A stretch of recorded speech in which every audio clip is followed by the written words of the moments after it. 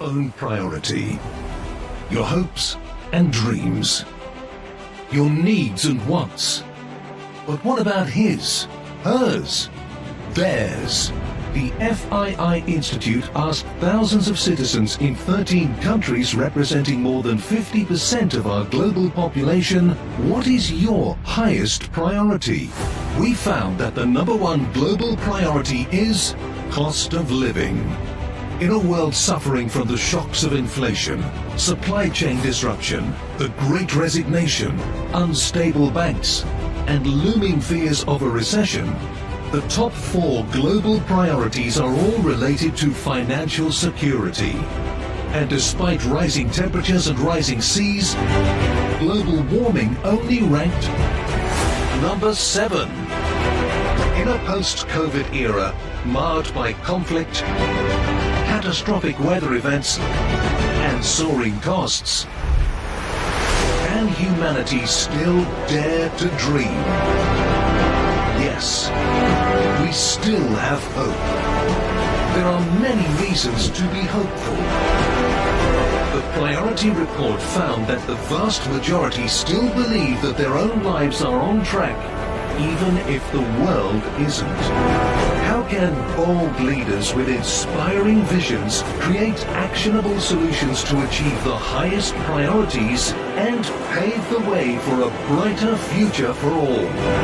Over the next 2 days, the FII Priority Summit will host game-changing conversations that could only take place in a city that shares the FII Institute's DNA of optimism and passion for global positive impact on humanity.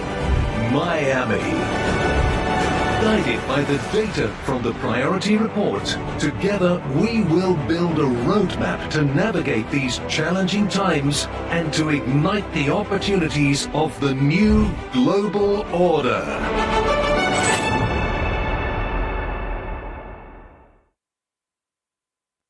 Please welcome to the stage the CEO of the Future Investment Initiative Institute, Richard Atias. Good morning.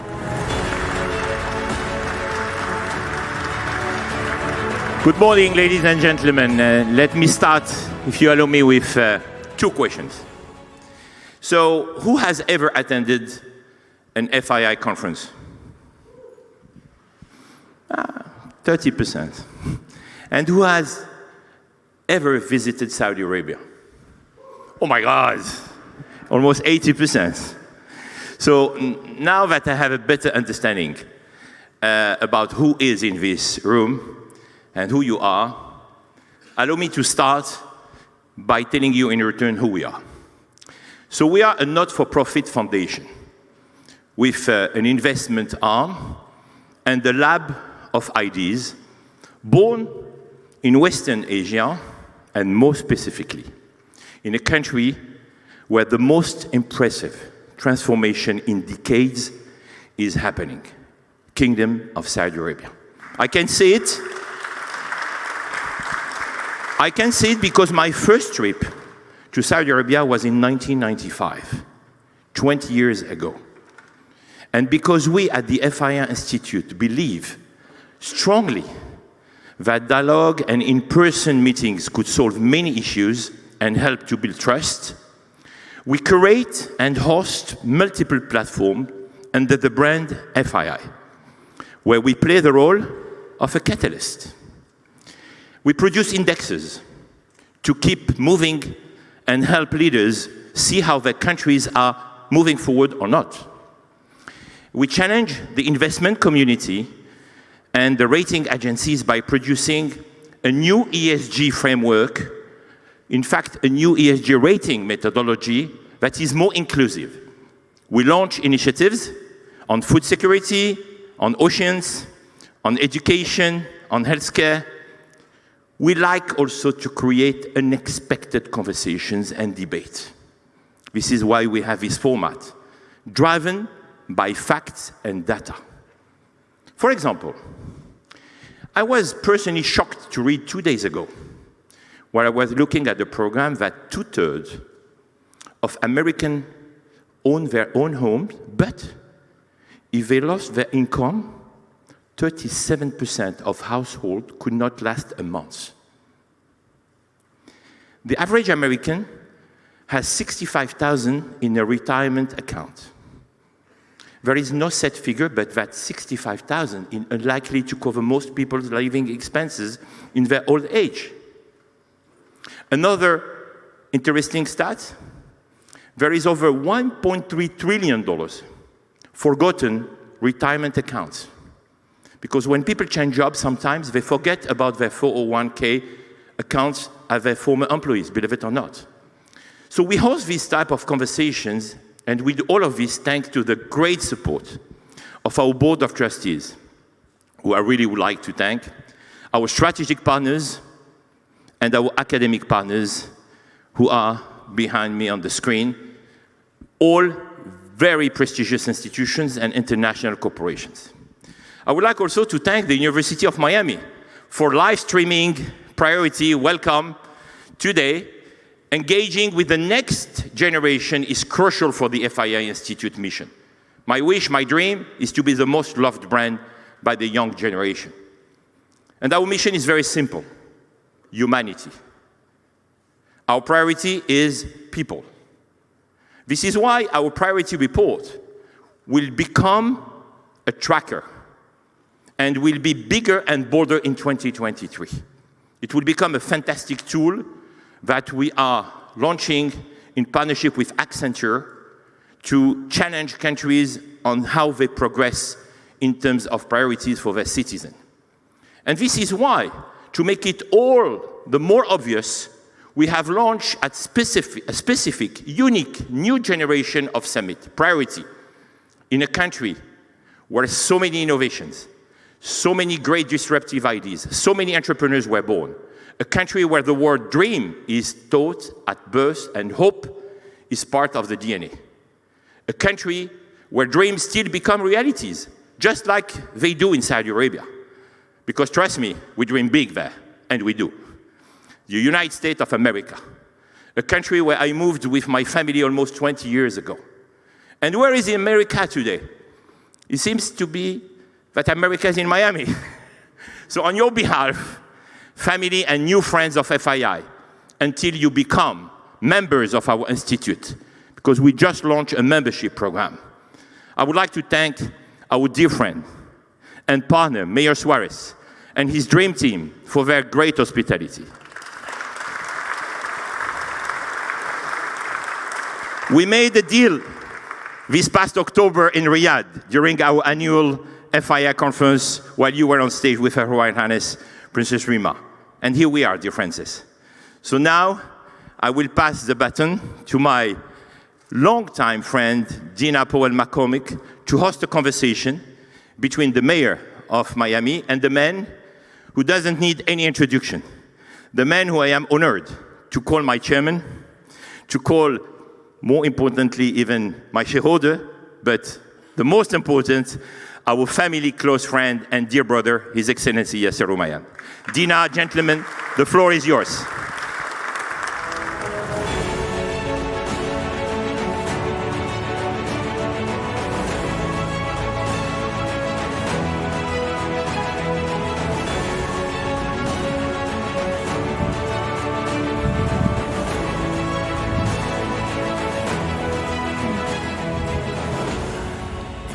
Wow, what an audience. Do I get to say welcome to Miami or only you?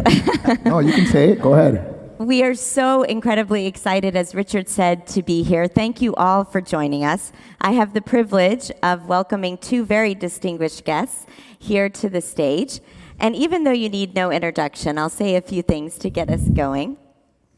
Today we really are gathering to talk about challenges. And I think when you first talked to Richard about hosting FII in Miami, we couldn't have imagined some of the global market disruption that we're seeing, and certainly so many of the national security and geopolitical issues we're facing. So to have the chance to open this up, this whole summit, with two leaders that have been in the throes before of challenges. The first is His Excellency Yasser Al Rumayyan. He's, of course, the governor of the Public Investment Fund of Saudi Arabia, chairman of the FII Institute, and chairman of Saudi Aramco. I've had the privilege of working with His Excellency for many, many years. We're also privileged to have the first locally born mayor of Miami, Mayor Suarez, who likes to maybe refer to the city a little bit the magic of Miami, and we'll get into why that is. Mayor Suarez has watched as Miami's economy has increased and has focused on so many policies that have championed economic reform and opportunity throughout the city. Both of our panelists have had a tremendous vision for both their cities and the country, the Kingdom of Saudi Arabia. So, Mr. Mayor, I'm going to start with you. Thank you. I have to say, seeing Jeff Plow and a few other New Yorkers, we're a little envious of all that you're doing in Miami. You should be. Everybody wants to move to Miami. You've really prioritized focusing on new sectors, fintech, medtech, and really focused on entrepreneurship. Yep. So what's the secret sauce? You know, the secret sauce is actually quite simple. And first, I want to thank His Excellency, Her Royal Highness, people like Jared, who are new Miamians and have been a big part of me coming to Saudi, and being John as well, inviting me over to the Riyadh office of our firm. The formula for Miami is simple for success. We keep taxes low, we keep people safe, and we lean into innovation. Shocking, right? We've lowered taxes to the lowest level ever, and we had 12% growth, the second most in recorded history. We never got into the nonsense that other cities got into with defunding their police. We increased funding for police. We gave them the technology they needed to do their job. We supported them. And they have the hardest job in America, by the way, right now. They're constantly under attack and under tremendous scrutiny for very little pay.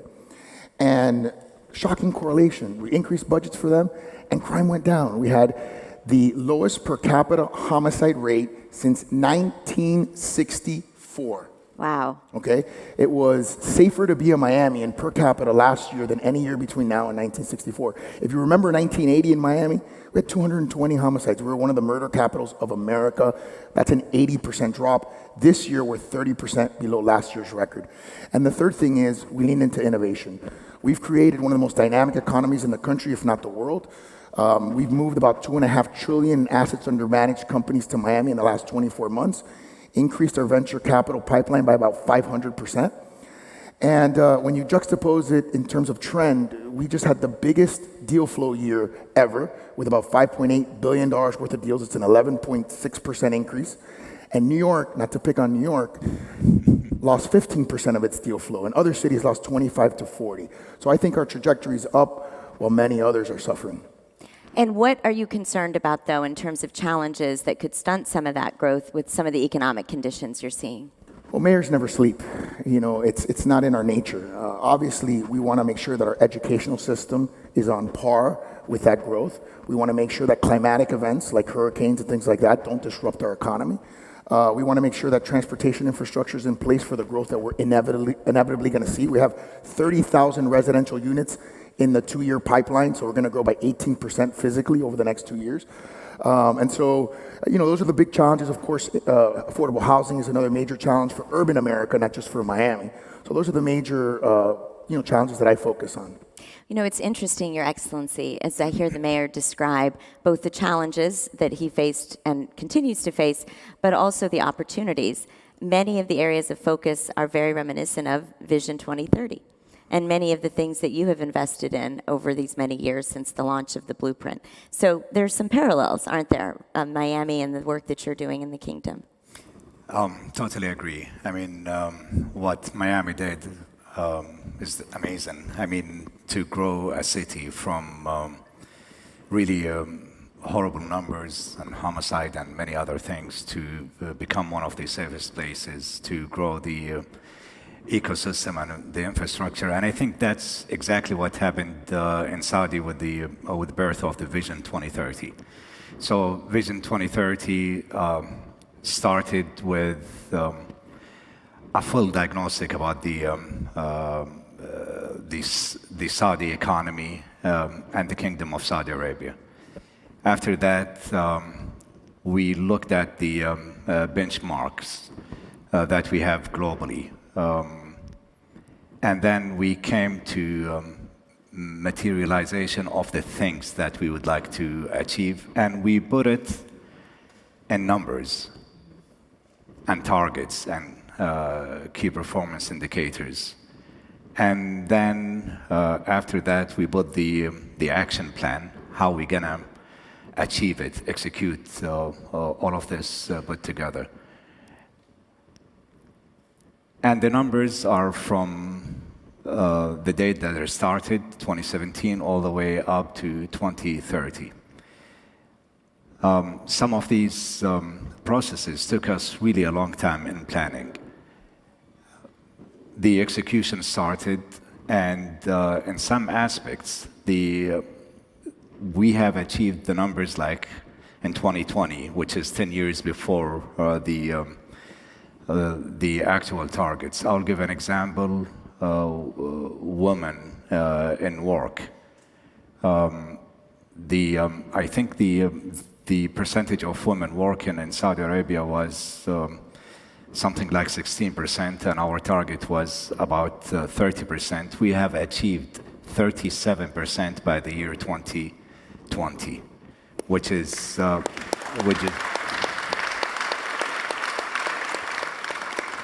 something that we were really excited about. The engagement of women, the workplace, the ecosystem, the whole thing. And if you look at the Saudi economy, it's a thriving economy, and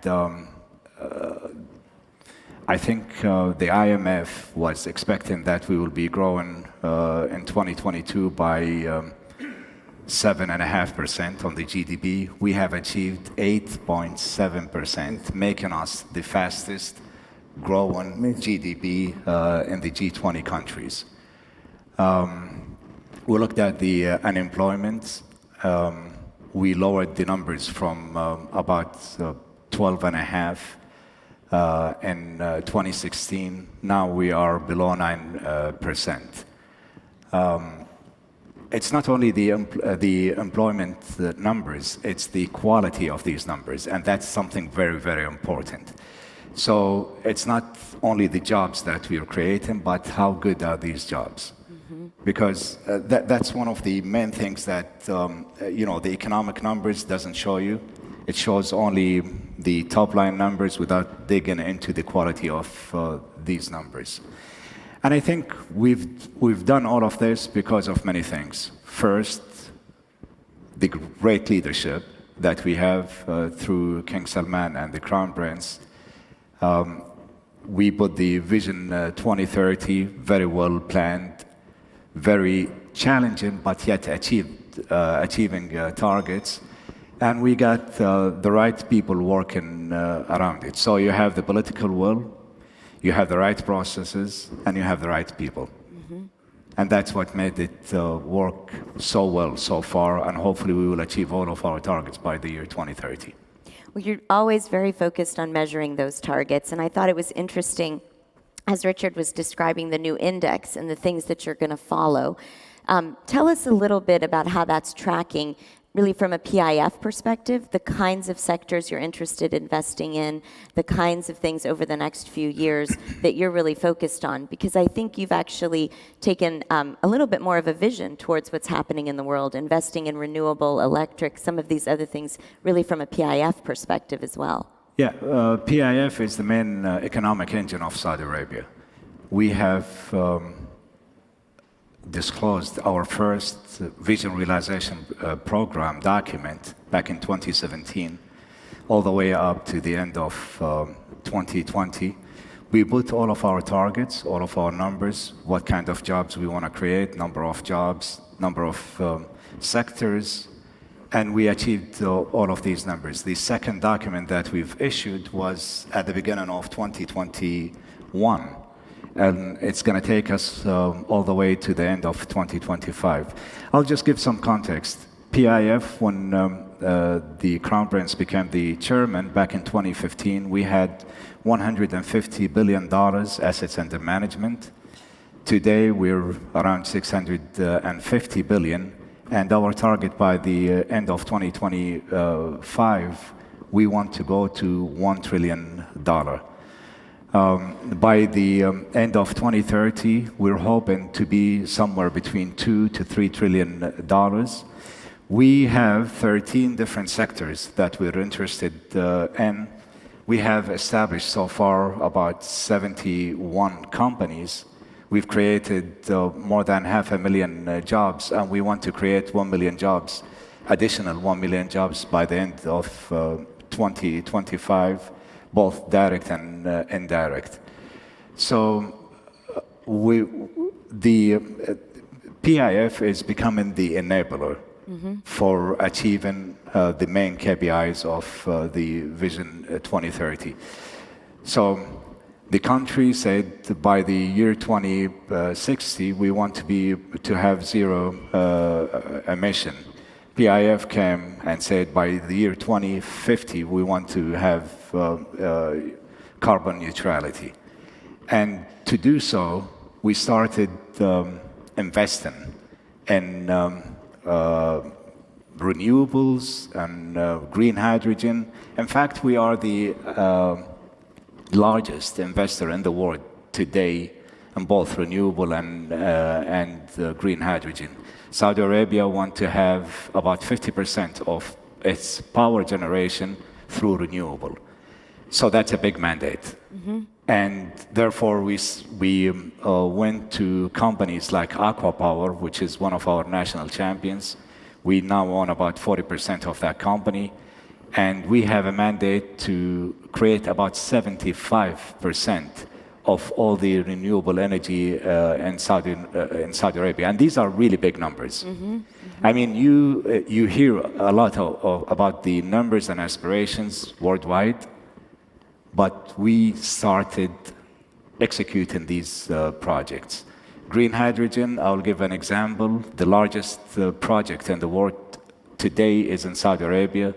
It's a venture between NEOM, Air Products, and Aqua Power, about $5.5 billion, and it's going to make us the largest green hydrogen producer in the world. Aramco, and I'm going to be talking about Aramco maybe afterward, they have a lot of great initiatives. If you put all of these things together, we are result-oriented, we have the political will, and we want to achieve what we are saying. And last question before I ask the mayors a similar one. You're also, you have a few hats, as we say, you're chairman of Aramco. Yeah. And I do think one of the most interesting things is how many years ago Aramco started to think about moving forward on clean energy. And I don't think that story is as understood. You know, today people are a little bit worried that the energy disruption caused by the war in Ukraine may take the focus on green and climate transition a few steps back.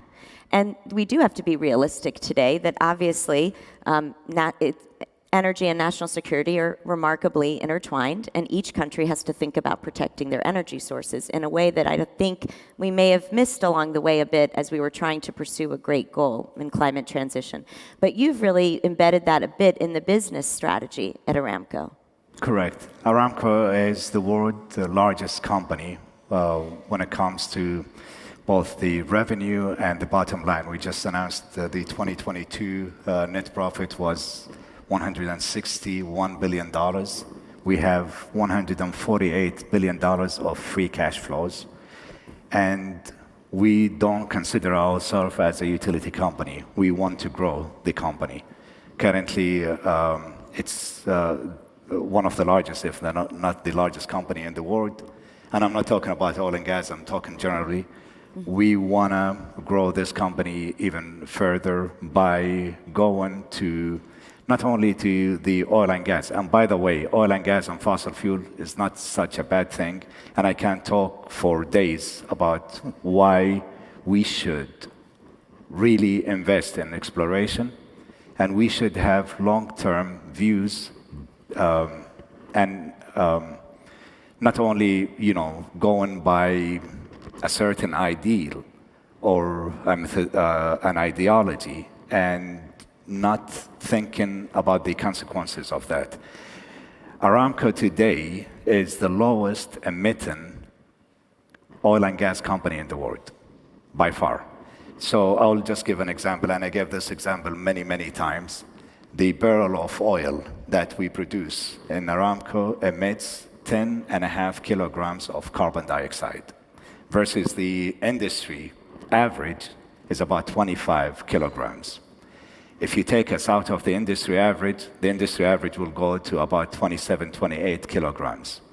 We are 1/3 of the rest of the industry.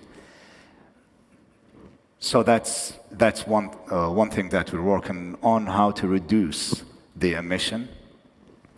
Then the next thing, of course, that's in scope 1 and 2, which is the actual extraction of the oil and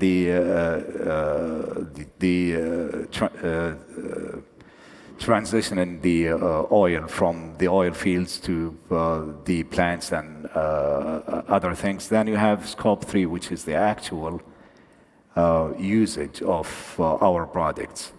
And this is something even in Aramco we're working on, how to reduce the emission from the internal combustion engines and the cars by about 30%, how to expand the range by another 30%. So if you put all of these things together and you start assessing them and look at the numbers, it makes really a better sense than what the world is trying to do.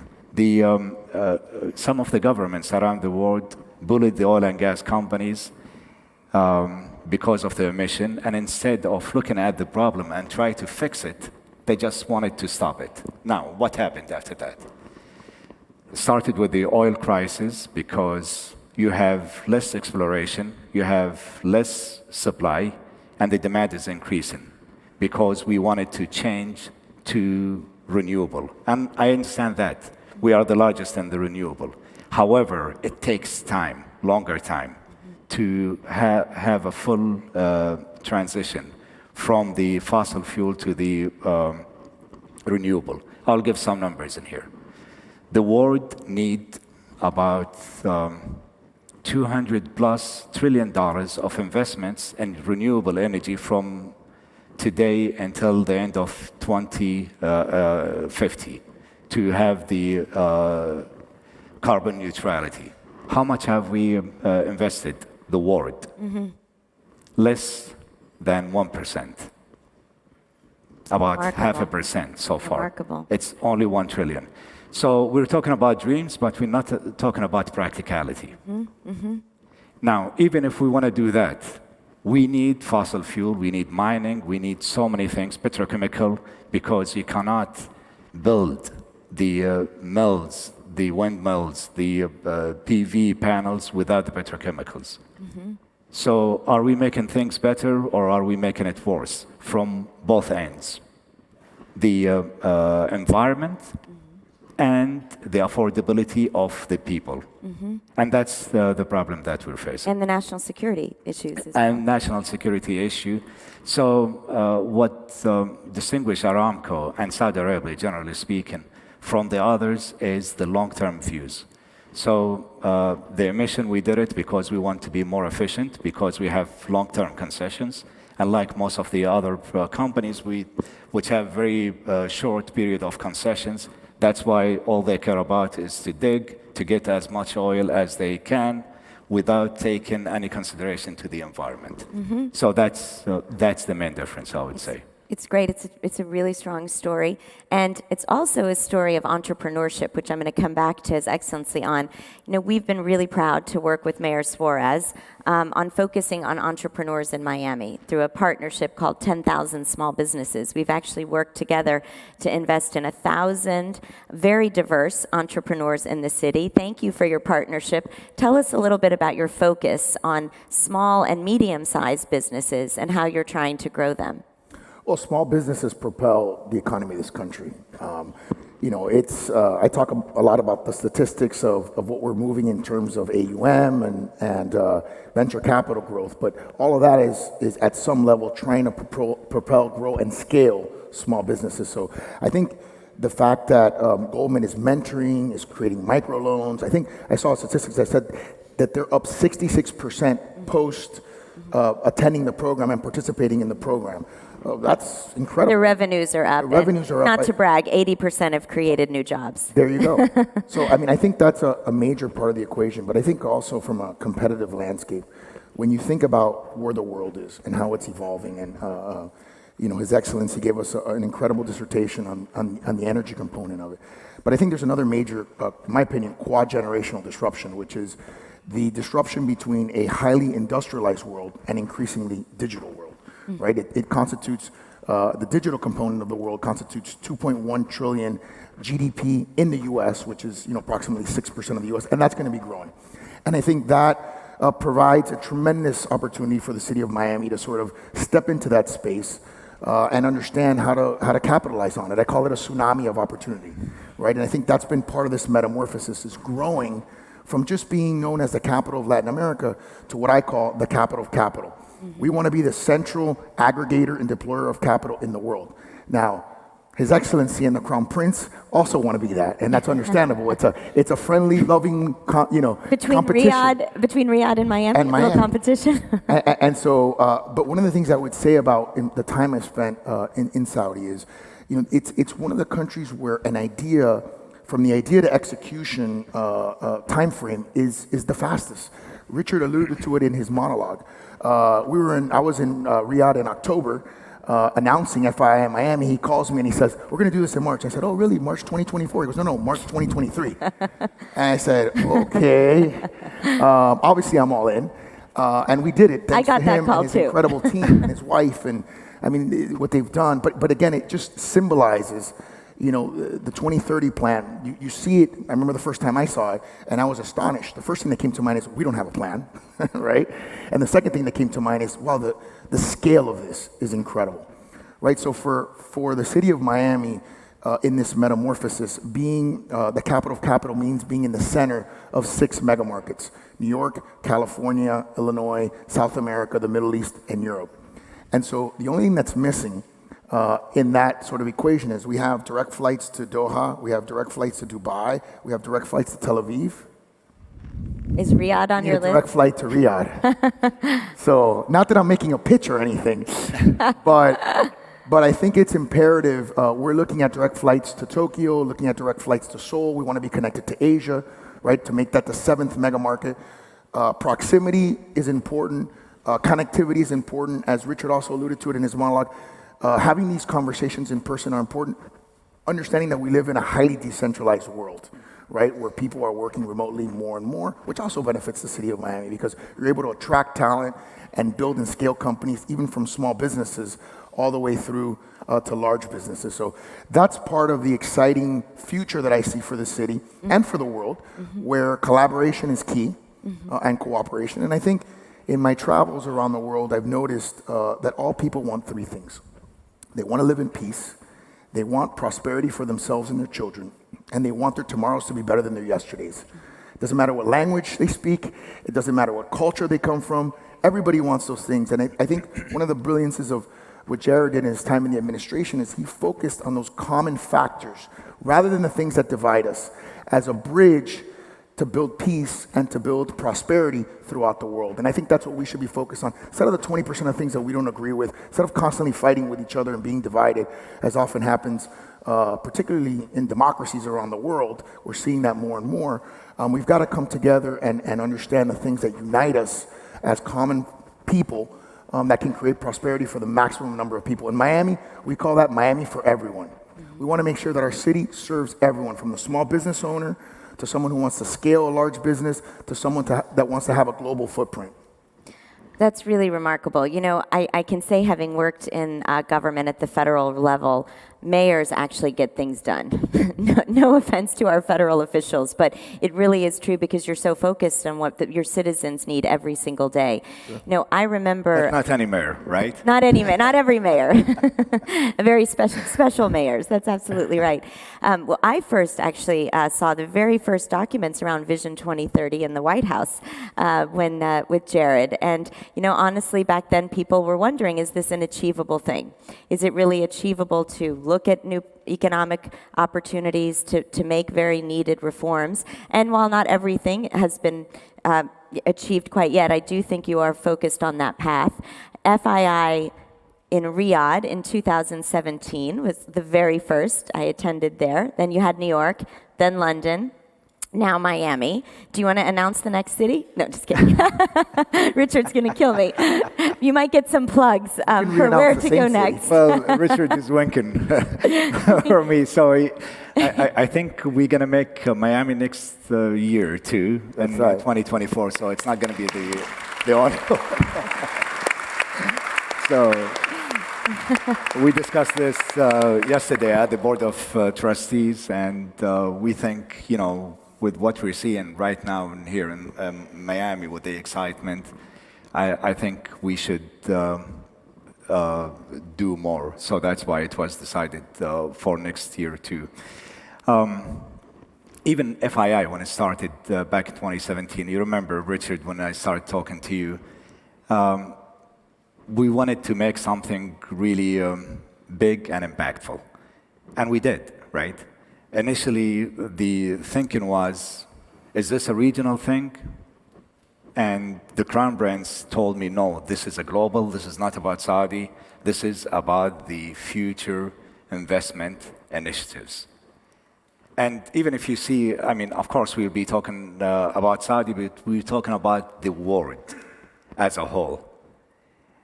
And a lot of people didn't believe in what we can do, but it became a reality.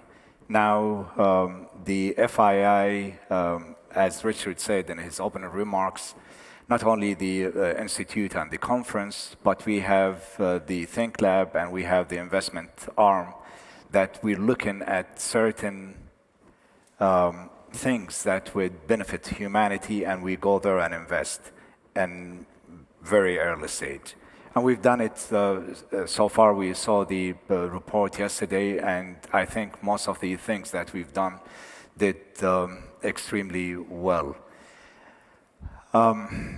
What we're doing in Saudi, FII, PIF, Aramco, we're trying always to measure things and to have data-driven processes to have more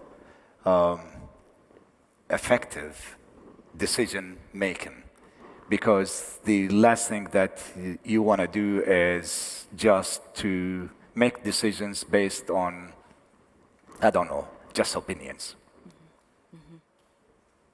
So we needed to see the data. That's why at the FII Institute we did the survey, and we've been hearing from the media outlets, from politicians, this is what people want. But when we did the survey, we found out something totally different, right?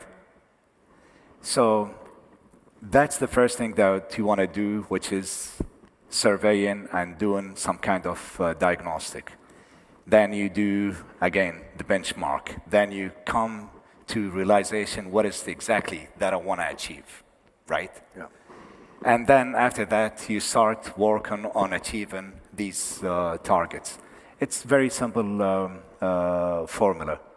It starts, even in FMB, I see Jeff in here.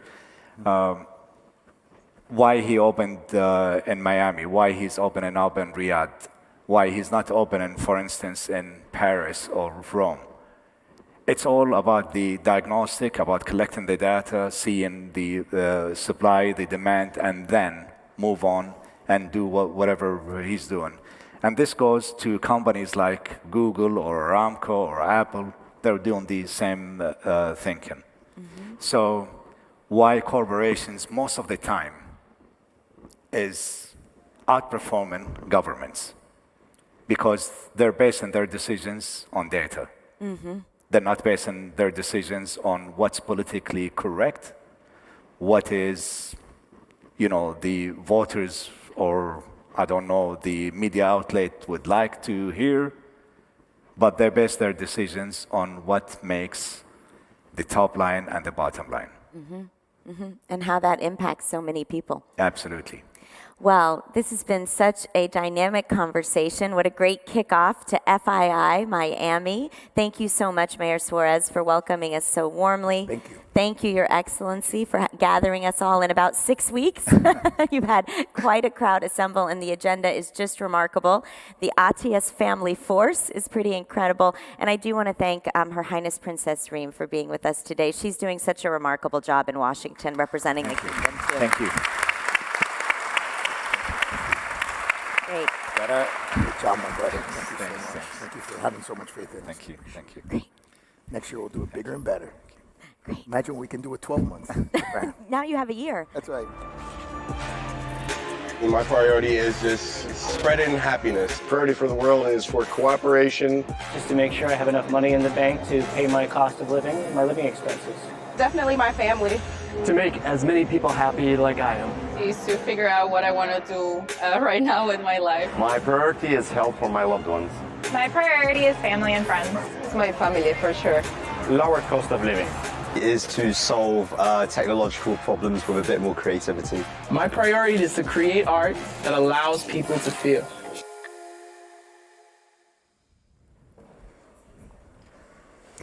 Well, good morning. Good morning from me. Good morning. How are you? I'm so pleased to be here. Thank you so much for being here with us. We've got such a packed agenda, and I am really excited to be here to help lead you all through it. Now, the mayor mentioned that one of his secrets was keeping people safe. We will do that, but we also know that one of the secrets to a great event is to not let you go hungry. So if you do get a little bit peckish, you can find refreshments towards the back, also a few downstairs. We are going to end this morning's programming at 12:15 and allow you to get some lunch as well. Lunch will be served downstairs on the second floor. If that gets too full, you can go across the street to the Faina Hotel as well. Please make sure you've got your badge. Everybody show me your badge. Got your badge? Right, keep it with you. You can't get back in here without it, and you cannot get into the dinner tonight. So, without further ado, let's go to our next session. Please give a very warm FII welcome to the 2007 Nobel Peace Prize laureate as the Vice Chair of the IPCC and the 2021 Blue Planet Prize laureate, Professor Mohan Munasinghe, and to the moderator, anchor for CNN International, Zain Asher.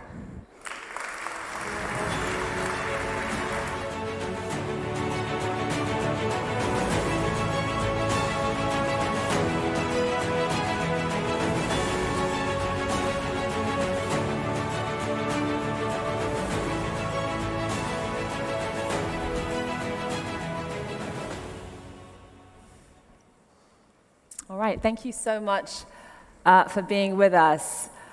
And thank you, Professor. I think it's pretty safe to say that in the past 6 months since the Priority Report was released, we've seen some seismic shifts in the geopolitical landscape. So, for example, we've seen protests and workers' strikes in the UK, in France.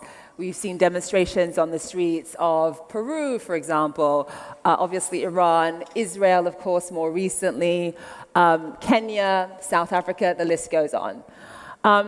And from my vantage point, it does seem as though when there is a massive disconnect these days between the priorities of governments and the priorities of citizens, people seem to be putting their foot down more and more. And even though there's a myriad reasons as to why, it's democracy, it's pension reform, it's workers' rights, it's cost of living. Another trend we've been seeing is a much more, I would say, relevant and resurgent global south.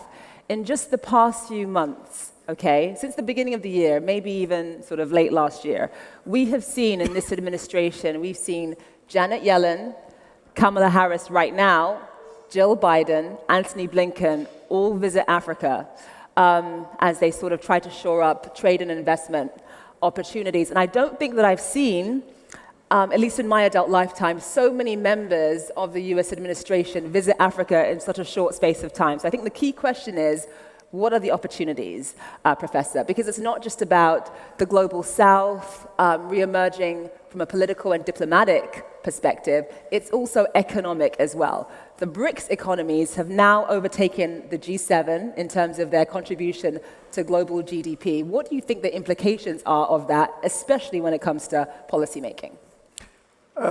Very interesting introduction, Zain, and I'm privileged to be here. And thank you to the FII, and of course, privileged to share the stage with you. Now, let's start with the Global South, increasingly asserting itself and showing more independence. But I mean, one cannot generalize too much because Global South is very diverse. One of the important reasons is that there is a realization that 85% of the global population lies in these countries, and only 15% the so-called West. The second point you made already, that in terms of trends, the Global South, and particularly the BRICS group, which is expanding now with the application of potentially Saudi Arabia, Mexico, Indonesia, Bangladesh, a whole lot of countries, that their GDPs are tending to grow. So the trend is up, and the share of the Western GDP will go down. So all of these... Because right now it's pretty even, but the trend in terms of the BRICS contributing more to global GDP, that's what's interesting here. Yes, compared to G7. Okay, I mean, so the second point here is, what does the Global South want the world to look at as we go forward, as opposed to the existing order, which is more or less shaped since the Second World War by the Western countries. And for the South, I think it's very clear that sustainability, economic development, raising the poor out of poverty, and so on. Again, I'm generalizing, but these are very important issues: peace, prosperity, and so on. They are less interested in military interventions or economic sanctions, those kinds of confrontational approaches. That also is part of the reason for some of the ferment that is going on.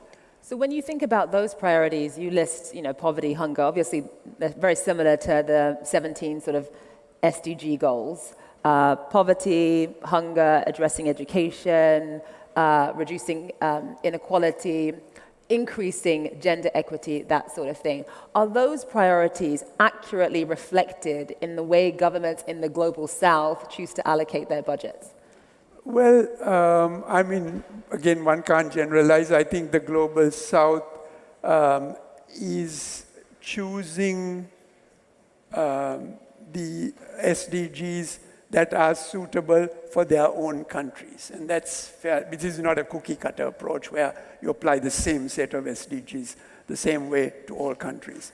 But what is important here is that, for example, climate change is an important one of the 17 Sustainable Development Goals, but for the Global South, and this is where some of the frameworks that I have developed are also shaping their thinking, is that climate change should be integrated within the curve of the Sustainable Development Strategy, so that you not only try to deal with climate change, but also poverty and hunger and health and education and all of this, and it can be done.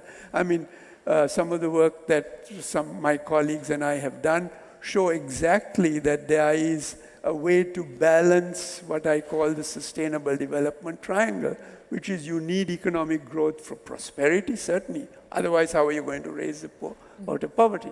But you also need to protect the environment at the same time, and you want to also protect the social and cultural matrix, because you don't want your country, for example, you can have a city that is full of high buildings and glittering boulevards, but if a woman cannot walk the streets of that city without fear of attack, then that is not socially acceptable. So you need to balance those three, and the South is very keen on these aspects. So climate action woven into the other SDG goals. So in terms of whose responsibility it is to pay for it. I mean, you and I were speaking last night about the importance of climate justice, and that is not about charity. It's not about charity, this idea that Western countries should pay for their fair share, given that they contributed the most to greenhouse gases.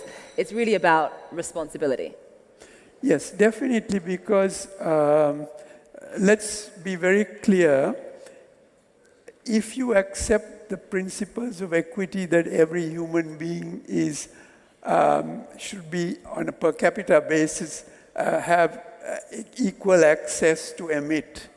If you look from 1850, basically the average emissions per capita from the Western countries far exceed that from the global South.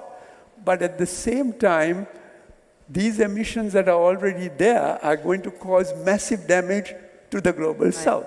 So that is the issue of climate justice. Now you can do some simple calculations. How much excess emissions has the West used up? And I mean, I did a very simple-minded calculation, and I came up with something like 900 billion tons, which is, roughly speaking, about, say, $40 trillion. This is an environmental debt, which is on ethical considerations. There's nothing legal there, but this is what the Loss and Damage Fund created in the Egypt COP, the COP27, is aiming towards. Now, that 40 or $45 trillion, you compare that with the financial debt of many of the countries of the global South. That's only 10 or 11 trillion dollars. So there's a huge imbalance. I mean, the global South can say, pay us something for the environmental debt and erase the financial debt, which is a recent creation. So there are all kinds of aspects to this climate justice issue, but it's not charity. The loss and damage aspect is a very important part of it. It's not charity. Exactly. When you think about the sort of, the fact that we're seeing the world order, I guess, recalibrate itself in a way, in a certain sense. I mean, I gave one small example about several members of the Biden administration visiting Africa in such a short space of time. Obviously, they're competing with Russia and China. Sergei Lavrov has been to Africa. I've lost count of how many times in the past few months. What are the implications and the opportunities in a world where it is multipolar and there are multiple spheres of influence, not just one or two? I think the multipolar world looks more attractive to the global South now. I mean, I cannot speak for the entire global South, okay?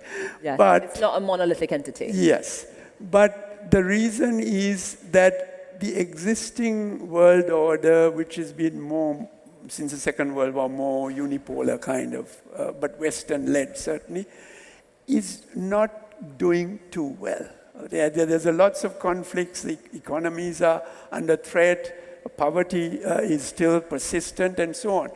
The multipolar world, particularly the emergence of the BRICS countries, gives the global South more hope, and that's why countries of the global South want to join this. This is more on trade, cultural exchange, peaceful economic ties, and so on. I think they're a little tired of 500 or more years of colonial interventions, and these memories are still there in the countries of the global South, and other sort of aggressive interventions, and they want a more balanced world order. Now, there are a lot of opportunities with digital technologies and other new methods, which both have a risk, but also have great promise, and will allow the global South to have a level playing field. They will be equal and respected, have their dignity and self-respect restored. Yeah, and as you point out, I mean, the priorities are clearly different. We've seen the Western countries actually try to put pressure on some members of the Global South to pick a side when it comes to the Ukraine war, and many members of the Global South have actually stayed silent because the war in Europe or what's happening in Europe isn't necessarily a priority for these countries. They're looking at the United States or at various countries in Europe, and they're looking to see who has come to their assistance in the past and who will come to their aid right now. Now, if that means in Africa, for example, forging partnerships with the US and Russia at the same time, then so be it. Professor Monasinghe, thank you so much for being with us. We are very grateful for your work. Thank you very much. Thank you.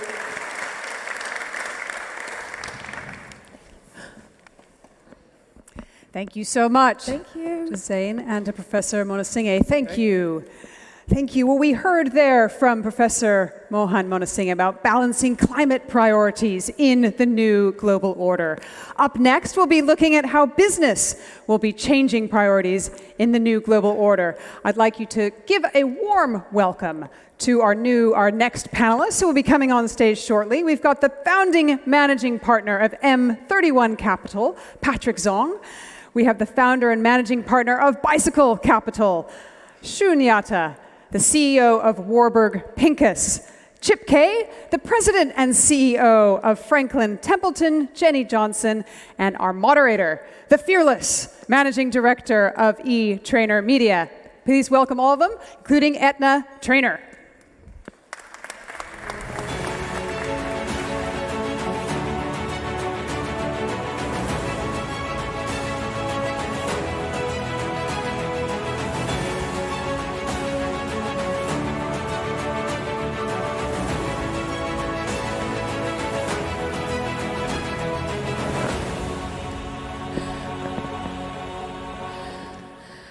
Your Excellencies, distinguished guests, ladies and gentlemen, it's great to be back here and great to be in Miami. I mean, back always that priority event, but particularly in Miami, one of the most vibrant cities in the world, after a few of those other lovely cities that we know are thriving as well. So we have the powerhouses of the industry here that are going to be looking at what's going on, in just a minute. You've heard who they are. Here we've Jenny, Chip, Shu, and Patrick. So I'm delighted that you've all taken the time to be with us. And we're really going to be looking at what's happening in terms of business in the new global order. Or is it a new global order? Are we still searching for it? So it's a combination of all of that. We're going to do our best, maybe not to give you all the answers, but we're certainly going to give you a few and give you a few suggestions. We might confuse people a little bit more, but we have the right people to do it. Jenny, let me talk to you and let me start with you first, and we really talk about globalization or de-globalization. Pick what's happening at the moment. I mean, I think the world had lofty aspirations to make this one wonderful world where trade flowed freely and efficiently, and kind of didn't work, and we've seen a few fault lines, particularly with geopolitics, a list of what's going wrong, perhaps. What's impacting investment right now, and where are the big obstacles? Well, so here's the good news. I don't think globalization is dead. It's slowing down, and there's probably some themes that can inform some investment. So if you look at obviously the macro economic environment, the geopolitical environment, war, Russia, Ukraine, U.S.-China relations, and honestly kind of lessons learned from COVID. Those, I think, are all impacting how people are thinking about globalization. And so if you think about just, the COVID, right, everybody learned, hey, I can't have a supply chain where I'm relying on a single country. So it's not so much that everybody's leaving China. I think it's a China plus one. So they're looking to try to add diversification, and there's, you're seeing manufacturing in India, Malaysia, Vietnam, Indonesia. I think from the geopolitical and U.S.-China, you're seeing a little bit of friendshoring.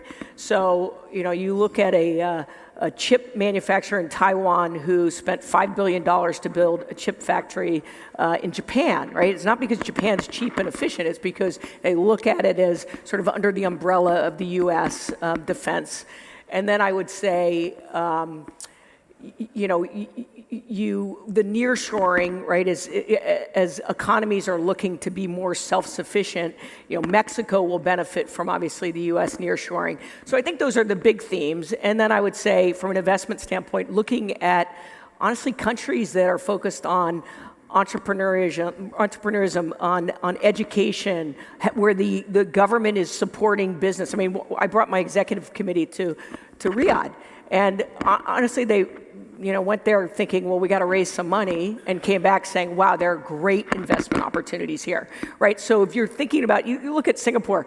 Singapore should just be an island, but they got it right with their policies that created something more. So I think you look at those lessons, and that's where you find the opportunity. And it is about finding those opportunities. Chip, when we look at, I suppose, the concept of a brave new world, but in that brave new world, there's a lot of uncertainty, there's a lot of volatility, we have high interest rates at the moment, issues of monetary policy, geopolitics. It's a scary new world in a way. So where do you see the big solutions, and where do you see the focus? Where has it to be?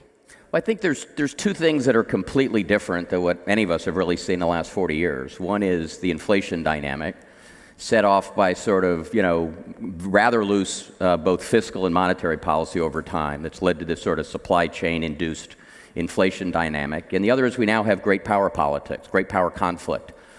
And we have it between the two largest economies in the world that represent 40% of it. And I think they interact in ways that are meaningful. And so I think while everybody there's one narrative out there that sort of says, well, inflation rises, the central banks will raise interest rates. At some point there'll be a recession, interest rates will then come back down, and life will all be some version of what it was before. And I think there's another narrative out there that actually says economic activity is a little stronger than we think, and the reality is inflation's a little stickier than we think, and that we may live in a more elevated inflation environment for a longer stretch of time. And the implications of that, to me, are more about what it means for the sort of financial community, a financial economy, as opposed to the real economy. And that adjustment in asset prices to a different rate environment, especially after 10 years of it being zero, is going to be very painful. And I think, in particular, it's going to affect those people that priced assets in more recent years in low-rate environments, or in businesses with less ability to adjust. Or in structures that have either liquidity or duration mismatch to them. And so I think it's a very different world that is quite possible in terms of what lurks ahead, as opposed to a turn to the past.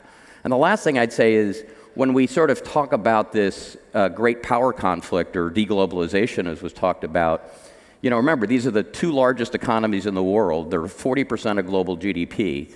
And China is now greater than the combined global manufacturing, now more than US and Europe combined. That shift is a very complicated dynamic, and the degrees of interdependence are very high. And when you hear things like reshoring, nearshoring, that's also code word for higher cost. And so it loops back into the inflation dynamic and all of this. So I think the world ahead, we're at the very beginnings of this adjustment as opposed to the end. And again, making that adjustment, I think people have to probably move faster. That demand is also there. Shu, talk to us a little bit about, when we look at, building new trade routes and just keeping business moving. Investors want to find opportunity. They also want to make a good return as well. Balance, risk and reward. Maybe it's time to really look at new frontiers. What's worked, before is not going to work again. So what do you say? Where do people need to be heading to make it work? Jenny and Chip have described a world that's changing dramatically and is more risky. So it's a bit bizarre for me to say that I think the answer is we need to take more risk, because our priors need to be updated. The world just isn't the same. So whatever we thought was a safe haven is not a safe haven. Safe havens used to be the dollar, used to be US banks. There's a funny story. An executive from a big Brazilian bank recently talked in Chile, and he said a junior analyst in a Latin America financial institution would have been able a year ago to tell SVB that their strategy was wrong. Because here in Latin America, we know what it means when interest rates go up, and we know what it means when interest rates down. We're used to this environment. The US is not used to volatility. And so is the US a safe haven in a time that's unlike any previous time? Is the dollar a safe haven in a time that's unlike the last 50 years? Or are people who are more accustomed to change the safer place to be? So I think we need to fundamentally rethink what it means to be safe in a world that's changing and to take more risk in places we haven't been, because maybe that's the safer place to be. And we're going to talk a little bit more about where to go. Looking at that, Patrick, I mean, there's uncertainty, yes, the risk, indeed, the current sense of, I suppose, global market, dislocation. This should present great opportunities as well. So talk to us about where you look at maybe the need for diversification and the opportunities that are existing. First of all, I think, I've been looking at investments across continents. This is sort of a part of my career. When I look at it today, I think there are a lot of dislocations. And certainly geopolitics plays a big role in this. And many of the entrepreneurs, actually, they're not prepared to understanding the complexity of this world, as both Jenny and Chip just stated. And I think it requires different skill set for GPs, investors, to help your companies, to guide them through this tremendous amount of complexity. And when people talk so much about politics, all of a sudden, you got paralyzed because there's nothing you feel you can do in other countries. And first of all, I want to thank the FII and organizing this event. I remember the 6th FII in Riyadh last year. I got a call from Richard. Richard says, can you help bring the Chinese entrepreneurs to the conference? The conference actually took place last October, and China was still under COVID travel restriction. But I still managed, with your support, 50 Chinese CEOs to Riyadh.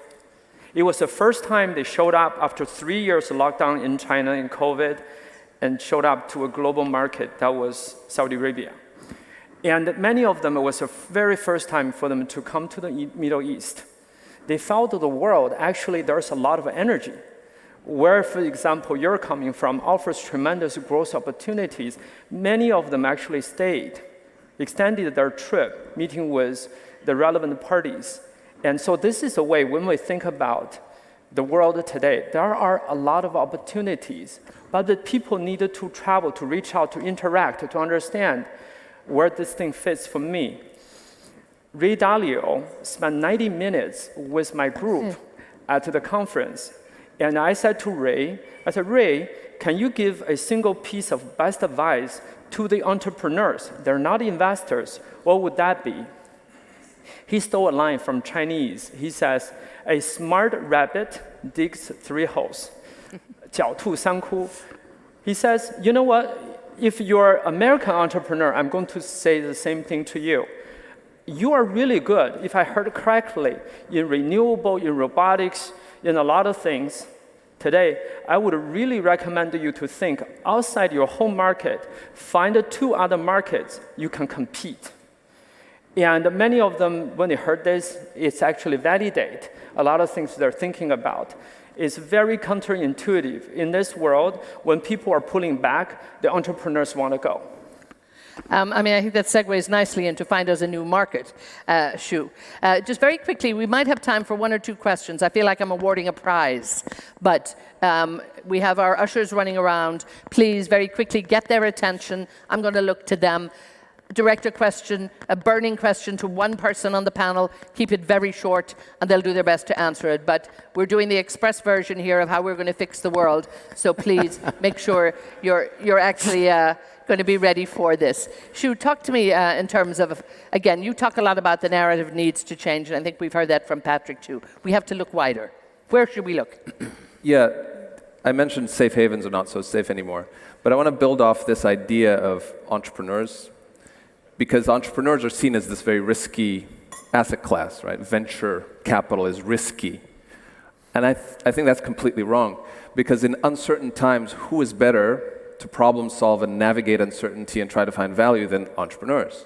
And the wonderful thing about that model is you give them a little bit of capital, and they figure things out, and then you give them more capital, and they figure more out, and it de-risks the businesses as they go. And some of the places that are least explored by entrepreneurs are emerging markets, Latin America in my case, where I'm focusing my time, because that asset class has not grown there as much as it has elsewhere. But to solve the challenges in a place like Latin America, the simple solution, the answer to the world's challenges is give entrepreneurs money and stage gate it and have them solve all the problems that exist. It's actually very, very efficient, much more so than top-down government mandates or anything like that. So that's my contribution to how to save the world. And I guess when you look back, I mean, all of the big companies we have today started as small entrepreneurial enterprises, you know, and now, of course, they're huge. The people we celebrate were founders. Yes. But now we enshrine them as executives. But that's not actually what we want. So we need that shift. Chip, when we look, you know, in terms of, you know, business, finance, do you think we've all got maybe a bit complacent? And particularly we look back on the last decade, you know, it hasn't been that difficult. But now we really need to shift into a new gear. Can we do it quick enough? Yeah, look, I think, you know, in many ways, a lot of what I said earlier, I'd say we all misread the pandemic. I mean, the ravages of it were terrible across the world as it played out. But it accelerated the policies around both fiscal and monetary that have sort of gotten us to this place. And so the answer is, yeah, I think we're going to look back and those years are going to feel like a mirage relative to kind of what sort of lays ahead. And as I said, I think we're at the beginning of this process. Jenny, have you, you know, at Franklin Templeton, have you had to adapt? I mean, you're investors, I guess you have to constantly be adapting, but you need more agility, I think, in the system, what we're hearing. Well, I think this past decade, everybody was a brilliant investor, right? Interest rates were zero. The only place you could put your money was in the equity markets unless you qualified for alternatives, and everything went up. So now you're actually going to find you have to select good companies. There's a lot of complexity, which we've talked about here, and you're going to have to be informed by that to make good investment decisions. So I think this decade absolutely has changed. That's why I'm a big fan of active management. So, Patrick, when we look at, I suppose, what we can expect, there's got to be a few themes that you're working on, you know, that are main focus, and unless we do this, we're not headed to the promised land, so to speak. There's one way to look at the world by geography, but there's another way of look at the world by, you know, what are the important growth themes for the next 10 years? As far as where I stand, I live in Shanghai. I believe there are three things that are very relevant for us from technology perspective. Number one is energy transition. And you know, Chip was talking about we're actually moving into a more inflationary environment. Energy plays a big role. Now climate change is a pretty big deal. COVID set us back for 3 years. We haven't talked so much about it. And the other thing is demographics is worsening for every developed country. And so what is the solution to that? I think a partial solution to that, as far as I can see, is automation and robotics. And the third area is AI. I think AI, for me, is a lot more powerful than even internet itself. It's a reasoning engine. It's going to take us to new boundaries. It's going to add to human wisdom. I think this is a very powerful, and also when you think about China, China offers two things. One is China has the largest industrial settings in the world, still today. The other one is very large consumer population. AI has to be applied to certain areas to really become, you know, creating value. I think in these 2 areas alone, I mean, China would be a very interesting place for you to think about that. Still, I mean, in all these areas, when you think about it, it's actually the Chinese private companies that are playing a big role for the world. For example, 97% of renewable supplies are all made by Chinese companies. Most of them are private companies. So these are important themes we should be thinking about for the next 10 years. Shu, do you think we've, in one way, maybe got to stop looking at the big global solution, because it's going to be a tough one to find, and focus on regional ones, like what's happening in Asia, in other areas? Yeah, I think macro should have humbled us all at this point. Trying to make big macro predictions over the last 4 years has been a complete fool's errand, and it's a waste of time.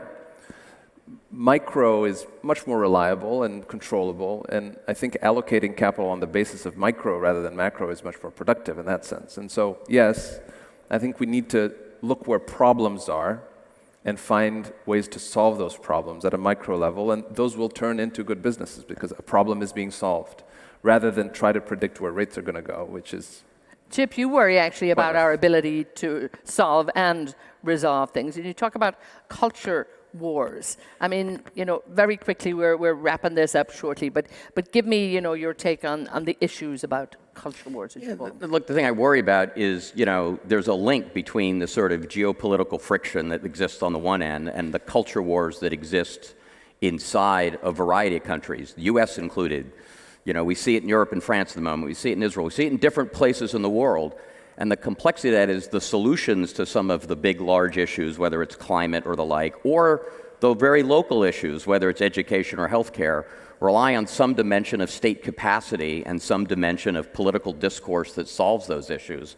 And that's in short supply in an environment that two sides don't understand each other at all. Last thing I just add really quickly, I think which sort of builds off a point that just got made. I think in that world, as investors, the answer is to yes, we all have to live and worry about that macro environment we live in, but the reality is it's no longer the rising tide. It's the ability to find the places that are interesting, and that is back to the real roots of backing entrepreneurs to grow and build great businesses, which is, I think, as investors, where a lot of our DNA began. There's lots of things we haven't had a chance to talk about, and we're now at that sort of call to action part. But can you give me a call to action and throw technology in there as well for me?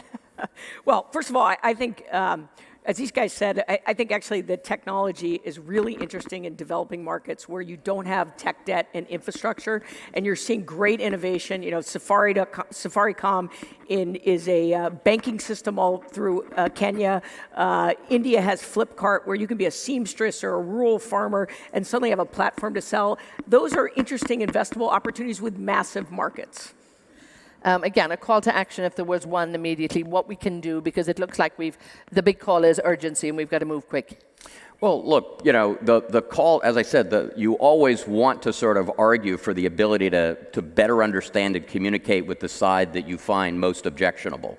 Meaning that's the complicated place we live in. And whether it's the great U.S.-China divide, which I think may be the defining issue of our times, right? How do we live in a world with the two largest economies that sit in the middle of a variety of global issues that sort of have to get addressed? Or more in a local level, how do we kind of address the kind of daily needs? I think for all of us, the ability to at least try to put ourselves in the shoes of a crowd we at some level don't understand at all. Is an important part of is sort of the call of the moment. Sure, what needs to be done right away if you take risk? In an uncertain time, don't sit on your hands, don't wonder what's going to happen, take risk. And I'll leave you the closing word really quick, we just saw a bank that sort of went away on the basis of buying government bonds. To your exact point. Government bonds. Take a different risk. You can take risk and be wrong. I'll be taking a big risk if I don't wrap this one up, guys. It wasn't themed as risky, but your point's spot on. I'm going to have to hand it over to you for our big closing words of inspiration, Patrick.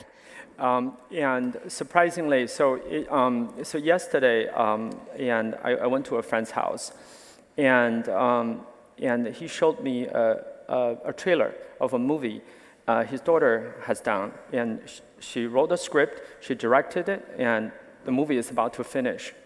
It's actually about American single parent, a woman, and her struggle with life. And so what I just want to share with everyone, and in this world, let's not forget about the youth. There are a lot of people who are not as privileged as we are, and they're out there. Let's not forget about them. They need a proper training, need help, and we talked so much about politics, not about them. Yeah, because it's about the priorities that are put in place today that make a better tomorrow. We do have lots where we're going to address all of that throughout this great session today, so we look forward to it. Once again, I want to thank you all. I know it was the Express session. Patrick, thank you. Chip, and Jenny, thank you so much. And thank you, our dear audience. Edie, back to you. Thank you, Etna. Thank you very much. So I actually flew here to be in Miami with you from India, and we heard Jenny Johnson talking about the China Plus One strategy around supply chains. I can tell you that India is taking very seriously its role as China Plus One. Electric cars, renewable energy, and semiconductors, very relevant for our next panel. So we're going to hear now on redesigning Silicon Valley. Please do welcome our panelists to the stage, the founder and chairman of Lakestar and the chair of NATO Innovation Fund, Dr. Klaus Hommels, the managing director of Teal Capital, Jack Selby, and our moderator, operating partner at SoftBank Investment Advisors, Javier Villamizar.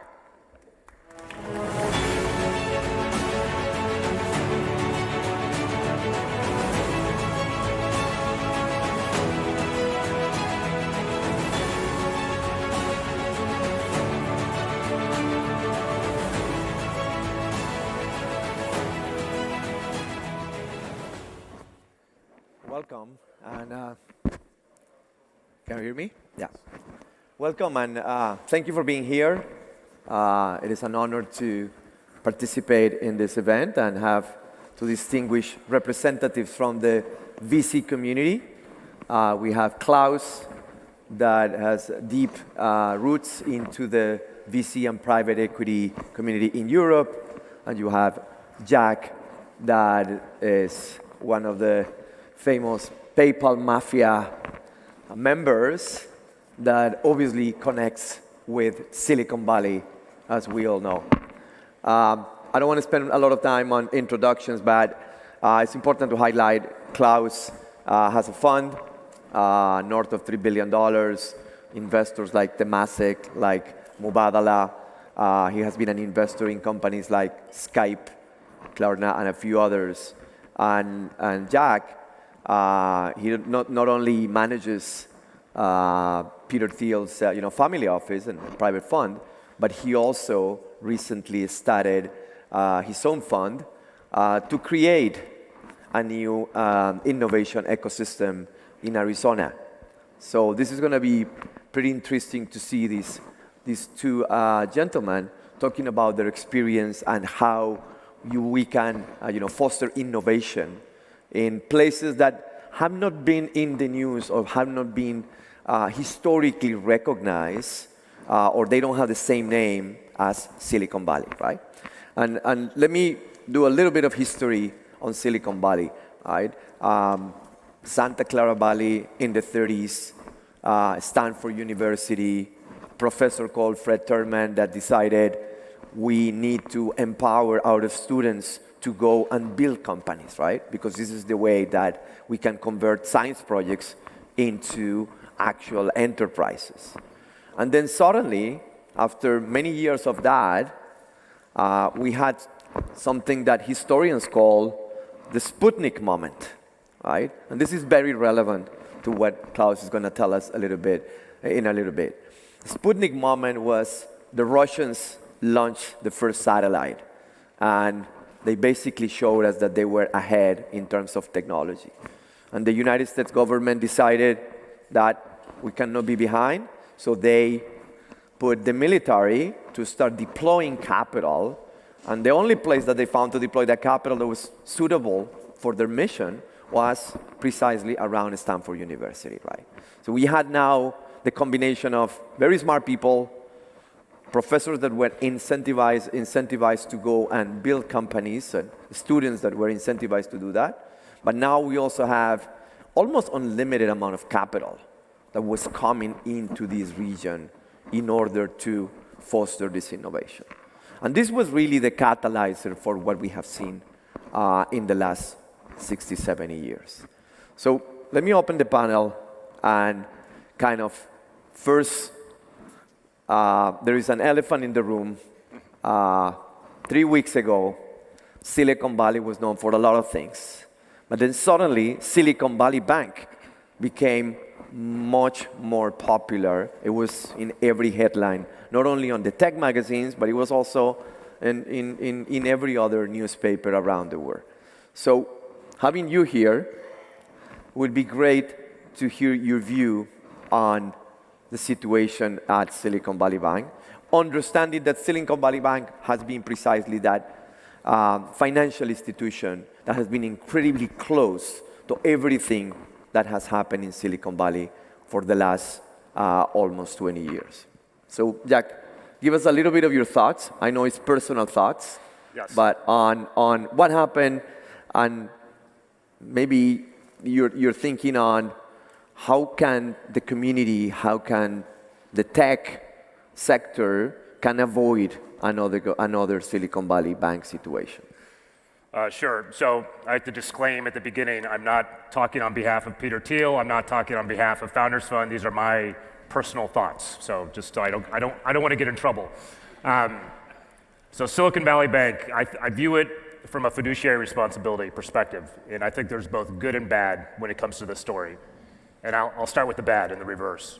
So I think for all of us within kind of Silicon Valley circles, after the fact, shame on us for not realizing the concentration risk that we were assuming.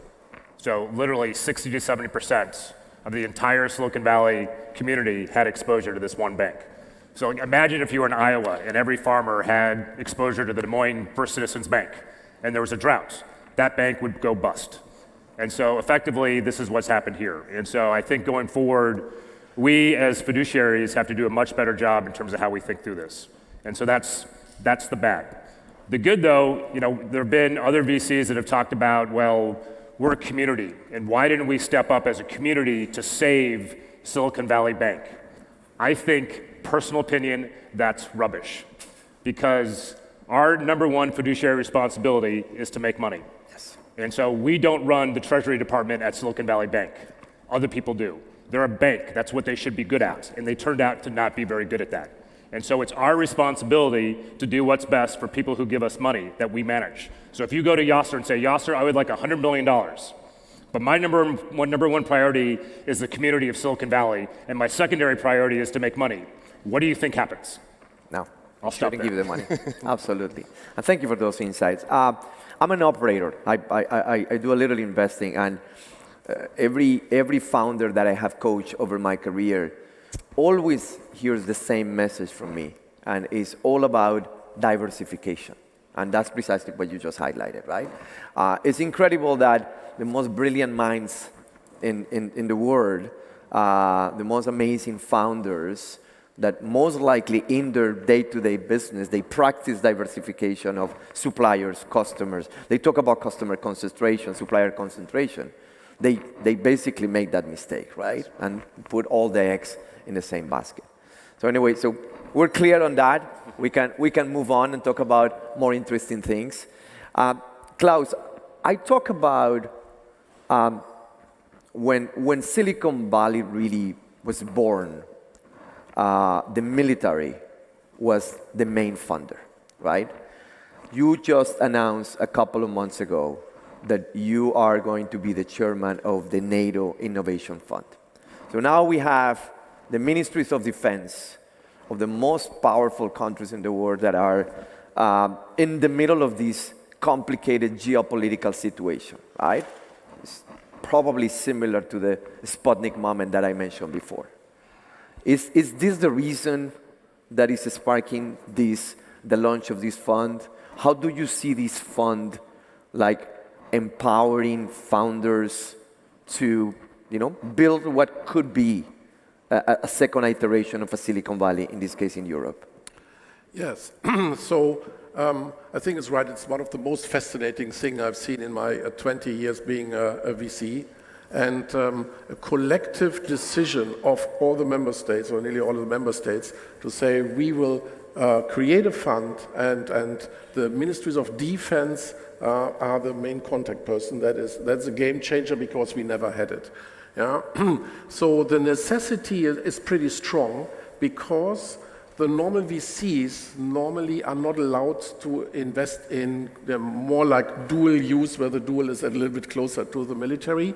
So and I'm also in the board of the Munich Security Conference, and there you could see the first year when the military was talking about investing, or buying stuff. Yes. It's not tanks or planes anymore, it's software. Yeah, so this all together basically for me has led to the priority that this kind of initiatives gives a real push to the entire industry. Yeah? And so this has been necessary, and I'm really excited, and I'm really amazed how professional NATO is managing that project. So it's a real fun project. Sounds pretty promising. You're then, being the new fuel for what could be a new Silicon Valley iteration, in this case in Europe. Jack, you have a lot of experience on the old traditional Silicon Valley. Let's talk about the things that are not necessarily in the news every day. We talk about Silicon Valley as a success story, and we talk about all the great things that made that happen, right? We talk about the educational institutions. We talk about allowing people to fail, allowing people to experiment. We talk about almost minimal regulation. And we talk about a lot of community of mentors that generated this sequential kind of serial entrepreneurship. But we have seen it, and probably the Silicon Valley Bank situation was like a wake-up call. We have seen that not everything is perfect in Silicon Valley, right? So if we're thinking about creating a new Silicon Valley, we're thinking about creating a new entrepreneurial ecosystem that is going to foster innovation for the next 20, 30 years. In other places, could be Riyadh, could be Latin America. What should we keep from what made the original Silicon Valley good, and what should we change? So I think Silicon Valley, probably the biggest edge that they have is Stanford, Berkeley, world-class educational institutions. And those places aren't going anywhere. So you can't move Stanford, you can't move Berkeley. But what you can move are the entrepreneurs that come out of those places. And so if you're a young graduate, I strongly believe, you graduate from Stanford, you have an idea, you still have to do the pilgrimage up and down Sand Hill Road. Yes. That's never going to change.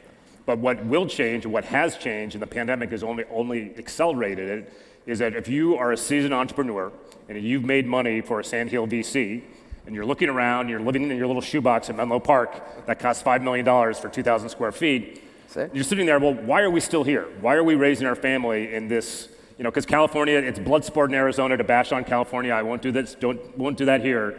But California has been going through a rough patch, to put it politely. Yes. And so taxes are through the roof. There are all sorts of different kind of social ills. And so what people have been doing, again, accelerated by the pandemic, is they say, listen, let's throw a dart at the map. If it lands in Sun Valley or Park City or Scottsdale or Austin or Miami, let's move. Because you can literally move basically anywhere in the United States, and the cost of living will be significantly lower than it is in the Bay Area. And the good news is, if you're a serial entrepreneur, you're the golden goose. So you don't have to worry the fact that Sand Hill is not around the corner. You're the golden goose, the money will come find you. And so I think the pandemic has been fantastic for the US in the sense that it's democratizing talent in what had been a very dense place in Silicon Valley, and now it's spreading it more universally across the entire country, and that is a good outcome. Yeah, absolutely makes sense. Klaus, in the case of Europe, right, do you see this new initiative that you guys are launching, obviously as the foundation for this new concept of a Silicon Valley there, but do you see maybe some of these issues that Jack mentioned that are byproduct of having this high concentration and having all of this amount of money in the same place? Do you see them in the future of what you're building, or are you doing something in order to avoid that? No, look, I start explaining a little bit about the ecosystem as such, because very few people know that Europe by now has like 320 unicorns from more than 100 cities. Yeah? And there was a long time when it took off that universities play a similar role that they do in the US. Why? Because in the US, the universities are private. Yeah? So they need to market themselves. So the marketing is part of the integral way of thinking. And how do they market themselves? By creating good startups. The alumni are proud and put money into endowment. In Europe, 1st of January, Kashing, $1.5 billion from the state to the ETH, and has been a way or a desire to market yourself. So this has changed by the fact that they have hired professors from the US. The US. And then you have the Professor Andrea, who sold his startup, robotics startup, Kiva, to Amazon for $1 billion. He comes and says, but I always had my equity in the startups from my institute. So, and this basically changed the whole mentality in the universities to go to a commercializable science and not an ivory tower science. So this is a big step change. So the mentality, the failure has become okay. The drive from the universities is night and day the last 3-4 years. And the states have understood that they need to support the ecosystem in a different way also for like systemic sovereignty. So this is something that has changed big time. Because when you think about it, Europe became rich because they financed innovation by 4% of GDP in the 50s, 60s, and 70s. And it was financed by banks. Now banks have changed the regulatory regime and cannot invest at all. Yes. So venture is the only way how you can systematically start to investing in the new Mittelstand that will be born in Europe. So this is a huge change, and as much as we can debate if the macro picture for Europe is as bright, as little we can debate that these changes lead to a very, very fortunate situation for venture in Europe. Absolutely. We only have 30 seconds, so I'm going to ask my panelists to give a quick answer to this. So we had Major Suarez here. He's attracting a lot of people to Miami. We're building what could be a Silicon Valley in Miami, right? If you have to give him a couple of words of advice, and a couple of words, what would you tell him? Keep it up. And so I was having a conversation back in Arizona where I've started this new fund, largest fund in the state. The one ingredient that we're missing, we need a Mayor Suarez in Arizona because he is the best promotional, I mean this in a complimentary way, the best promotional mayor in the United States, hands down, and we don't have one yet. Got it. Klaus, 2 words. Yeah, look, I'm not even sure if I'm in a position to give a recommendation because they are usually ahead of us in Europe. So I think it's admirable how everybody of the stakeholders sing the same song.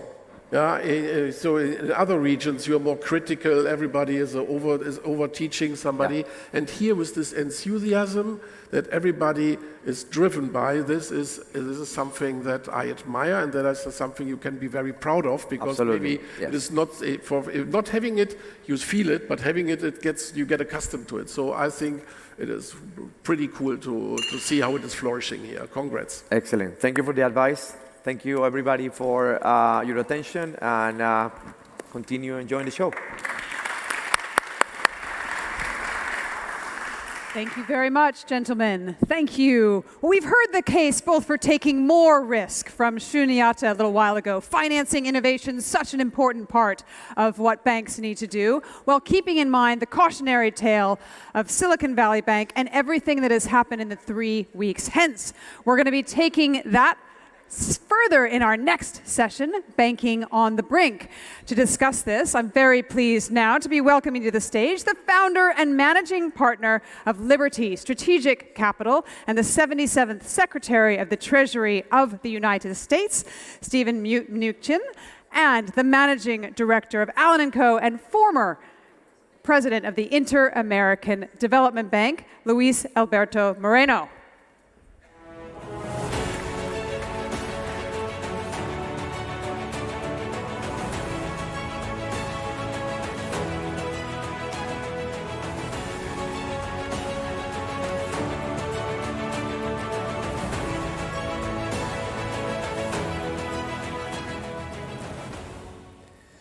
Well, thank you very much, and it's a pleasure to be with Secretary Mnuchin. Stephen is somebody I knew as my boss when I used to run the Inter-American Development Bank. But not only, as we just heard, he was the 77th Secretary of the Treasury. Wikipedia calls him, he was the most effective member of President Trump's cabinet and the one whose judgment was never dismissed. And that's, as you all know, not a small feat.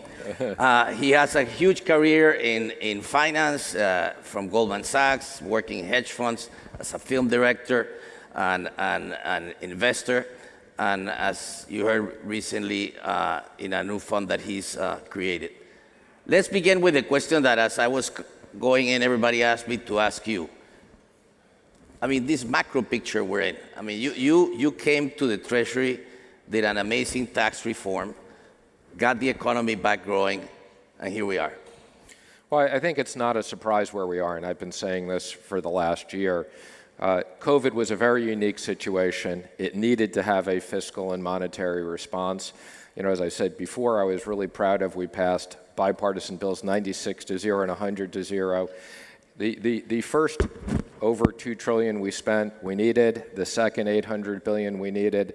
I think if we hadn't have done that, we would have had a global depression, not recession.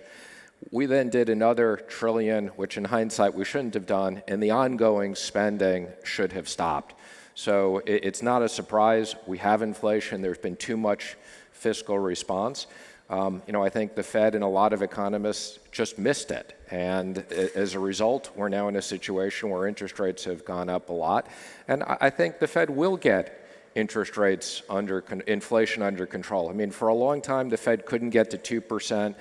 They changed the policy and said they'd run slightly hot when they were slightly cold. So, you know, I think kind of they'll get it to 3, maybe not 2, but it's going to take into next year. And I think the Fed should be close to done because these interest rates are slowing the economy. Stephen, when you look at, from your vantage point, what happened both in Silicon Valley Bank and Signature Valley Bank, number one, could it have been prevented? Was it a failure of regulation? How do you, I mean, from all that you've seen, what would be the lessons learned here? And more importantly, how do you see the coordination between the Fed, the Treasury, and the FDIC? And you know, there's a lot of talk about should the guarantee stay where it is or increase? Well, look, unlike the last financial crisis, which was about credit, which is a much more complicated issue to work through, this banking crisis is all about interest rate risk. And this is simple, basic risk management 101. Anybody who's managing a bank should be looking at their assets and their liabilities. And, you know, I think this was a complete failure on management, and it was also a failure on the regulators. We don't need new legislation. The basic issue that, you know, they took all of these big deposits and invested them in long-term treasuries and had a gigantic mismatch where, again, they own treasury and mortgage-backed securities. This should have been seen way in advance, and it should never have occurred. Stephen, do you think that coming out of all of this, normally there is a tendency to over-regulate, and do you see that, where would you see, you know, this regulation going, and more importantly, something that you observed while you were secretary on the regional banks, which provide close to 50% of the lending of the United States? Yeah, look, I've always believed that regional banks and community banks are really important. We can't just have 3 or 4 money center banks in the U.S. These are the banks that drive so much of the economy. You know, again, we passed bipartisan legislation on banking reform. I know there's a lot of discussions now that was the cause. I think that's ridiculous. Again, I go back to, you know, it should be that the regulators require banks over $100 billion to do stress tests on interest rates. Now, the more complicated issue we have, and again, I think it's pretty straightforward. If you took a $3 billion uninsured deposit from one person, like you better have that in T-bills or you better have that at the Federal Reserve for instant liquidity. Now the question is, what do we do with FDIC insurance? So the problem is the government now guaranteed all of these depositors. We don't know if there's another bank failure, whether the government will or won't guarantee all the depositors. And you know, you could be a well-run mid-size or regional bank today, and you're at a complete disadvantage because people are moving money to the money center banks. So I think we need bipartisan legislation. We should raise the FDIC insurance to either $10 million or $25 million, something that's legitimate, that small businesses that have operating accounts can have their money safe, people can have their money safe. We shouldn't have unlimited insurance, but we now need clarity because it's unfair that, and if we don't do this, you know, we're going to see that the regional banks and community banks have just a complete disadvantage. How do you see, you know, every time that the Fed picks up rates the way we've seen, if you look back in history in the last 50 or 60 years, something breaks in the system. the history was, I mean, coming from Latin America, really in a period of 25 years, we had almost like 25 financial crises. And we learned a lot of these lessons in dealing with inflation. But how do you see, the other tail risk effects going forward from what we are seeing right now in other parts of the world? I mean, the problem is most of the people we have in the financial markets in the U.S. have never seen, quote, high interest rates. When I started at Goldman Sachs in the beginning of my career, the 30-year Treasury was at 9.25, and I remember when it went down to 7.25, people like that's really low, and mortgage rates were around 10% at the time. Most people have been used to short-term interest rates between 0 and 2%. So, 4%, 5% is high on a relative basis.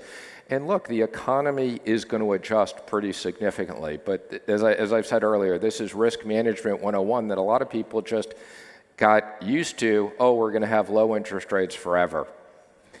Talk a little bit about an area that you know a lot and you worked a lot on, which is China.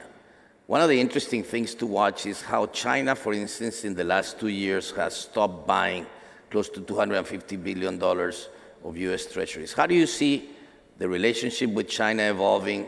How do you see the need to at least have some kind of communication that is better? Overall, where you sit where you're at, thinking back of what you were seeing and going forward, how do you see that relationship evolving and, of course, the implications that it has for the rest of the world? Sure. Well, let me comment on China, and then let's come back and talk about government funding as well, which is an important issue. Look, on the China issue, this is the second largest economy in the world. We have a responsibility to figure out how we deal with China in a proactive way. And I think kind of during our administration, we always said on the economic side, the U.S. was completely open and it wasn't fair and reciprocal. And that's really about everything that we were doing. At the end, we started shifting to the national security issues. I actually dealt with the TikTok issue, and President Trump signed the CFIUS issue on TikTok, which has been sitting around for the last few years.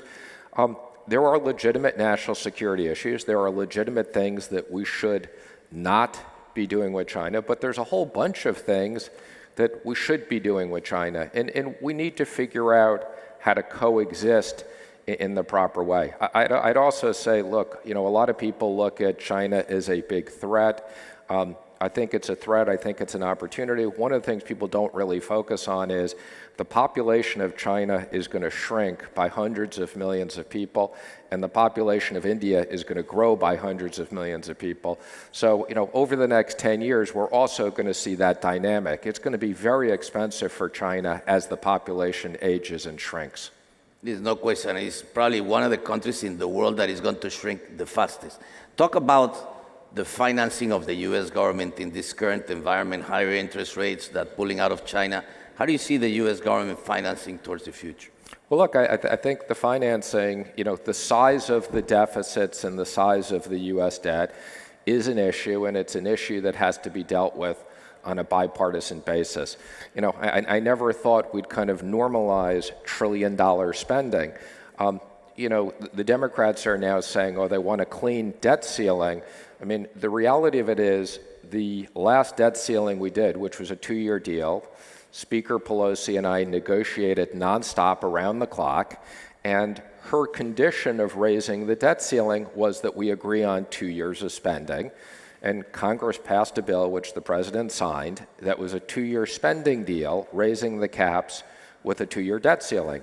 And it was really important to us to raise the debt ceiling and get that for 2 years. There's things we had to compromise on. In those days, we were like $10 or $15 billion apart. I mean, it's pretty incredible. We're now negotiating in trillions and not billions. But I do think Speaker McCarthy and President Biden need to sit down and negotiate. We obviously can't let the U.S. default, but again, this is something that needs bipartisan support, and I do agree, spending has to be part of the discussion. We need to have the economy grow faster than the government spending. There's so many other things I would love to ask you, but I know we're short of time. But quick, short or long on the dollar? So now that I'm out of government, I can comment on the dollar. When I was Treasury Secretary, it was one of these things, if you made the slightest hint and like sneezed, the market goes crazy. Look, it's kind of been common for a Treasury always say, strong dollar, strong dollar. When I was in government, there's aspects of the strong dollar that have benefits and not such great things. But as an investor, I'd keep all my money in dollars. I think there'll be with everything going on in the world, the U.S. will grow faster than the rest, and I think the dollar does better. How about the euro? Well, the euro versus the dollar will underperform. How about crypto? Crypto, great technology, very interesting, particularly for payments and things like that. I'm not a big believer in buying it as an asset class, but I like the technology. One last question on emerging markets. Short or long? Short. All right. Well, thank you very much, Secretary Mnuchin. Thank you. Thank you. Thank you. Thank you very much, gentlemen. So our next session is going to be taking us right down to the bottom line, and that is the people's bottom line. Soaring prices are squeezing every single one of us, and some of us more than others. The United Nations says that we are facing the largest cost of living crisis of the century. Food prices are increasing hunger in the world. Higher interest rates have shaken the banking system. We heard about that just in that last panel. And for young people, rising rents and home prices are moving personal progress, like getting out of your parents' home, further out of reach. Now, as a parent of 3 teenagers, that last sentence fills me with absolute horror. So, what should we do? We have gathered experts from North America, Latin America, the Middle East, and Europe to try to figure this out. Let me now introduce them. The Ambassador of the Kingdom of Saudi Arabia to the United States, Her Royal Highness Princess Rima bin Bandar Al Saud. We also have the former Prime Minister of Italy and the Senator for Florence, Matteo Renzi, the former president of the Inter-American Development Bank Group, now managing director at Allen & Co., Luis Alberto Moreno, and the CEO of related companies and chair and founding partner of Energy Re, Jeff Blau. Please welcome them to the stage.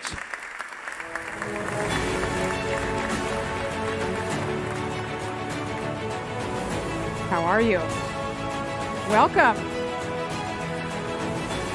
Now, we are going to have time for 1 or maybe 2 questions from the audience, but I need you guys to be proactive. Find an usher and raise your hand, because if not, I'm going to go to Dina for a question. She's going to have to come up with a question.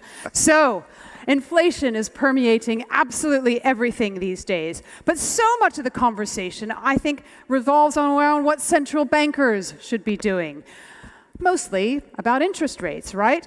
But is that all we've got in terms of tools in our pocket? Aren't there other steps that governments and the private sector can take to damp down the cost of living? So I know that there's no silver bullet, but I'd like to hear some of the silver buckshot from you guys. What is the best idea that you guys might have to bring down the cost of living? Your Royal Highness, would you like to start? Wow, thank you. Okay. Well, obviously, what the kingdom is trying to do is create jobs and also diversify our economy. But we have to look at across the board, what is the idea of consumption and overconsumption? What do we need? And what do we need as a nation? I think we have all been overspending, overbuying, overconsuming, and this click button, prime, immediate delivery has skewed our perception of what our personal costs are, personal needs, and our engagement. I think we have been thinking too macro, and if we listen to our last panel and the panel before, let's go back to micro and have a little bit more personal responsibility. And I think that financial literacy, financial engagement at a younger age will allow us all to be more efficient citizens, regardless of whether we're in a kingdom in the Middle East or we're in the West, and the concept of interconnectivity of our behavior and our actions. I think we've lost the concept of our personal impact on economies and other people's lives. Interesting. I want to come back to the idea around financial literacy. Senator, what about you? What killer idea have you got? If I had a very killer idea, I was prime minister. No, I think we can discuss about everything. We can discuss about the power of ECB, European Central Bank, because the strategy of European Central Bank to reduce inflation, in my opinion, is not the best. I miss Mario Draghi more than, with all the respect for Christine Lagarde. We can discuss about single government, but I think in Europe, speaking about Europe, the real question is not simply inflation. It's not fake question, because it's a real question and it touches the life of the people. But I think today Europe is really in crisis. In crisis for a decline of demography, a crisis for a lot of tension. A crisis because we change Europe. When Ukraine will be part of Europe, at the end of the war, we will have a totally different geography in Europe, because Europe started from Italy, France, Germany, and Benelux, now will be a totally different. So I think we live in a chaotic time. We can choose every type of solution, decree, law to reduce inflation, but the real question is try to understand the world is totally different. And just to finish, thinking about one point, I joked yesterday with the princess, with Richard and other guys, other friends, about a symbol of this chaos in Europe. Thinking about UK. It's not Europe, but is geographically Europe. Thinking about that, there is a prime minister who comes from India, will discuss with the prime minister in Edinburgh, in Scotland, who comes from Pakistan, about the partition between Scotland and England. 75 years, the discussion between India and Pakistan, the real partition. So what means that? There is a chaos around the world. The politicians have to try a solution to describe this chaos, not follow the single problem. Inflation is a part of our problem, but is not, in my opinion, the most prominent problem in Europe. All right, okay. They are both British, though. We will remember that. Sorry, born in the UK. So, you have a very good guy, good job, because tried the partition 75 years ago. The world is different. It's wonderful. Luis Alberto Moreno, what idea from you? What's a single idea that you think could make a difference right now? Look, I think we have to go back to basics. I mean, inflation, sometimes we'll have inflation, sometimes we will not. I come from a part of the world that we've had macro inflation in ways that no other countries have had, as we were saying earlier. I think it all boils down to how societies can produce more and better, and how can they embrace new technologies. And this goes back to an essential part that we've lost in this worldwide discussion, is the consequences of COVID on the education systems, on people. And we have a generation that we could lose as they get into the labor markets. The world is undergoing a profound population change. As Secretary Mnuchin was saying, what you see in India, but this is equally true in Europe, in many parts of the world. If we don't go back to basics and let the animal spirits of our politics drive the discussion, we are going to continuously have these kinds of problems.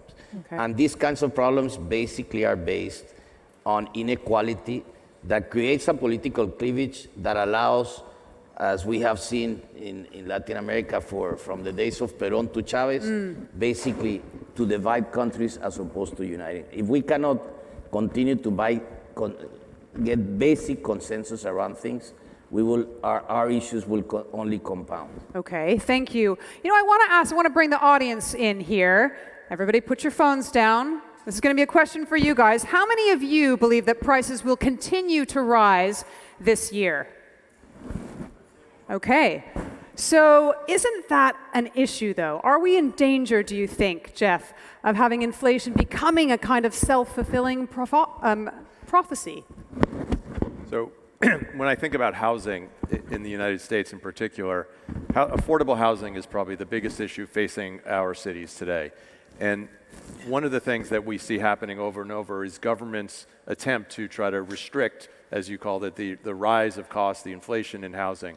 But I believe that the right answer is not restrictions like rent control. The right answer is to encourage supply, right? And so I believe it's government responsibilities to provide incentives, provide a clear path, clear regulation, so that more supply can be added. Is there a good example of that? Who's doing that well? Well, actually, interestingly, this week in Florida, the governor passed a new affordable housing bill that will do just that. He eliminated rent control as a possibility anywhere and increased all the incentives for new production of affordable housing in the state. And I think clearing regulatory hurdles and clearing zoning restrictions for affordable housing is the most important thing that government can do. There's no possible way that you can have enough affordable housing produced by just the government. You need the private sector to add supply to bring prices down. Interesting.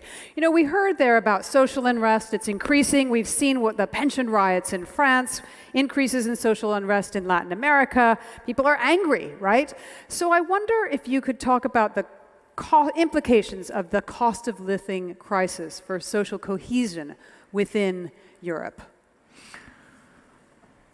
This is a symbol, one more evident signal of the problems today. If the people stay on the street in France, I think it's not simply because the pension age became from 62 to 64, because in the rest of Europe is 65, also in Italy is 67. So if in Italy we arrive to 67, my French friends could arrive to 64. It's not a problem. The real question there is, this is my view, an existential crisis. Who try to use the single political protesters to give voice to this lack of satisfaction. Because the question is not the single point. I believe it is not the single point in every manifestation today. The real question is what type of Europe we have for the future. Because Europe was the great compass in the past. Now Europe lost our credibility and our reputation. I think we need to come back to an idea of Europe able to give hope to the people, give hope to the souls. Today, that is not true. We transform Europe in a very red tape of bureaucracy. We transform Europe in a place of technical, very good thing, but without a vision, without a dream. So I think the question is not simply a single point. Then it's interesting to discuss about the crisis of democracy, because if Macron was elected to change pensions, we cannot stop this reform because the people go in the street, because that transforms the vote. We stop with the vote and we start with the like, if we decide that. If we decide the people could stop everything. But the real question is what type of Europe could change the narrative for the old continent? And I think this is the great question for the generation of leaders in Europe. The only problem today, we continue to speak as Europeans about the father founders, the people who created Europe. But we haven't son dreamers. I think we stop with the narrative about father who created Europe. We have to create a new narrative about the dreams of the new generation. If we don't find that, Europe will be every year in a situation of decline, because demography showed that, and also the reduction of economy showed that. So, with all the respect for the protest in the single country, the real question is a very great question. What type of dream could create a new energy and a push in Europe? And that is not easy to give an answer, because a lot of politicians are influencers in the mind. They think day by day. They don't have a vision. All right. What dreams can we create, right? Who in the audience has a dream or a question for my panel? Otherwise, Dina, it's coming to you. Right. I want after this next question, Dina needs to have the microphone. Oh, there's one there, Dina. The day has been saved. Let's get the microphone to her. While we do that, I want to come back to your Royal Highness. You mentioned young people and financial literacy. I want to hear a little bit more about the help we can give to them. I've seen a lot of incredible stories in the kingdom of young people who are really seizing the day. Give us a little more on the help we could give. So to pick up on what my colleague was just saying about a unifying vision, in the kingdom, we have that. The reason you are seeing a success of young people, not just entering the government, but entering the private sector, is today every single young person knows their role in this vision of evolving our country. What Vision 2030 is creating opportunity for the individual to be a part of the collective and recognize that every piece, every step of work or ambition that they have adds to the collective well-being of everybody else. And I think that's what is really driving us as a nation.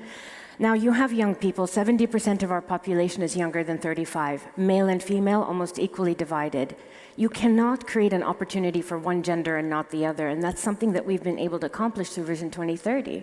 But looking at these young people, we've also created educational pathways.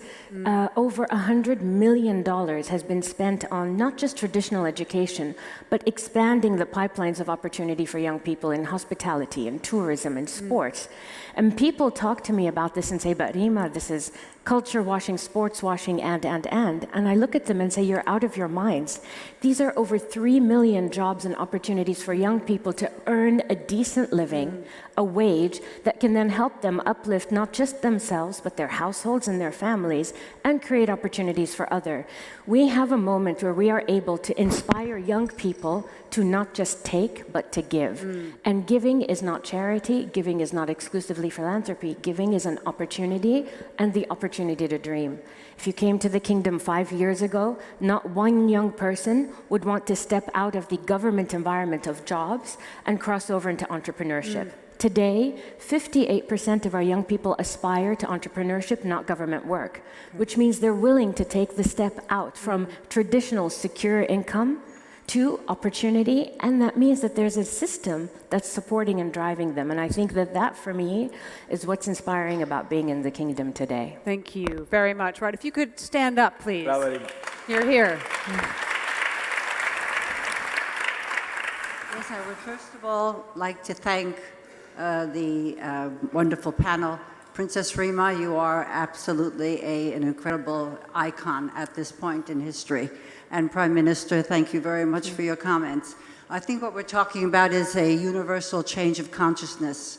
We have to actually take ourselves and everybody next to us and realize that each of us is a universe. And we have to really take everyone's thoughts and realize that we have to construct the DNA of peace. Do you have a question? Because it's a great comment. Get to the question, the question is, how do you take how do you condense what you're saying today to give this great, great aspiration to humanity? Thank you very much. Right. Anything to add, Luis? Well, I think, we talk about all these macro issues, but people wake up every day and try to make a living and do it the best they can. And I think is a little bit what Rima was saying, is giving people the tools precisely to grow to those dreams. The minute societies lose dreams, bad things happen. And I think that is not only a human responsibility, but it's how you create trust, how you create better citizenship, such that people can thrive from that. And you see it in countries where there is an optimism outlook on things vis-a-vis those who have a pessimistic outlook on things. And that is one of the great ways precisely for people to embrace dreams and grow. And I agree with Rima that today we have a generation that is far more entrepreneurial than anyone before. Thank you. We're running out of time, but we have to discuss this question around energy and affordable energy. You mentioned the UK. I live in the UK. The cost of energy is crazy. Can energy suppliers do more to hold down energy costs? And how do we balance this need for affordable energy with the need to transition to more sustainable sources of power, Jeff? So in a similar way, it's very closely linked to affordable housing. We see this huge transition occurring throughout the US from coal and natural gas to solar and wind and storage. And in order to do that, once again, the government needs to engage the private sector. And so we at Related have formed a new company called Energy Re, which is actually doing that and bringing large-scale, utility-scale solar and wind into cities. And that, again, there's bills in Congress today that hopefully will pass, and that will ease permitting and create permitting reform so that impediments to new construction are eliminated for solar and wind development. And ultimately, when regulation decreases and government incentives increase, you have more production and costs come down, and you have more affordable, renewable energy for everybody. Great. I wonder if you have anything to add from a European perspective as well. About energy. About energy costs. Okay. The real question about energy cost is we made a mistake because a lot of countries, Germany and Italy for first, depend too much from Russia. And they don't look in this part of the world, in this part of the Middle East, and they don't see what happened in Africa. And that, I believe, was a double mistake because we depend on Russia, and that was a mistake for evident reasons, but also we lost the great opportunity for Europe to become a bridge because with Africa, we cannot continue to leave Africa in the hands of China. So I believe the real great problem for energy is, of course, in the families, in the day by day, but it's also a geopolitical problem because we lost an unbelievable opportunity was the relation with the new continent. For the future, I think Europe have to left ideology because we cannot continue with a vision. This is good because it's politically correct. Yes, but if the poor people pay for that, that is not good. That is good to have a lot of applause and a lot of likes on Instagram, but that is not good for your life. So I think we have to change mind also in the day-by-day vision, but in my view, the great question is geopolitics. I'm sorry for the gag about UK, because I can come back about your government was an Italian government, 44 days, Live Trust. So I think you became Italian inside. We export made in Italy, also instability. I'll take the passport if you're going to give it to me. We have the same passport in the heart. Right. We've run out of time, unfortunately, but I want you to help me give our panel a massive round of applause. Thank you very much. Right, stay right where you are. My hope is to find what makes me happy in life and be able to find a career where I can help people at the same time. My hope is someday I can get up and walk. Just giving jobs and hope to other people. To live a full life. My hope is to inspire someone else to become an amazing doctor. Be a better version of myself. My hope is to be able to travel the world freely. My hope is gender equality around the world. It's for more and more people to be open-minded. To travel the world. My hope is that our nations would get together and quit being so idiots. We all have to survive. We all have to live. Basically, we all have the same needs.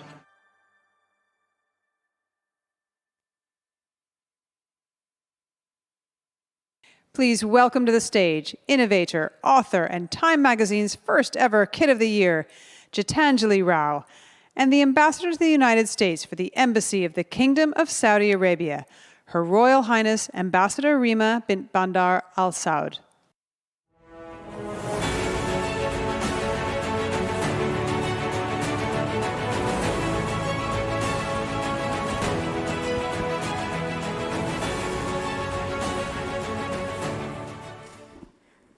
Ladies and gentlemen, I'd love to introduce you to one of the most fascinating people you could possibly meet today.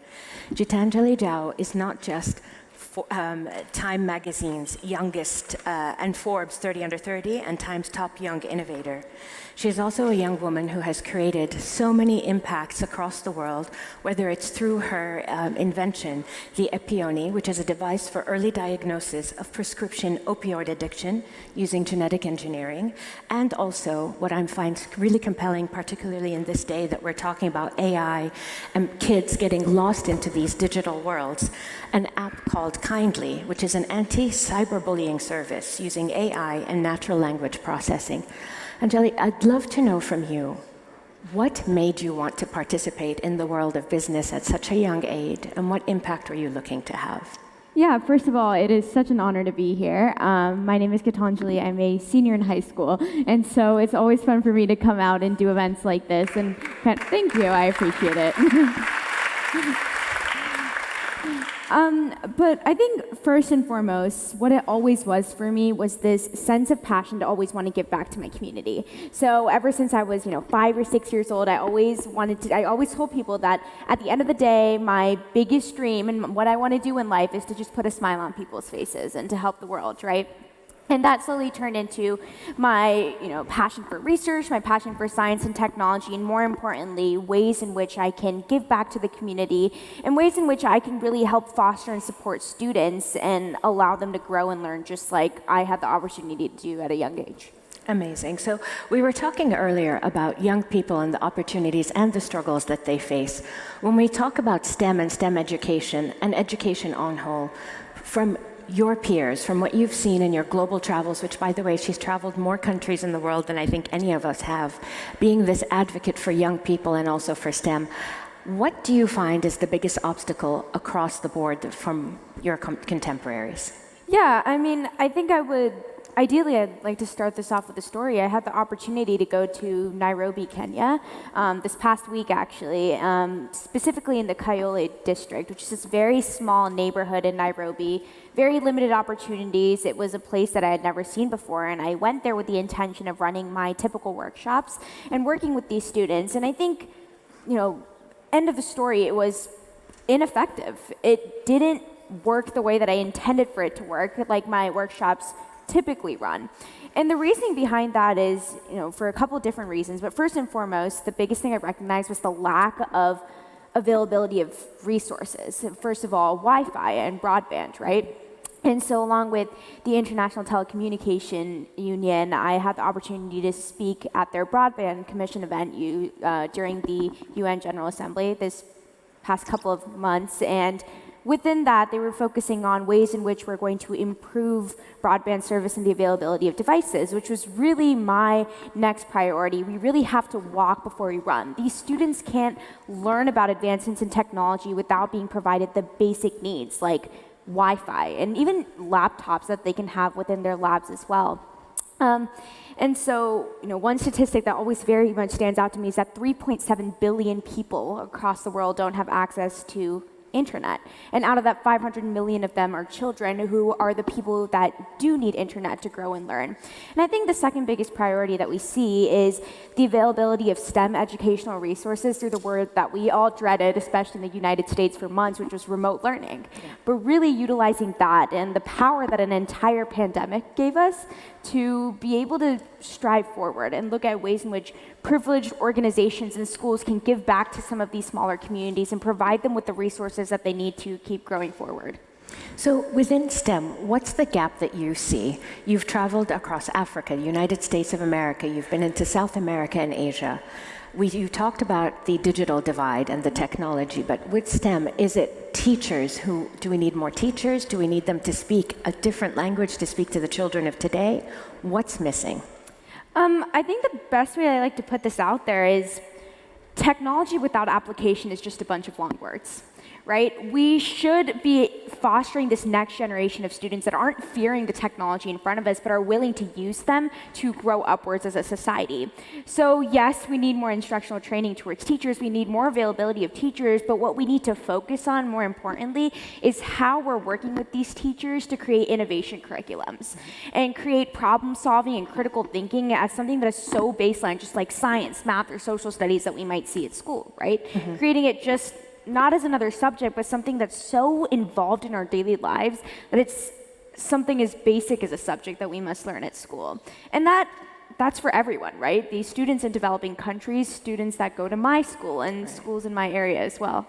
So when you talk about this inclusivity, how do we make sure, and have you seen more young girls come into STEM and STEM studies from the areas that you've seen? Because I can tell you when I was younger, math was a taboo subject for me. I was terrible at it. But the fear factor that was built for me around it was something, even at 47, I can't get over. I don't even want to do 1 + 1. It's better for everyone that I don't. How do you make sure that young women are excited and energized to enter this world? And do you see more of them joining? Yeah, so this is always a fun story to tell, but when I was 10 or 11 years old, I went to this video game making camp. And I was one of like 4 boys on my team. And we were building this game, and all the characters were guys. And I was like, hey, we should put a girl in it. And I've never seen a group of 4 guys be more appalled, but more willing to do something. And that was like one of those starting factors where I was like, oh, right? People aren't against this. People aren't against women being involved in STEM and diversity in STEM. It just needs to be out there. It needs to be known. And we need to recognize why that female perspective and that diverse perspective is incredibly important in today's society. But to answer your question, I absolutely think we've progressed. We've gotten to places that no one's seen before. We're seeing more and more opportunities within STEM. But I think what's also important to mention that was actually a research done by the National Science Foundation that recognized that because of the pandemic, there was a significant drop of women in STEM fields. Because of things like the wage gap, because of a lack of opportunity. And that's something that I recognize as, that needs to be fixed, especially because the male population in science fields stabilized. Right. And so that diverse perspective, that new way of thinking needs to be maximized now more than ever, because innovation isn't an option anymore. It's a necessity, and it's something that should become reality, and that means we need everyone's take. So you're a senior in high school. I am. You are about to get all of your responses from the universities and colleges that you've applied to. What is the main thing or the reason that you would pick one over the other? Is it the community? Is it actually the educational curriculum? Or is it the network that you think you're going to get out of it? So I'd love to know, as a young person, why? What are you choosing? Yeah, I'm a strong believer that a school is what you make out of it. Yeah. Someone really smart, I don't really remember who it was, but someone told me that college isn't a prize to be won, it's a match to be made. And that's something that kind of stuck with me, and I think sticks with any senior when you're waiting for decisions, which actually happen to come out today. But it's something that I've learned across the years is what I'm looking for in a school and in college is an opportunity to network with people, create a community, and on top of all of that, really find people who are just like me, whether that's, in another field, but really having that same passion and that same dedication to giving back to their community. And obviously, research opportunities matter. And obviously, I'm a big, big supporter of any school that's pushing community service out there. But I want to meet other kids who have that passion and really show other students that they're not alone in this journey, and that it's important to really put that widespread message of creating a community of youth innovators. So youth innovators that function kindly seems to be something that you are really deeply passionate about. Mm-hmm. Talk to me about Kindly and what this meant to you, and why did you pursue this as an initiative? That was a great segue. You're welcome. But Kindly is an anti-cyberbullying service that I had the opportunity to create these past couple of years. The easiest way that I like to put it is it's the spell check of cyberbullying. It's a non-punitive approach towards cyberbullying.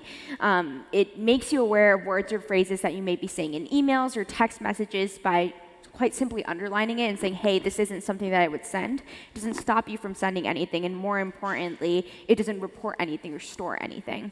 Kindly started out with actually this research paper that I read that said it only takes 7 seconds for a teenager to want to unsend something that they sent. And really what this is banking on is it's an idea created by a teenager for a teenager, right? A non-punitive approach towards allowing students to reevaluate what they're saying online. Recently, I had the opportunity to work with the UNICEF Office of Innovation to put Kindly out there for people to start using.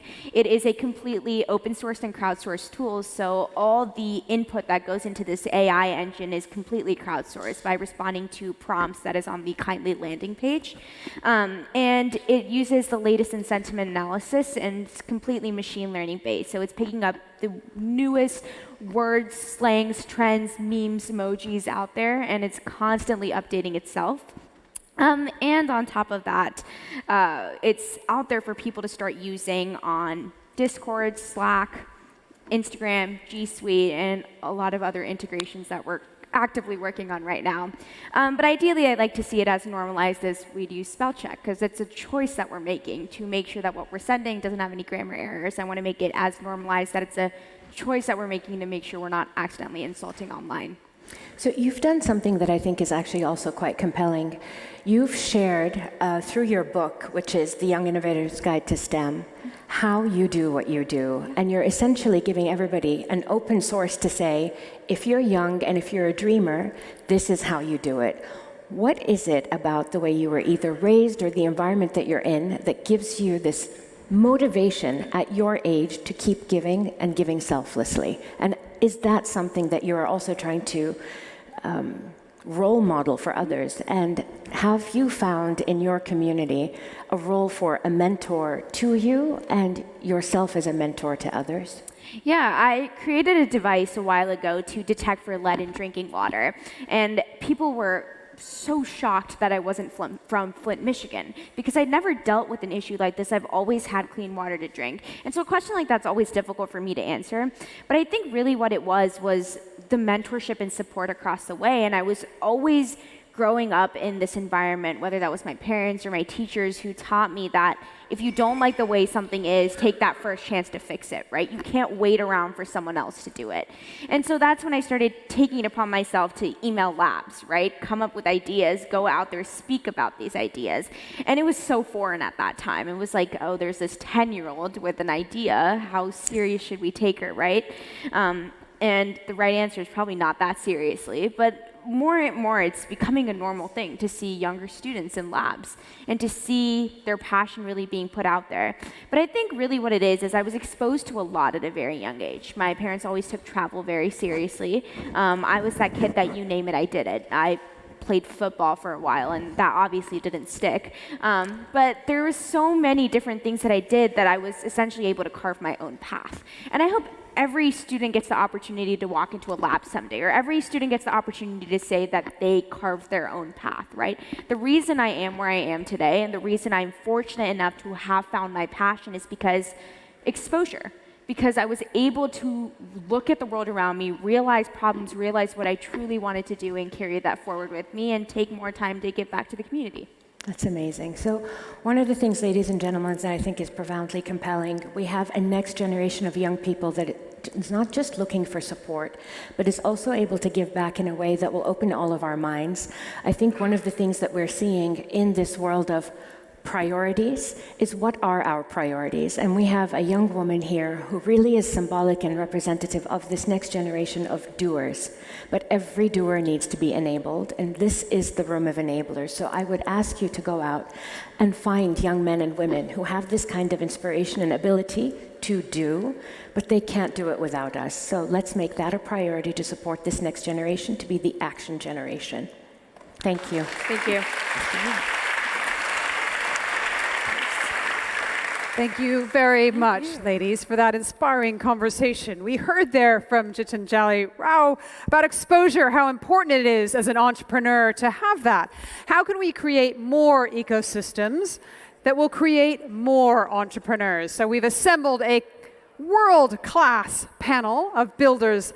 I'd love you to help me give them a warm welcome. Our panelists, the co-founder and managing partner of Finovista, Fermin Bueno, the CEO and co-founder of KiwiBot, Felipe Chavez Cortez, the COO and managing partner of 500 Global, Courtney Powell, the managing partner of SoftBank Latin America Funds, Juan Frank, and our moderator, the co-founder and investor of Zero Aleph, Laura Gavira Halaby. Welcome them, please.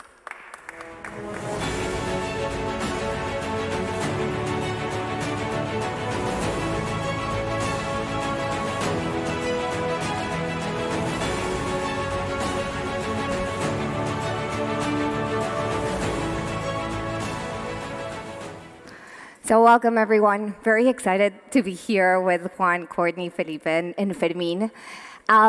Just last October, I was invited to Riyadh to showcase the Latin American ecosystem and how we build a very fertile ground. And to join me during that event, Sebastián Mejía from Rappi, Carlos Garcia from Kavak, and Pier Paolo from Walla share their story on how each of them built in a different city within Latin America close to a decade ago, how difficult it was, and now how they all became role models, mentors, investors to pay it forward and to actually be able to share and prove that any city can actually become the next Silicon Valley. So with that, let me first have Juan Frank, not only an amazing friend, but my ex-boss at SoftBank. So very excited that Juan is here with us. Can you share a little bit, and especially because of where SoftBank Latam is focused, Brazil, Mexico, and Colombia, how you've seen the different evolutions of each of those cities in terms of ecosystems, and specifically how SoftBank has contributed to build them? Fantastic, Laura. Thanks so much for the invitation. It's great to be here with my fellow panelists. So a bit of context, I am the co-managing partner of the SoftBank Latin America Fund, which is a fund that was started at the beginning of 2019 with an initial capital commitment to Latin America of $5 billion, of which after 2 years we extended to be $8 billion, investing only in Latin America. To put that into context, the $8 billion compares to the $1 to $2 billion that was invested in Latin America in terms of VC capital before 2019. So we really came into Latin America to transform the region. And what we saw in the region was a couple of key pillars that make for a vibrant VC ecosystem. The first pillar was a very big market with a lot of problems, right, in terms of problems to be solved. It has almost $6 trillion of GDP, 650 million people. And in terms of penetration of financial services, penetration of e-commerce, still relatively underpenetrated when it's compared to both emerging markets and also developed markets. And then the second pillar was a deep talent pool of passionate and perseverant entrepreneurs who were dedicated to solving these really big problems, right? So you had the opportunity and the scale. You had the entrepreneurs. The third pillar that was missing was the access to capital and investment funds that were willing to take on this risk, to invest in venture and growth capital, to actually allow these entrepreneurs to think big, right? And so before 2019, the average investment, again, was around $1 to $2 billion annually. That ballooned to around $17 billion in 2021, and going forward will probably be at a steady state of anywhere between $6 to $8 billion. So still a multiple of what it was. And I think what's interesting in terms of these ecosystems, if you look at the region, there's been, I like to say, 3 waves of innovation in the VC ecosystem. It started in Argentina at the beginning of the century with companies that have become super well known, like Mercado Libre, Globant, Despegar as well, that are all multi-billion-dollar public companies today. And the second wave came in Brazil after 2010 with the companies that we all know today as well, like Nubank, XP Investimentos, all listed on different stock exchanges. And I would say the third wave is coming between Colombia and Mexico in the last couple of years. Just as a reference, Mexico before 2020 had 0 tech companies valued at more than $1 billion, the so-called unicorns. And after 2020, they now have around 10 to 12 unicorns. The same in Colombia. There's around 2 or 3 as well. And so I would say those have been the 3 waves. And we're excited to see kind of this third wave continue to develop and close the investment cycle, as we've seen in Brazil and Argentina, with eventual public listings or strategic exit that will prove that the full cycle of investment can actually be executed. Exactly, and now we have the entrepreneurs, the capital that is added to the region, so those role models, which are unicorns, and actually the cities itself have changed. Like I remember you telling me a couple of weeks ago, you need to come to Mexico. You cannot imagine the amount of people that are there, 500 global with a major event. Vista was there as well. Like everybody is basically coming to the cities and making it more habitable, which is what we have here in Miami, that it's so wonderful. So let me go with Fermin. You are, first of all, congratulations, Vista, 10 years, that's amazing. It would be great to hear what has been the evolution of that fintech ecosystem in LATAM, and what are we missing? What's next? Great. Okay, so buenos días. Yes, so 10 years, we made 10 years, right? Just a couple of days ago. So we created FinaVista with a vision to transform finance, right, in Spanish-speaking Latin America for the better. Right, at the intersection of entrepreneurship and technology, right?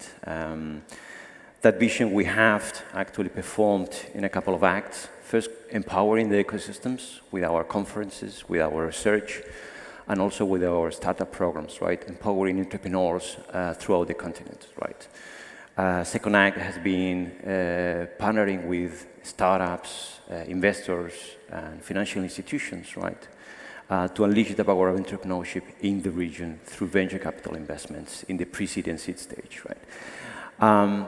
The ecosystem has changed quite a lot, right, in the last few years. When we started back in 2013, there were barely $100 million being invested in fintech in the region, right? And there were probably less than 300 fintech startups. So today, right, the number of startups is around 2,500, right? It has multiplied by 8, right, the ecosystem as a whole. But what is most important, right, the capital has increased by 60 times, right, reaching $6 billion in 2021, right? So the growth has been amazing, right? However, we're still convinced that we are in the early beginnings, right? We're in the first minutes of the match, right? And we still have the second half to play, right? So very early, right? Still profound pains, right? Financial pain remain in the region, right? Let's remember that more than 50% of Mexicans, Colombians, and Peruvians, right? Key countries in the region still have, financial inclusion problems, right? It's about 50% rate, right? So there's lots of work to be done still in the region, right? Yeah, I think we also Shunyata earlier in one of the panels, and he used to say all the time to us, like, the cool thing about Latin America is that it's not about disruption, it's about inclusion. And what you said, right, like, we need to bring everybody into technology, we need everybody to the financial systems. But let's go to Courtney. You're now living in Riyadh, which is this big connection with FII right now, and 500 looks at the world globally and from the grassroots. Why don't you share a little bit more on what you have seen that it's successful and in which countries or cities more than others? And also, how are you bringing a lot of those learnings back to the region, specifically to Saudi? Yes. So I'm really excited to be here, and particularly excited to be discussing this topic, because at 500 Global, we have been so focused on not just uplifting entrepreneurs and investing around the world, but really seeing that it has a broader impact across the economies that we're investing in. So we want to see a sustainable entrepreneurial ecosystem built, globally. And it's funny because the mindset around investing globally into founders has really shifted. In 2013, I believe, when we moved our office from Mountain View to San Francisco, people thought we were crazy to move that far. So you can imagine when we began investing in LATAM in 2013 or the Middle East in 2012, that was quite a heretical view. But today, what we've seen is that we have this burgeoning talent, these young entrepreneurs, we have more capital moving into emerging markets around the world, and more importantly, we're seeing an incredible amount of ambition and interest and resources coming from governments to build strong entrepreneurial ecosystems. So I completely agree that, certainly the capital inflow matters, the talent that exists there, of course, matters, but it also really does take a lot of policy, regulation, visas, all sorts of government interventions that are also needed to see entrepreneurial ecosystems thrive. And in Saudi, you see that energy. It has been a while since you go to a place and you get all this excitement from the ecosystem itself. The last event that I was there at, you guys hosted a 1,500 people event, exactly, and every fund was there, and it was fascinating to see the energy. Everyone wants to look and become an entrepreneur, and now they're seeing some of those role models, and there's some in the room as well that are already being very successful in that. We made our first investment in Saudi Arabia in 2016. We put our first startup accelerator, early stage accelerator, in 2018 into Riyadh. And I think then people felt like it was quite a leap. Today, across the region, we have 14 companies valued at over $100 million. 30% of our investment portfolio across the Middle East is female founded. So we are seeing a really exciting rate of growth and acceleration, not just in Saudi, but across the Middle East. And I think this is just one example of what can happen in a global ecosystem if there's enough support and growth. And it's really exciting because there's places where the ecosystem just works without the government being involved so much, and others where the government becomes a key part of it, like places like Singapore. And in Saudi, you're seeing that the government has been involved in a very positive way on making this happen. Let's go with you, Felipe. You come from the entrepreneurial perspective. I would love to hear from you.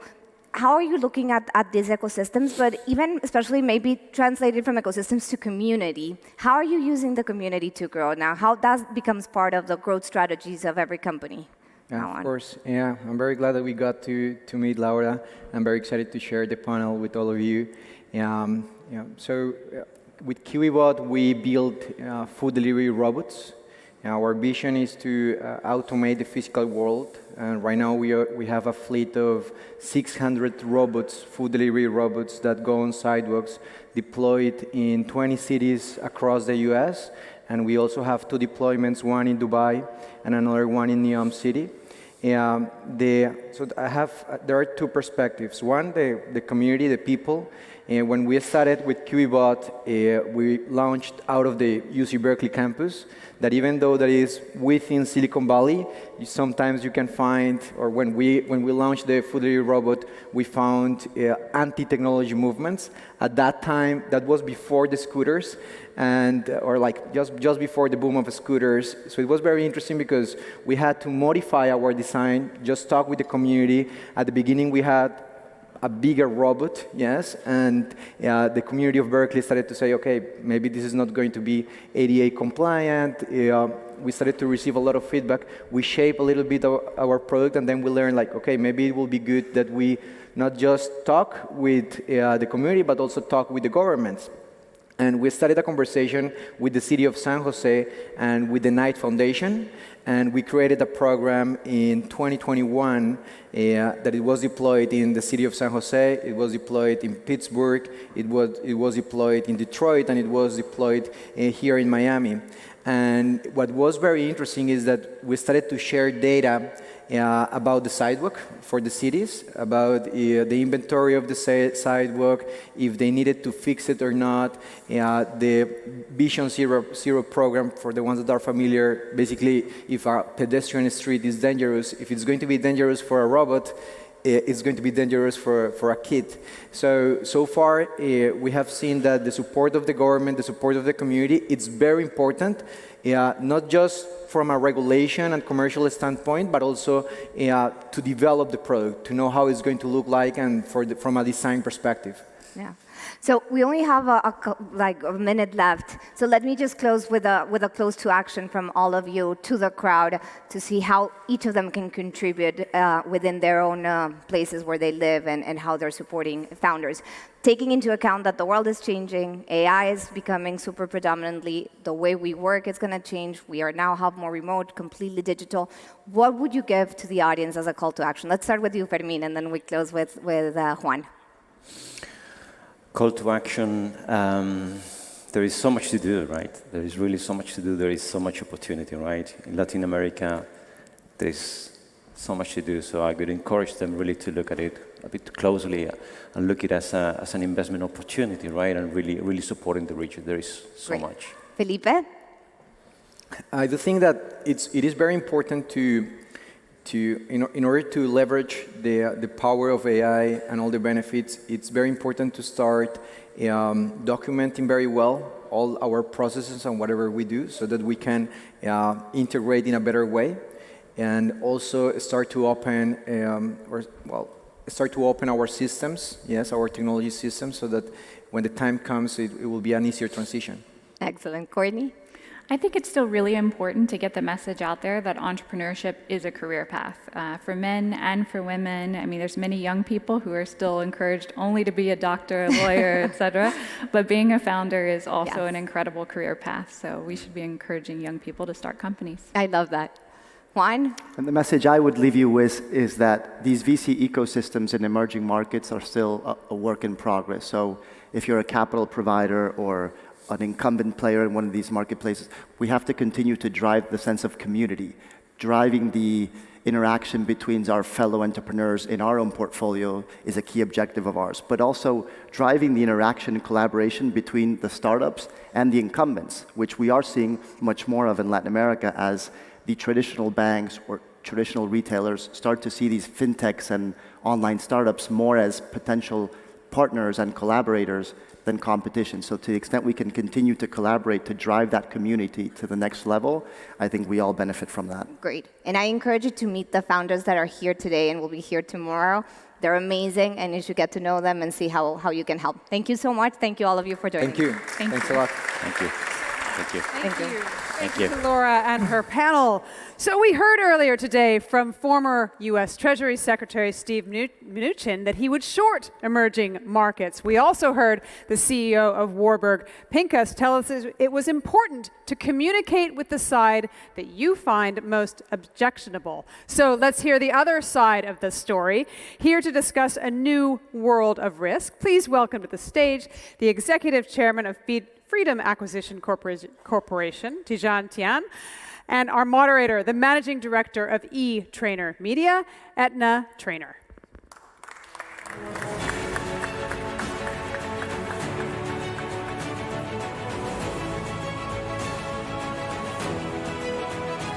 Hello again, and welcome back. And Edie, thank you so much.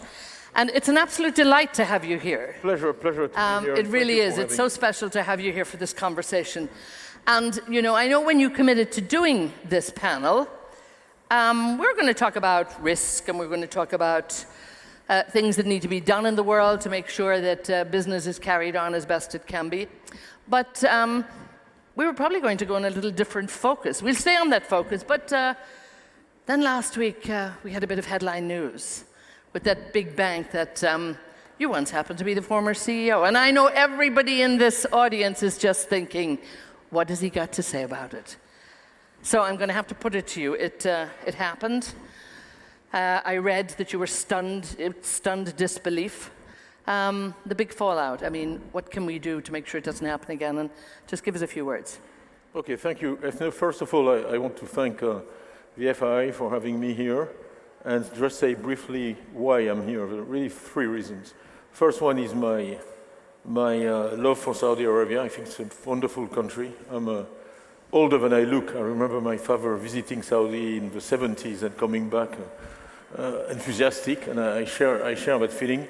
The second is in this room, and it's Richard Atias and his wonderful wife Cecilia. I've known Richard for too long, and always support him in everything he does. And the third one is the best investment I ever made, which was buying a house in Miami in 2008.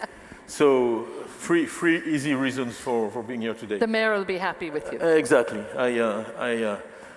I aim someday to maybe replace him, but that's a long-term ambition. Mayor of Miami. No, more seriously, Credit Suisse, I think, honestly, you seem to have read my op-ed in the FT. Yeah. So I said, stunned disbelief. So I will, and I know there are a few friends from the media in the room. Some of them have approached me.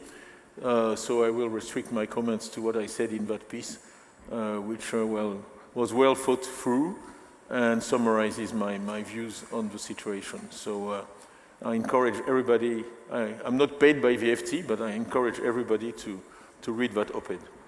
So that's it. Okay, so stunned disbelief, and you can read the rest.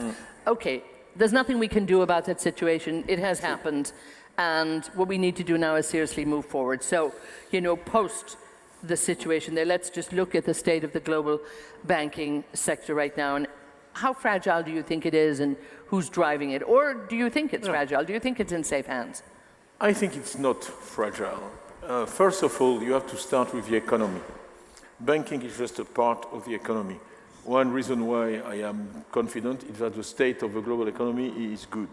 The global economy has gone through COVID reasonably well. We've seen China coming out of COVID. Maybe a slowdown, but the economy is sound, and most banking or financial crises have their roots in challenges in the real economy. So first thing is that the real economy is strong. The banks are profitable. I'm going to say this about Credit Suisse, but it's relevant. A big part of what I did there was making the bank profitable. Okay?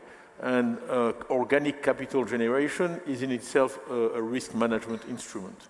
Okay? Companies to do well need to be profitable. And the sector as a whole is generating very strong profits, which goes then to strengthen the balance sheet.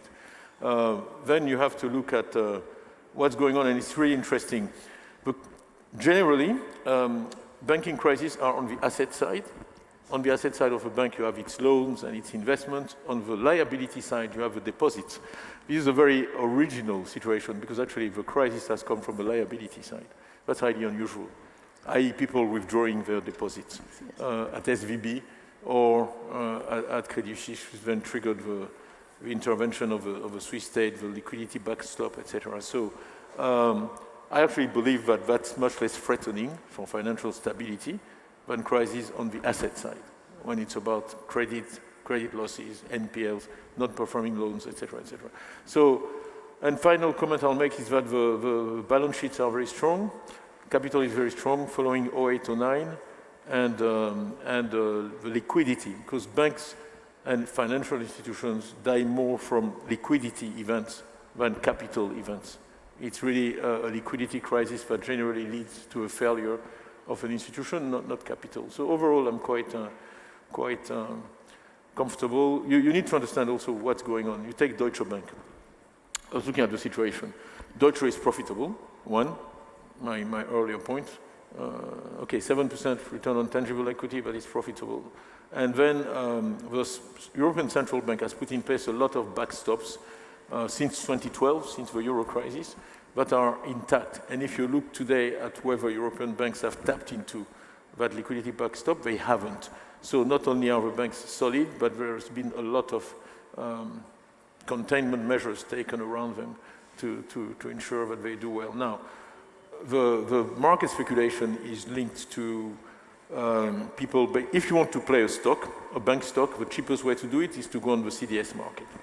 CDS market is shallow, not liquid, and attracts a lot of commentary. So you put $10 million, generally after, I'll tell you what's going on with Deutsche. After the euro market closes, speculators go and short the CDS, increase the spread on the CDS, then you get articles saying that Deutsche is going to get bankrupt, and then they go into the ADR market, which is very illiquid, where they take a position and make good money. So you really have to distinguish what's going on in the real economy and those kind of speculative positions taken by people who basically aim at making money.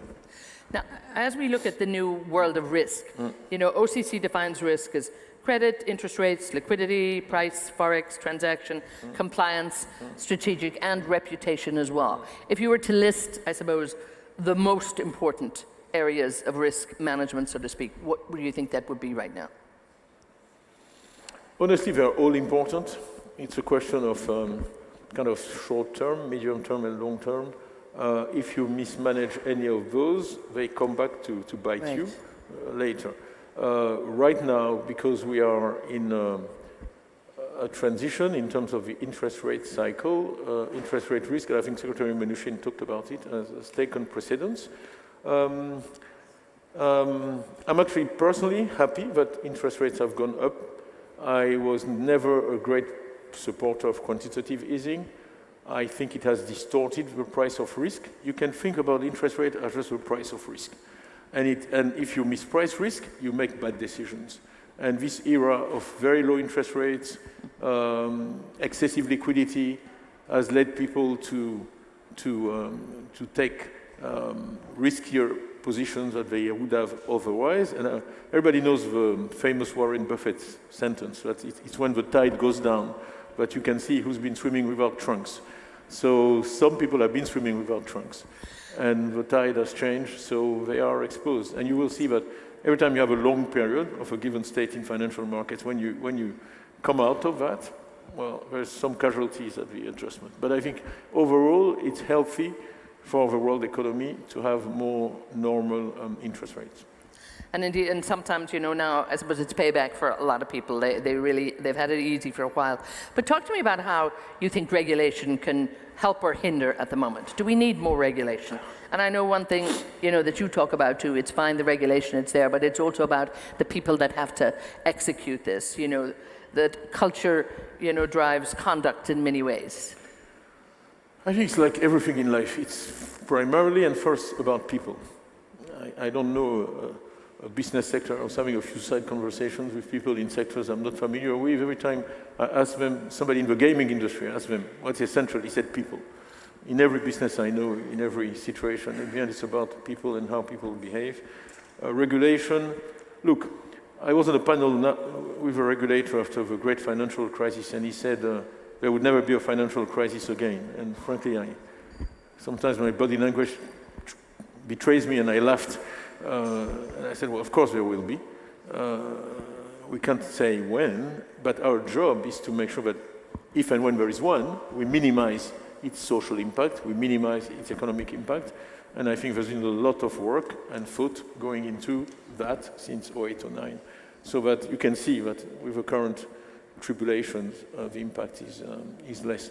But yes, the human factor at the end is key. I have a memory in when I was CFO of Prudential in London, 2008, fourth quarter of 2008 is all those who were active then remember it. In October 2008, Prudential was created in 1848. It has 6 of its 10 worst intraday share price falls. So I would look at the screen and the share price was at 15%, 16%. And the Friday, there were rumors that Lloyd's was going down, was going to be bankrupt that weekend. We had 750 million pounds of capital left, and we had 1.5 billion pounds of deposits at Lloyd's. And I called, I remember my CEO wasn't there, I was in my office, I called Paul Tucker. The governor of the Bank of England was not there. I said, Paul, you think you have a crisis right now? Every bank is falling one after the other. The insurance sector is holding. If you do this, we're going down. And he said, I'll call you back. And I hung up. It's probably the longest hour in my life. You know, I just sat there for an hour, couldn't do anything. And he came back and said, okay, we'll give you till Monday. We took our deposits out, and the rest is history. So a lot of those crisis situations are down often to a few individuals, and you need to have solid nerves. You need to be calm, not panic, stay rational, think clearly, and make good decisions. And that's not taught in schools. And that's down to the individual. And back to crisis, I'm proud that we had 5 years without major incidents under my watch, and a lot of that is down to experience. Yeah, exactly, and that's what you're going to learn on the job, so to speak, and hopefully you're going to learn it from the right people and do the right thing. Talk to me a little bit about emerging markets, because things are very different there, and it's more expensive to get access to capital. You know, what can be done there to bring the emerging markets, I suppose, into, you know, the system? I think there are a few things. First of all, I'm a long-term emerging markets bull. Okay? To be a bear on emerging markets is to be a bear on mankind. And that's something I will never do. I believe there is too much intelligence, too much talent in emerging markets with a positive demography, so that I'm always going to be a bull. Okay? And growth is about productivity. If you can infuse today's cutting-edge technology in emerging markets, you get growth. Okay? Anybody who's been to Africa has been what happens when you build a road. The village is coming, the electricity coming, the crops coming, the activity coming so I'm positive. And I really think there is a revolution underway. If you look at the key sectors in the economy, you look at energy, and I'm getting personally involved in the solar sector and in renewables. I'm merging with a solar company. Cost of solar has gone down 300 times in the last 30 years, right? And people don't realize that. So that changes completely the economic equation. If you take places like the Middle East, I was happy to hear our Saudi friends talk about what they're doing in renewables, but it's true across the Middle East, it's true in Africa. And that will be a big boost to growth, because unfortunately a lot of emerging economies have energy costs that are too high, so it makes them not competitive. You look at logistics and transportation. Do you know that Africa has an excess of food production? What it has a deficit of is storage and transportation. Africa produces enough food to feed all Africans twice a year. It's just that 60% of the crop rots or is eaten by insects along the road. So being able to build roads, being able to warehouse, and using modern technology for that is vital, and it's happening. I know, young Africans who have started companies doing that. So you've got energy, you've got transportation, you've got financial services, banking the unbanked. I'm also involved with a company that is basically serving SMEs, and really I was invited 2 years ago to talk to the African heads of state, and I talked to them about SMEs. I really think that the missing link in their economic strategy is the development of SMEs. And I always say, if you want large companies, I don't know a large company that was not started by 2 people or 3 people, whether it's Microsoft or Apple or Google or... And we sometimes forget that. Yes, so feeding SMEs, creating an environment where SMEs can prosper is very important. So having a financial services sector that is able to do that is key, and modern technology and digital technology allows you to do that. So a quick close to this too, making sure we manage risk for the future. If there was a quick call to action, what do you want it to be? What's that message you want to just send off before we close up? Well, I always go back to the same: education. Invest in, believe in the human mind, the human condition, and invest in people, and you can never go wrong. Okay, we leave it there. It's been an absolute delight to have you here, and I'm just sure everybody really enjoyed you sharing your ideas and knowledge. Thank you, Tija and Tiam. So wonderful. Thank you. Very much. Thank you to Jian and also to Etna. So we heard there from Tijan Tiam, quoting Warren Buffett about when the tide goes down, you see who doesn't have their trunks on. To make that a little less gender specific, you see who doesn't have their swimsuits on. That, of course, applies to the world of crypto, some big names we've seen going down recently. And our next panel is going to be asking, crypto, where do we go from here? I'm going to bring to the stage in just a moment our panelists, the co-founder and CEO of MoonPay, Ivan Soto-Wright, the Vice Chairman of CTH Group and Atlas Technology, Dr. Guang Yang, the Global Head of Legal and Compliance for Hashdex, Nicole Desant, the CEO of Galaxy Digital, Michael Novogratz, and our moderator, the founder of Lab 22C, Saif Ishouf. Please.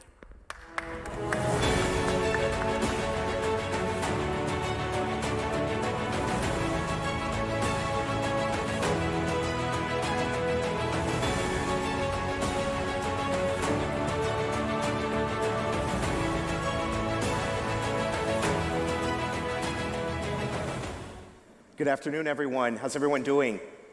We get a little more energy. I know we're right before lunch, but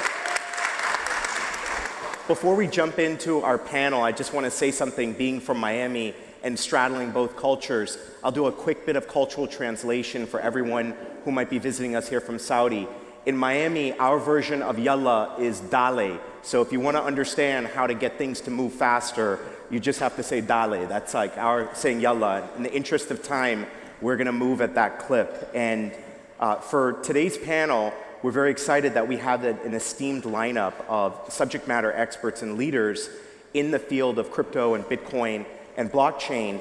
And now more than ever, it's a great time to explore this issue topic of where do we go from here with crypto? And if we were having this conversation a year ago, it would be flooded with a sense of laser-eyed fanaticism, but we've now entered in a much more sobering reality, and we're going to be exploring a little bit from each one of our panelists to understand where do we ultimately go from here. And I want to start with you, Mike, because you are somebody that has led in many, many regards in the field of blockchain and crypto, and you have a deep experience from the world of traditional finance. And I've heard you speak in multiple occasions about this notion of trust and where we are in the world with respect to deficits of trust. And I think that if we want to begin a thoughtful conversation about crypto and where we go from here, I'd love to get your sense about how can trust be restored with respect to the crypto space, with institutional investors, with retail? Well, thank you. Listen, in some ways, this is the best of time and it's the worst of times for crypto. In a lot of ways, this is crypto's moment, right? We've just had a banking crisis in the United States, right? Satoshi started the Bitcoin white paper because he saw populism coming. He didn't trust the governments could control themselves, so they would spend and you would debase fiat currency. And we just had an episode where we looked around and we were like, oh my goodness, our regional banks, our money center banks, all have been on this orgy of debt, right? Low interest rates for too long. There's trillions of dollars, not billions, trillions of dollars of bad debt out there, of people that financed, 5-year, 6-year, 10-year, 2% paper that now are being charged 5%. And so how are we going to get out of that? We're going to get out of that by, you saw the Fed's balance sheet went right back up. So all the quantitative easing gets erased in a week. The quantitative tightening gets erased in a week. And so in lots of ways, this is the moment.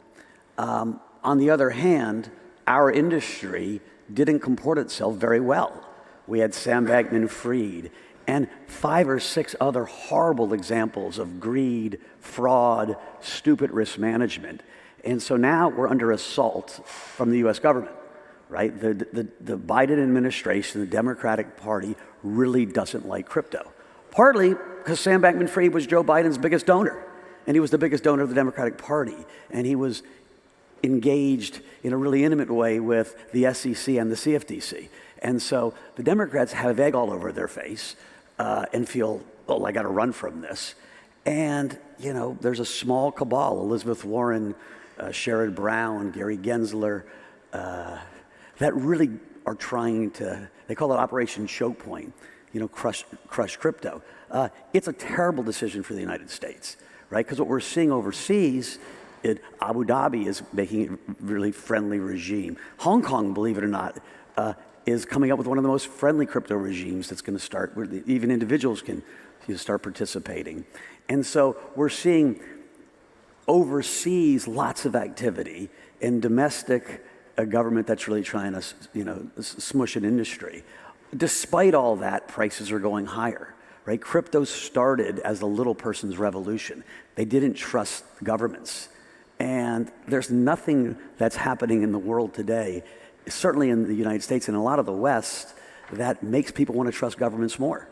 And so it's almost like when they banned wrestling from the Olympics, I remember I was on TV and I was like, I can't think of anything more stupid than picking a fight with 700,000 wrestlers. You're picking a fight with a crypto community that loves this technology, that believes in it almost with religious fervor, that's resilient as can be. And so I'm bullish as can be, mostly not because all the institutions are going to come in, that's been slowed down, but because the people that started this revolution are re-energized. Thanks so much, Mike. And you touched a lot about kind of the R word, which I think, Nicole, you can give us some guidance around, which is, what does all of this mean with respect to regulatory regimes? Because there's no doubt that the moment of reckoning is upon us. Mike mentioned a number of less than transparent actors, if we want to use the sort of polite way of describing it, and the government forces, both domestically here in the United States and around the world, are looking with a very, very cautious eye and finally ready to jump into action. So you've got some deep insight on this, given your background both in governmental spaces and also the work that you currently do at Hashdex. Give us a little bit of crystal ball. Do we see actual regulatory action here in the United States in 2023? And what are we going to see a little bit further down the road? Sounds good. Well, first, it's a pleasure to be here. Thank you so much. Well, that's a million-dollar question, right? It's very difficult to see. I think despite of all the efforts that international bodies are doing for a harmonized regulation around crypto, we won't see this in the near future. So we are seeing here and there a lot of important movements towards regulation. I think the first like more serious and robust movement that we are seeing, of course, is in Europe with MiCA, right? Markets and crypto assets derivative, which is the most robust regulation. And I think Europe is trying to regulate, as they've done in the past with GDPR, as a default. So all the world, maybe anyone that wants to trade and do business with Europe will have to comply with that until Q4 of 2024. But for 23 and for all the other countries and for firms that don't want to be compliant with MiCA, which will be hard for most of the firms, right? They will have to adopt their internal policies, capital requirements, depending on the license. There are 3 categories of different tokens, right? But for most of the world, what we are seeing right now is the virtual asset service providers license, like the money service business that we have in the US, authorized by FinCEN, which is a license that only seeks to control the AML process and know your client, which is very important. And for most of the exchanges that we are seeing this huge problems happens. I'm not saying that with the license the problem won't happen, because I don't think that bad actors are driven by regulation. They would do the same thing with the regulation that we see in the traditional financial markets, a lot of scandals and schemes with regulation. But I think definitely FTX and Celsius maybe won't have this effect, that huge effect, if they were licensed, because there will be maybe more protections for investors. Although unfortunately, bad actors and people that don't comply with their own rules and regulations, we will see always in whatever market. So I think VASP's regulation will be a trend. It is already, a lot of financial centers. Brazil also, I'm from Brazil, and we just passed our VASP regulation last year. So most of the countries are doing this. And on the other hand, we have the CBDC, which is actually not crypto, but most of the countries and US are lagging behind. I think the CBDC project, as well as the same thing for crypto, I think US is lagging behind in terms of regulation. So there's a lot on deck, and one of the sectors that definitely is in search of clarity are retail investors. And Ivan, you've built a phenomenal business with MoonPay. We're very proud that you've done so right here in the great city of Miami, part of Mayor Suarez's vision for Miami as the capital of capital. But the world has obviously changed dramatically for a lot of people that are on your platform, that are using services like MoonPay, and you're really focused at the application layer. So what does the chatter look like in the subreddits and in other spaces that are adjacent to the work that you and your team have built at MoonPay right now with retail investors? Well, first off, I take a really long-term view for this industry, right? I got involved because I really believe in this technology, and I believe in the promise that you should be able to own and control your identity, your data, your property, and your money. Really central to the theme of crypto is ownership. And what's really powerful is anyone with internet connection anywhere in the world. Crypto comes from the word cryptography. There's a private key that underpins your public wallet, and anyone can now receive value anywhere in the world. That's a revolution. And there's billions of people around the world that don't have access to banking, full stop. And so when I started the business, it was really around trying to focus on a very simple problem, which was there are going to be these wallets. We need to build backwards compatibility to the existing financial system. So we connected to legacy networks like Visa, MasterCard. We connect to the existing banking system, and we make it easy for you to top up your digital wallet. This digital economy is not stalling. It is growing, right? Every single year, you're seeing actually 20% of increase in developers year on year coming into this industry. So you have to look at that trend. When you look at the market capitalization, I think it is a little bit myopic, right? If you look at it, it's cyclical, right? And it's also driven by interest rates. I think Mike touched on, we're in a very important seminal moment for our industry right now. I think one of the most interesting things that we've seen over the last couple of weeks is with the softening on the banking sector side, you're starting to see a little bit of a decoupling, right? And that's what we've been looking for a long period of time. Is this truly an asset class that can be uncorrelated and be an overall diversifier, which I think in turn will bring institutional adoption, institutional interest into the space. But where I'm focused is really, how do we make the user experience better? Like, how do we make this so my mom can use it, my grandma can use it? How do we make it easy for people to have it have an impact in everyday life? And I think, when I think about crypto in some ways, I also think we maybe got the sequencing wrong a little bit, right? We started with the money aspect and, using crypto as a form of money in many different places in the world, and trying to convince people here, if I got a show of hands from people in this audience that have used digital currency, within the last week, you'd probably have a small number of hands. But in a developing country where they don't have a currency system that's necessarily working, you are seeing adoption in those cases. But what I think is really interesting is you can program anything into these assets. This is like a new file format that's built on blockchains. I think it's a no-brainer that in the future, more and more transactions are going to be settling across these different blockchains. And now it's around, what is the content that people are going to move? What are the different forms of value that people are going to move? And so that's where a lot of my time and attention has been focused around, what are these new forms of content? I think music will eventually end up in this place, art, digital fashion. All these brands at this point are starting to experiment. We're in the kind of early innovator to early adopter phase of people starting to leverage this technology. But the biggest brands, every week you're seeing a new headline around new brands entering the space. Some will be successful, some won't be successful, just like what you saw with the early internet. And I'd love to jump from that, Ivan, about the entrance of the big brands to what is this actually looking like right now on the investor side?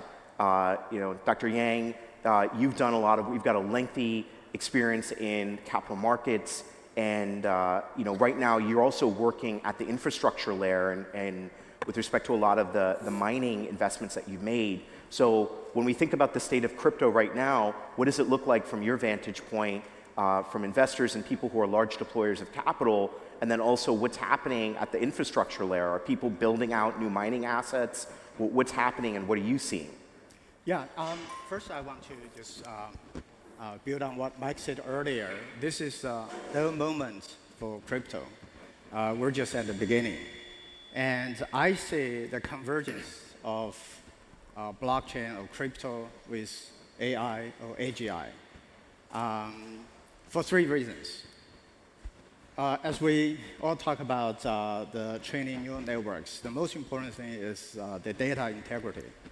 So otherwise, you're garbage in, garbage out. So blockchain can help provide that solution.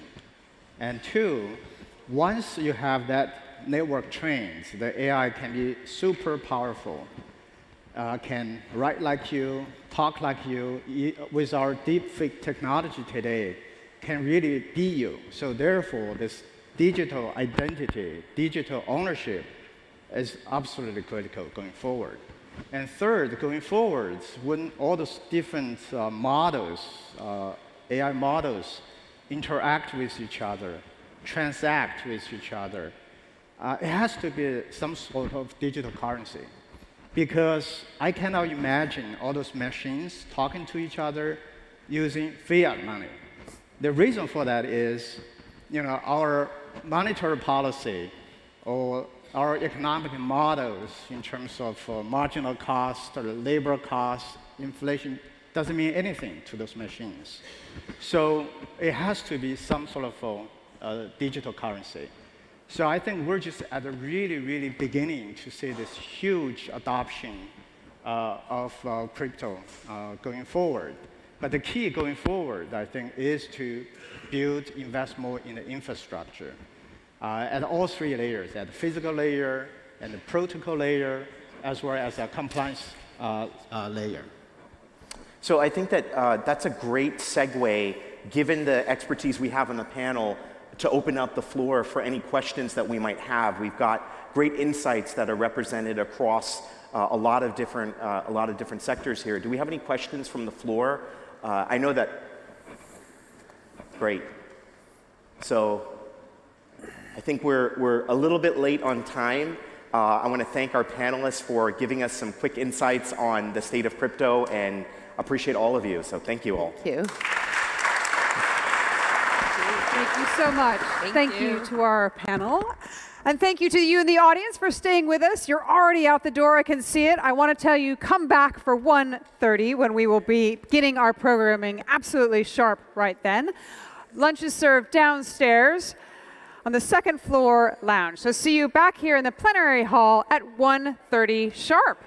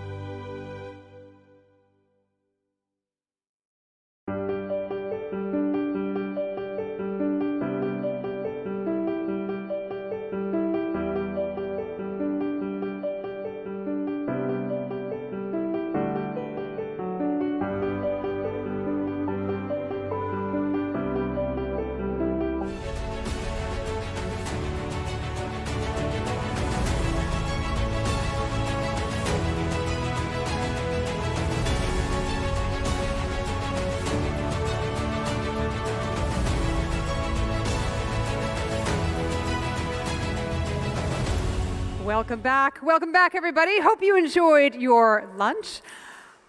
I'm very pleased to start off our afternoon proceedings. We've got an incredibly packed agenda, so do stay with us. We'll be looking for some more questions from the audience. I've already identified some of you that I'll be looking for questions from. In a moment, be delighted to welcome to the stage the CEO of TAE Technologies, Dr. Michael Binderbauer. Before that, let's have a look at this video.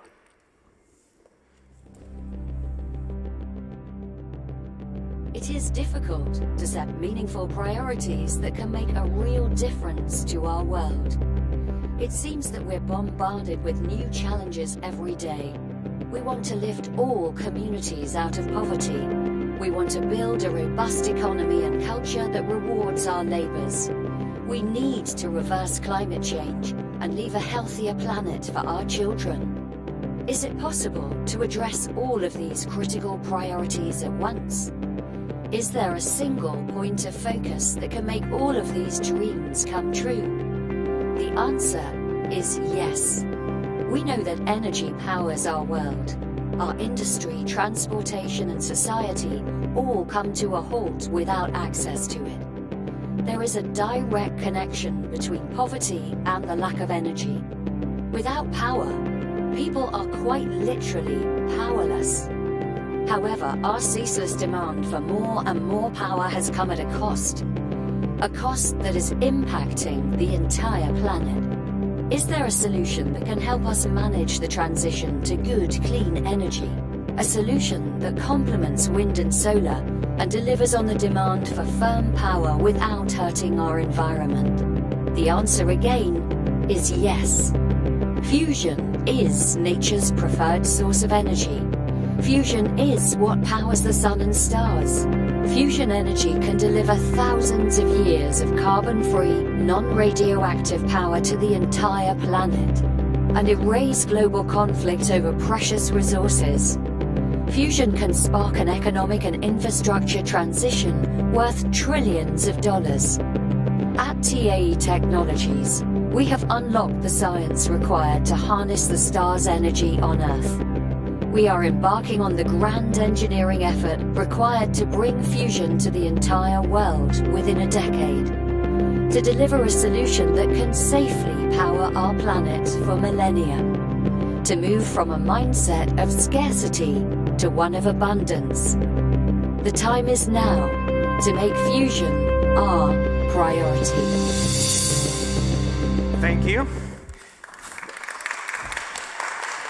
So I want to talk a little bit about something that's probably esoteric for a lot of people, but I think is something that the world desperately needs, as you saw in this video. Priorities are a big deal. We have to figure out what our priorities are as a species as we go deeper into the century. As you saw in the video piece, energy sits at the nexus of quality of life, healthcare, food, water, all these things. And we also know, statistically speaking, today, that electricity is going to be the driver of most of that energy. And when you look at electricity today and at the forecast forward, we're going to double our demand by mid-century, and that's going to mostly come from the underdeveloped part of the world. So we're looking for a solution that can scale, and that can do it carbon-free, if we can, and ultimately be benign in every aspect accretive to our life. Just be economic, just be free of sort of any kind of radioactive byproducts, in terms of course, carbon output zero. That's what we're all about. As you saw in the video piece, take a clue from looking at the heavens. There's about 100 billion stars in our galaxy. There's about 2 trillion galaxies, as we best we know. So we're talking an astronomical number of fusion reactors in the sky. That's what permeates the universe with energy, and that gives us all of our life energy.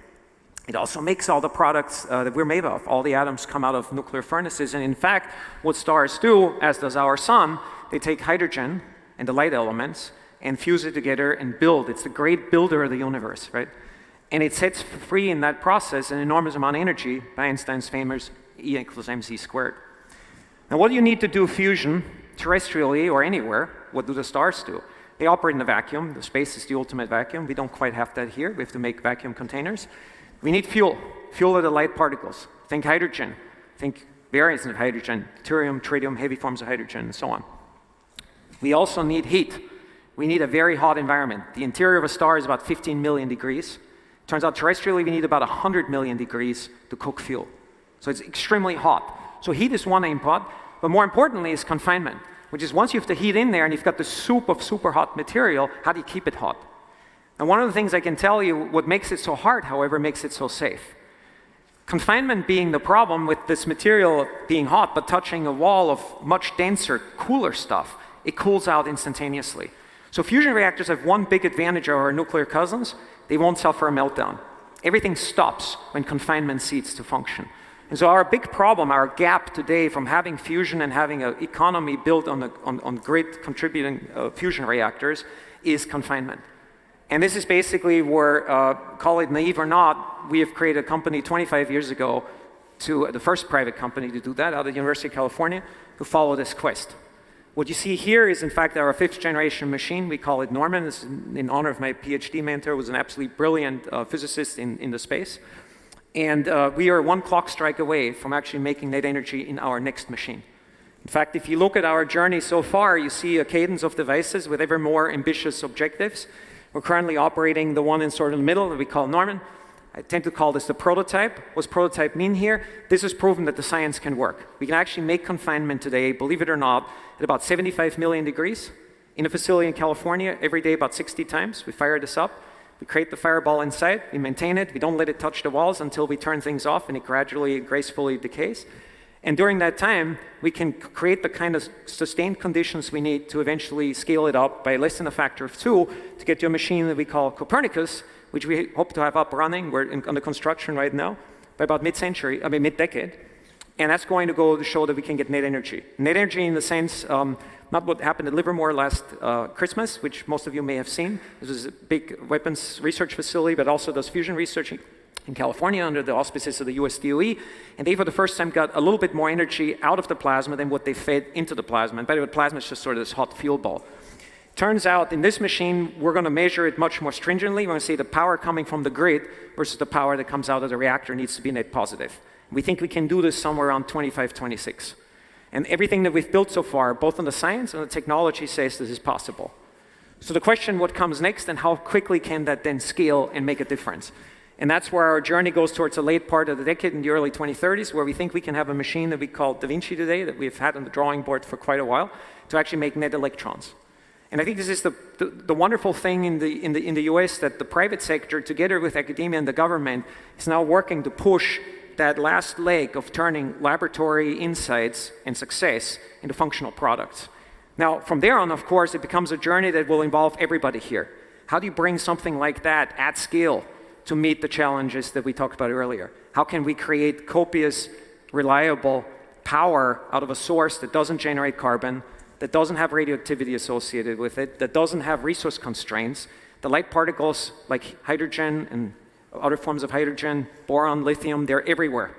So it's not a question of are they concentrated only in one part, they're available to everybody. That's a huge democratizing force. And one, when solved correctly, gets you into an age of abundance in perspective of energy. I think this is the exciting question to ask. What happens when you have that technologically, but now how do you bring it out to the world?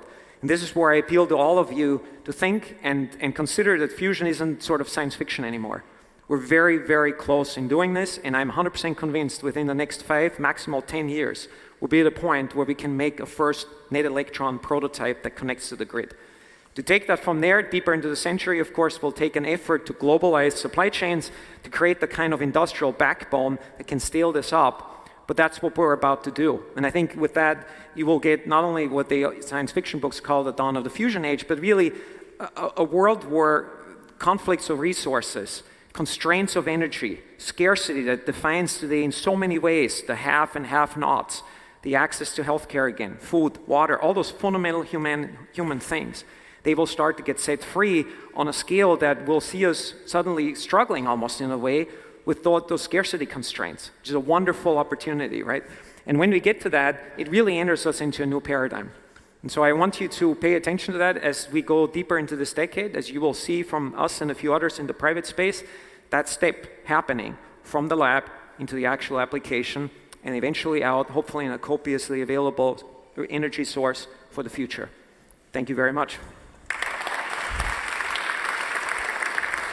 Please welcome our panelists, the CEO of Rivato, Steven Schallenberger, the Vice Chairwoman of Carbon Direct and Chair of GFAN's Advisory Panel, Neely Gilbert, the chairman of the board of HSBC Bank Middle East, Samir Asaf, the co-CEO of InvestCore, Rishi Kapoor, and our moderator and anchor for CNN, Zain Asher.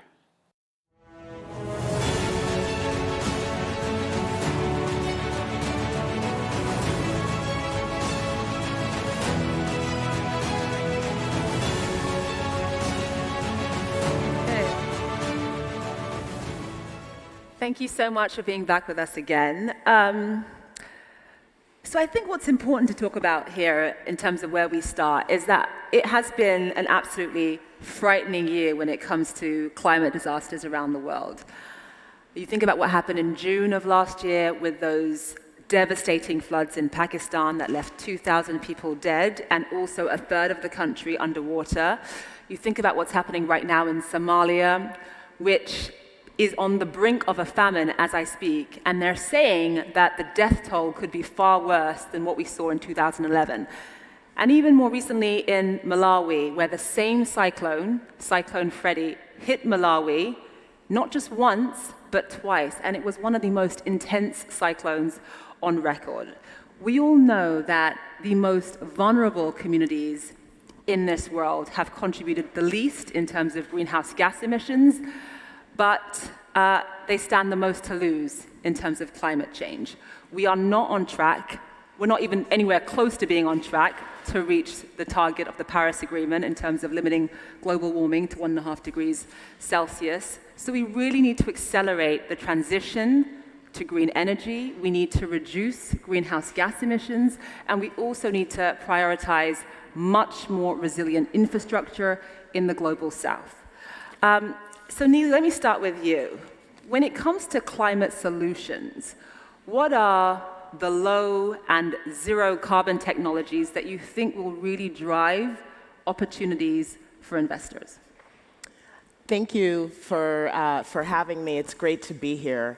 When you think about climate solutions as one of the major asset classes in financing the transition, we're basically talking about investments that drive the transition. So you have things that are already part of a green economy, like solar and wind.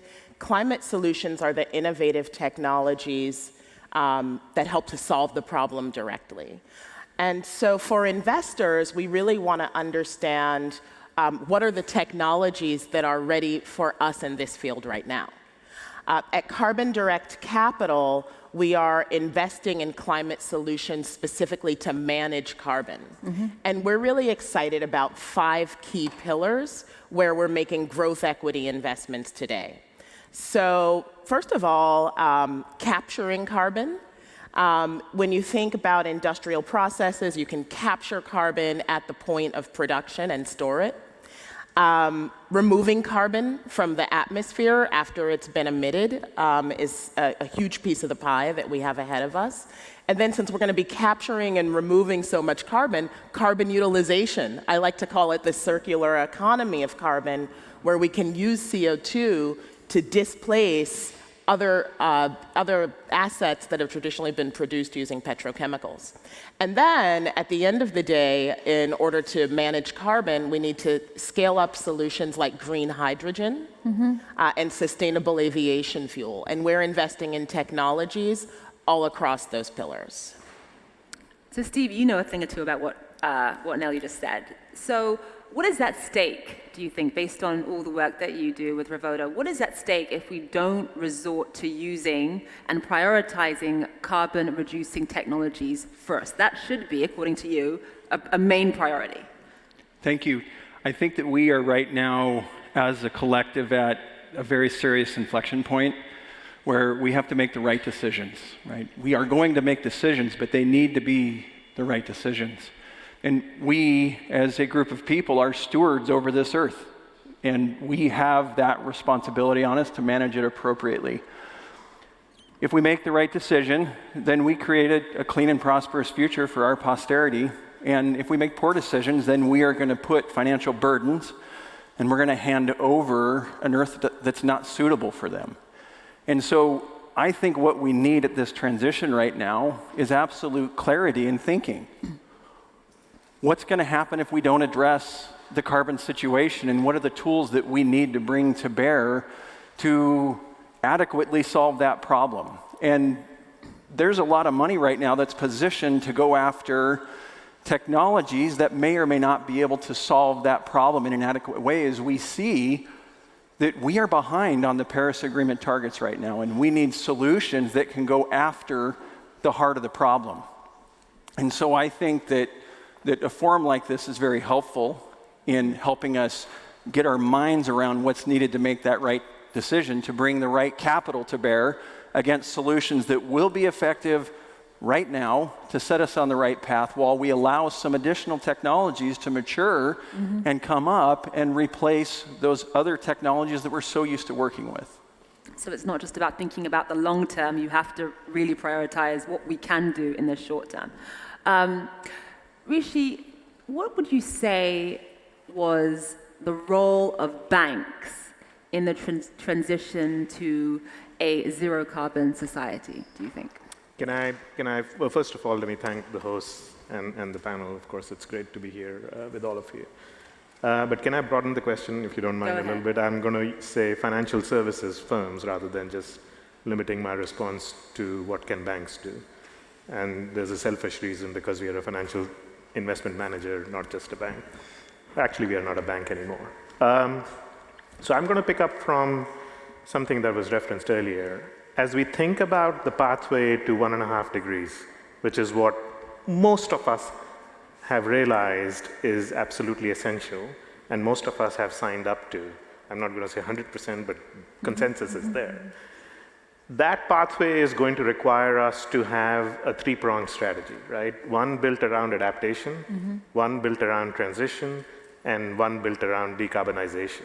Decarbonization, which is probably the most impactful, that leads us to a net zero outcome by 2050, is not a switch that you can throw overnight. It is essential. We have to invest in the R&D. We have to scale up the underlying technologies, as Neely was referencing, but it's going to take some time. Adaptation is needed today because of what is happening in Malawi, in Pakistan, in California, in Australia, and parts of where I come from in India, and so on, right? And the transition is really what I think has started and gained speed the most, momentum the most, in terms of transitioning, particularly the power generation sector, from fossil fuels to renewables, increasingly solar, wind, hydro, nuclear, and so on. The role that we, as investors, as stewards of capital, if I can call it that, have to play in that is on all three fronts. Number one, the risk and return profile of those three is radically different from each other. The decarbonization journey is a little bit more venture growth stage.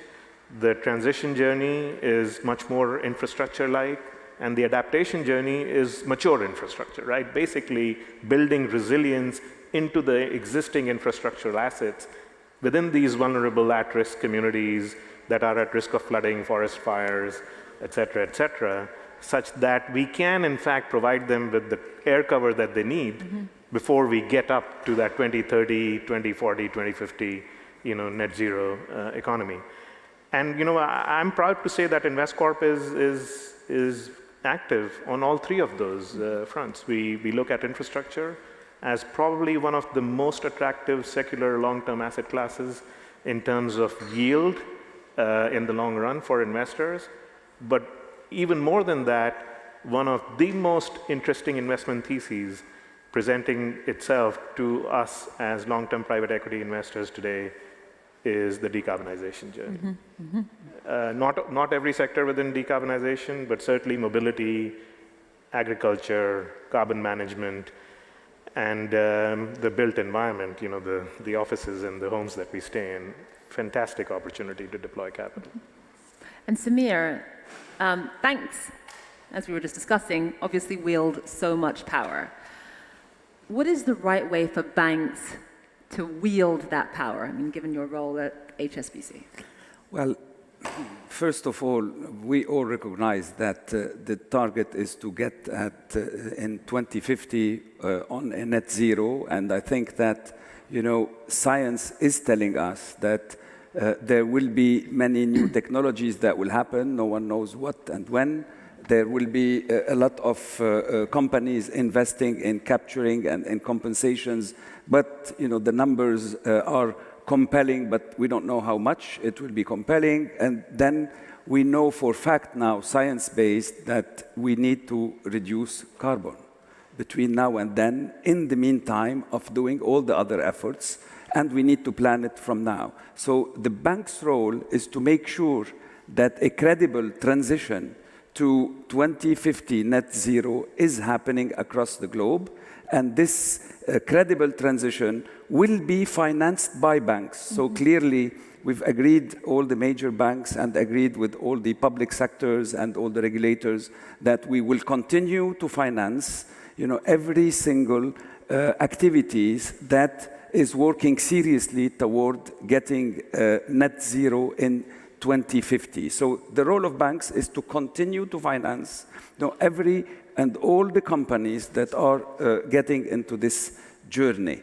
And in the case of HSBC, for example, we've committed our own net zero will be in 2030, but the portfolio of lending that we have to be net zero in 2050. And it is a portfolio of lending, and it's work that we will have to do with each sector to get there.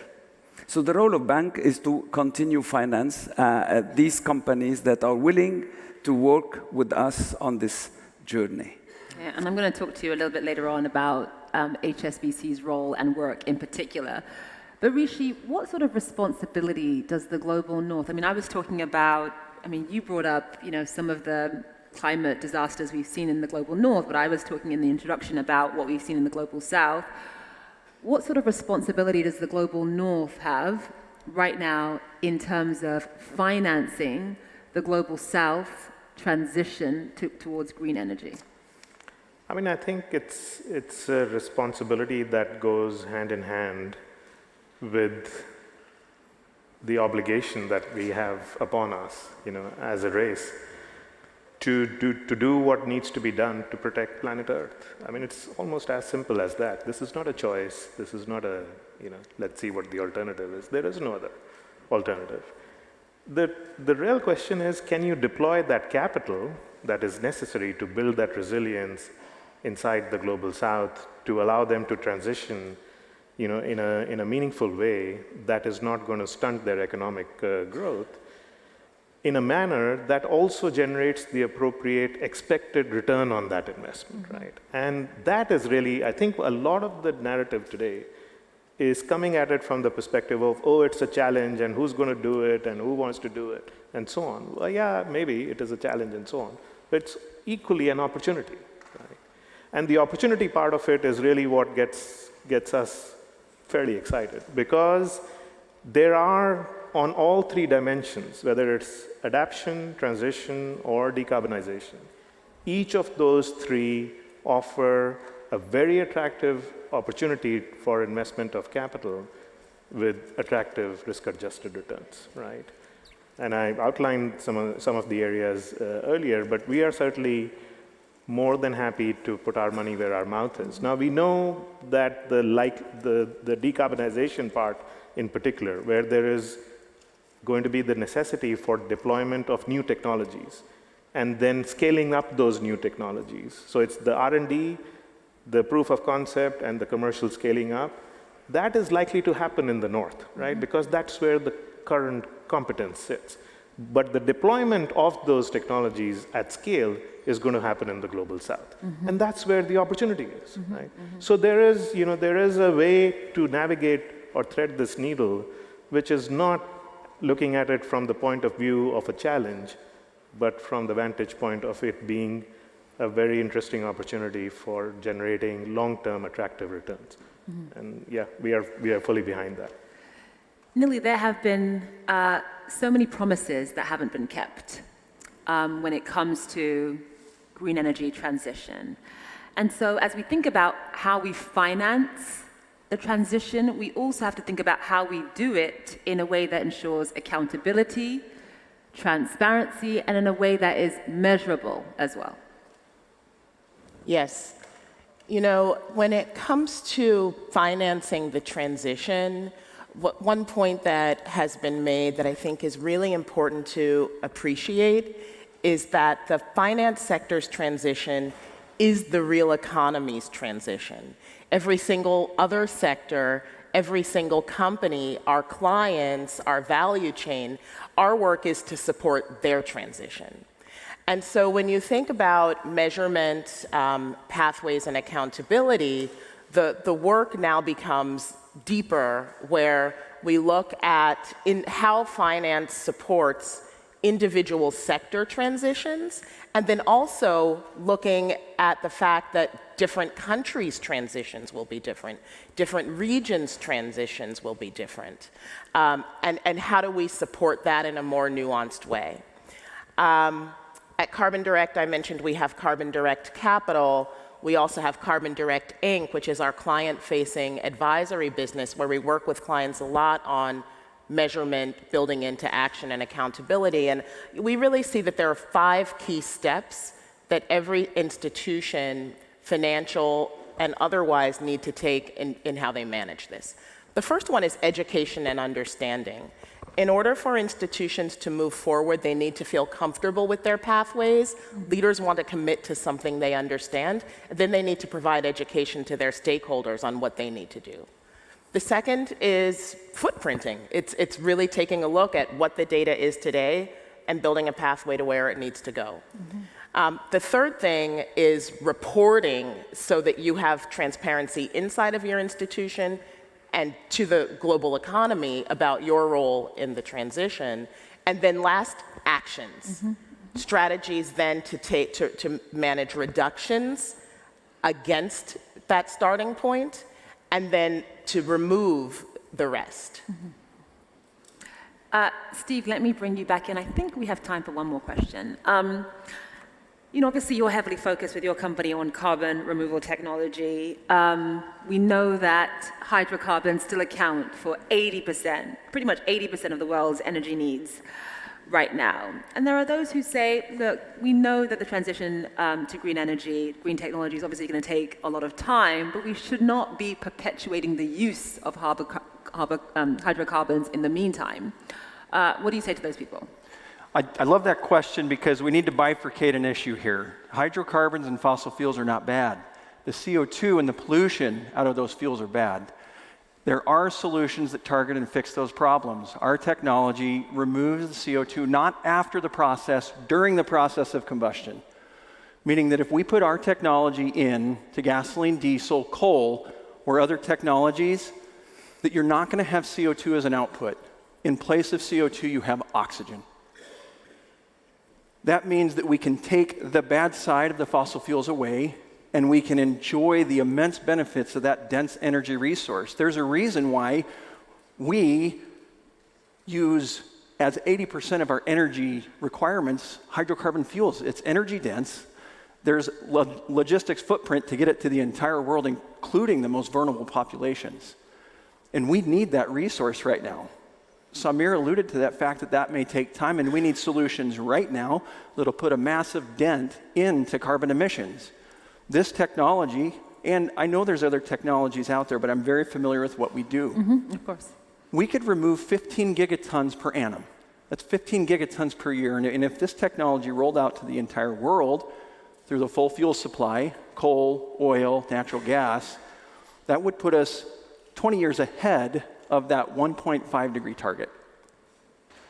And so we don't want to go after that incredibly rich resource that is benefiting the entirety of humanity.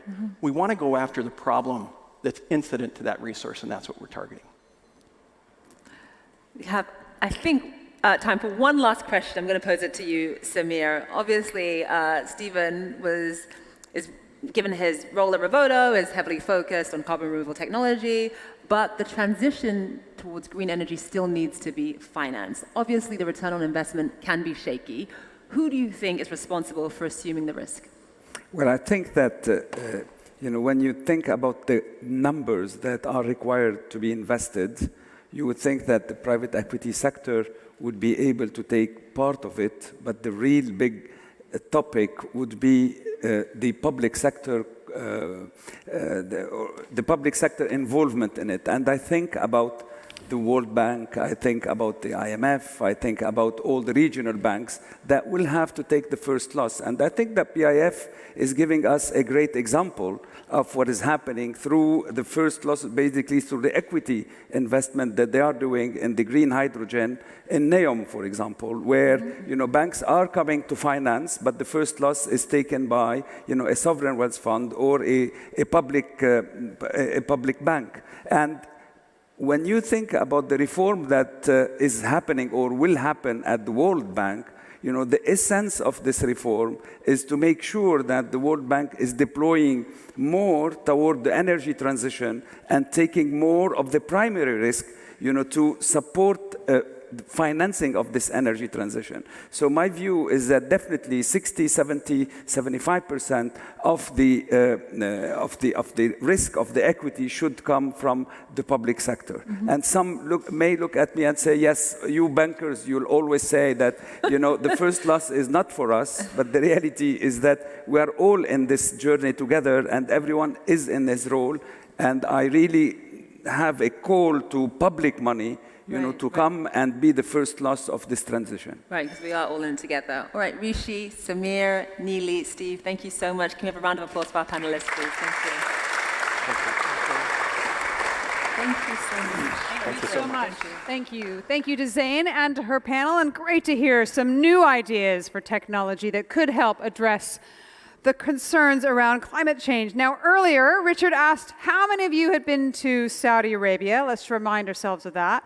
How many of you have been to NEOM? Okay, me neither, so fewer of those. Before I invite our next speakers up here on stage, let's hear a little bit about what's going on right now in NEOM.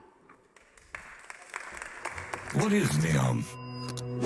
This is NEOM, or here, to be more precise, in the northwest of Saudi Arabia. But NEOM is more than a place. It's a home for people who dream big. Bigger than that. That's more like it. It'll be a hub for innovation, an entirely new model for sustainable living. The vision for a new future. In fact, that's how it got its name. But what will be there? There's Oxagon, a thriving city at the crossroads of the world, where advanced manufacturing will enable industries of the future. Trojena, a year-round mountain destination. And just remember to pack your skis when you visit. Or if skiing's not your thing, there's always Sindala, one of NEOM's many beautiful islands, perfect for some R&R. And the Line, a 500-meter high, 200-meter wide, 170-kilometer long city in the shape of, well, a line. No roads, cars, or emissions. And everything its 9 million residents could ever need within a 5-minute walk. But best of all, the entire region will offer unparalleled access to nature and will be powered by clean energy. All within easy reach of the rest of the world. I know what you're thinking.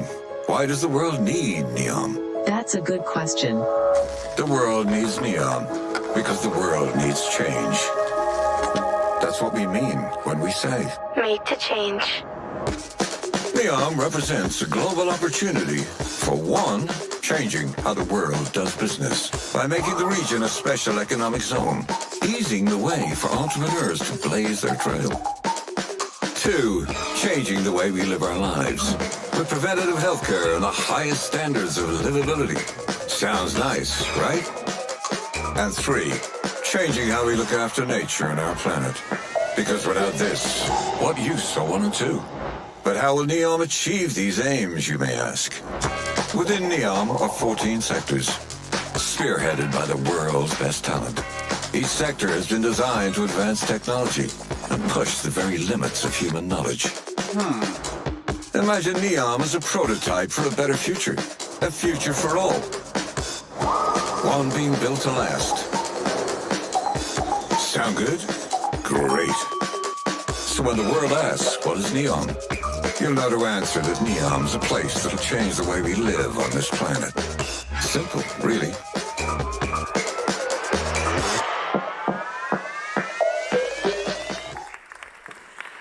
All right. Well, the world needs change, so let's hear more now about the change happening right now in Saudi Arabia. Please welcome to the stage the Deputy CEO of NEOM, Ryan Fayez, and our moderator, the CEO of the Future Investment Initiative Institute, Richard Atias. Thank you, Edie. Thank you. Thank you. So, first of all, I'm very happy to be here with Ryan because he's from day one of our first strategic partners at the FII Institute. The second reason is, believe me, this session is not super important because I'm underrating it. It's super important because it will be a turning point on the way you will see what is going on in the world. NEOM, 2 days ago, was mentioned in the Times magazine as the world's largest project in the world. Ryan, before I introduce who you are, because you are too discreet, so people need to realize who are the people behind this project. How do you sleep? I don't. In charge of the crazy project like this one. Well, first of all, Richard, thank you very much for inviting us to be here and to showcase what NEOM has to the world on this platform. I think it's a pleasure and an honor to be with you. I think, as you mentioned, it is the largest project in the world, but it's very ambitious and challenging, but we get all the support to get it done. So as ambitious and as demanding the job is, my job, but as well as the rest of the organization, we are compensated by the support of the board, chaired by His Royal Highness, the Crown Prince, as well as an exceptional management team led by the CEO. And the combination of those two is really what gives me the comfort. We sleep every night thinking, what is the next problem going to come from the day we wake up? And but knowing that we have the full support of the board, as well as our shareholder, and a management team led by some of the most exceptional people from all around the world, and you met many of them, I think that relieves a lot of the pressure and gives me a couple more hours of sleep than I could. And you are one of them. Ryan, just for you to know, Ryan is overseeing NEOM's corporate function as a deputy CEO, but as well as the NEOM Investment Office, the NEOM Investment Fund, the NEOM Development Fund. Before, just to understand the people who are behind this amazing project, prior to taking up his role at NEOM, Ryan was the managing director and the CEO of a bank, Saudi Fransi. Before that, the CEO of Savola Group. He was formerly the managing director and Saudi Arabia senior country officer at JP Morgan, senior positions at Goldman Sachs, and many more. And last but not least, Ryan is also a member of numerous boards across Saudi Arabia, including Al Aula, development company, King Salman Park Foundation, Sport Boulevard, and last but not least, you are a member of the World Economic Forum's Young Global Leaders, if I'm not mistaken. Correct. And he is a graduate of the MIT with a Bachelor of Science in Mechanical Engineering. So behind this project, this is why I was mentioning, sorry, to highlight your curriculum. I know you don't like that, but you have amazing people behind NEOM. So in few words, what is NEOM? So you've seen the video, and I'll try to demystify NEOM as much as I can. Many of you have heard about it, but maybe don't know what it is from the outside. And as the video has highlighted, it's a region in the northwest of Saudi Arabia. It's the size of Massachusetts, just to give you some context, or Belgium for those who come from Europe. And it is there to really diversify, at least locally, from a Saudi Arabia perspective. It's the biggest Vision 2030 project, and it's there to diversify the kingdom's economy away from what has historically been heavily reliant on oil and gas and hydrocarbon industries. At a global level, it is there to really address global challenges, and challenges around urban sprawl, around environmental challenges, climate change, and it is a living lab to really address many of these challenges. And to be honest, many people, including people that I meet every day, actually question and challenge me personally and challenge the management team. Is it really possible that Saudi Arabia and a project within Saudi Arabia can solve global challenges? Is it really possible that Saudi Arabia can be the beacon of change when it comes to challenges that go beyond the Saudi borders? The reality is, since His Royal Highness, the Crown Prince, became the Crown Prince, he's been challenging all of us, all Saudis, to think global, and has taken away all of the mental and psychological limits to any of us to think that only our ambition is only limited to the kingdom or to the region. Our ambition now is a global ambition. And NEOM is a very good validation of that. And it's already happening. You've heard His Excellency Yasser Mayyan talk about it earlier. We're building the biggest green hydrogen project in the world. And it is multiple times bigger than the second largest one. This is an industry that, and this is only phase 1. Phase 2 and phase 3 are coming in NEOM, and we're going to be the epicenter of green hydrogen globally. We're also changing desalination. Desalination historically has been linked to environmentally unfriendly industry. Today, we're rethinking how desalination works. We're powering desalination plants using green energy, producing zero liquid discharge, and reprocessing the brine into commercial and industrial use. So when you rethink the way water desalination works, we're actually changing the industry globally, not only in Saudi Arabia. And these are very concrete examples of why NEOM is there and how NEOM today is actually changing some of the key industries globally. But what are the other challenges that our humanity is facing that you are addressing in NEOM? Because you spoke about climate change, you spoke about new energy, but it's much more than that. Knowing quite well NEOM, my wife was, the first time I remember a few years ago when we were present in NEOM, my wife said, "Oh my God, this is planet B." Yeah. So, and you were right, by the way, we are really building a planet B. Yeah. So what are the other challenges that you are addressing? Yeah. So first of all, as I mentioned earlier, we're trying to redefine how businesses coexist with nature. So everything that we're doing today in NEOM has nature environment at the core of what we're doing, and I can talk about some of the principles later. Secondly, we're addressing livability challenges. And you've seen some designs of the line, and obviously the next few minutes cannot give it justice. Really what we're doing is redesigning how people could live better in the future, with less infrastructure, with less footprint to occupy, with better proximity, no cars, no CO2 emissions. All of that coming together is creating an ecosystem where we are solving challenges that exist all around the world, but people have not had the chance of having a blank canvas in the way we do, and the vision in the way our chairman does, to recreate it and experiment with it at scale like we are in NEOM. As of today, at which very practical, like thinking as an engineer, at which practical stage are you? And for our friends who are here, if they want to be part of this dream, which is a reality now, where can they jump? On which stage can they jump? On which phase? On which sub-project of NEOM, which is a massive project, could they join you? You know, I always say I was fortunate enough to have joined NEOM at the time that I have, which is almost a year ago. NEOM has really passed the design phase and is very heavy into execution. So today we have 2,600 employees coming from more than 80 nationalities, with actually a significant part. Many Americans. Yeah, our third largest nationality is US nationalities, living in NEOM and delivering the execution and the vision. So we're no longer talking about CGI renders or PowerPoints or strategies. We are talking about execution today. So on the infrastructure side, all of the projects you saw in the video are projects that are currently being executed. We have more than 50,000 construction workers on the ground executing on every single one of these projects.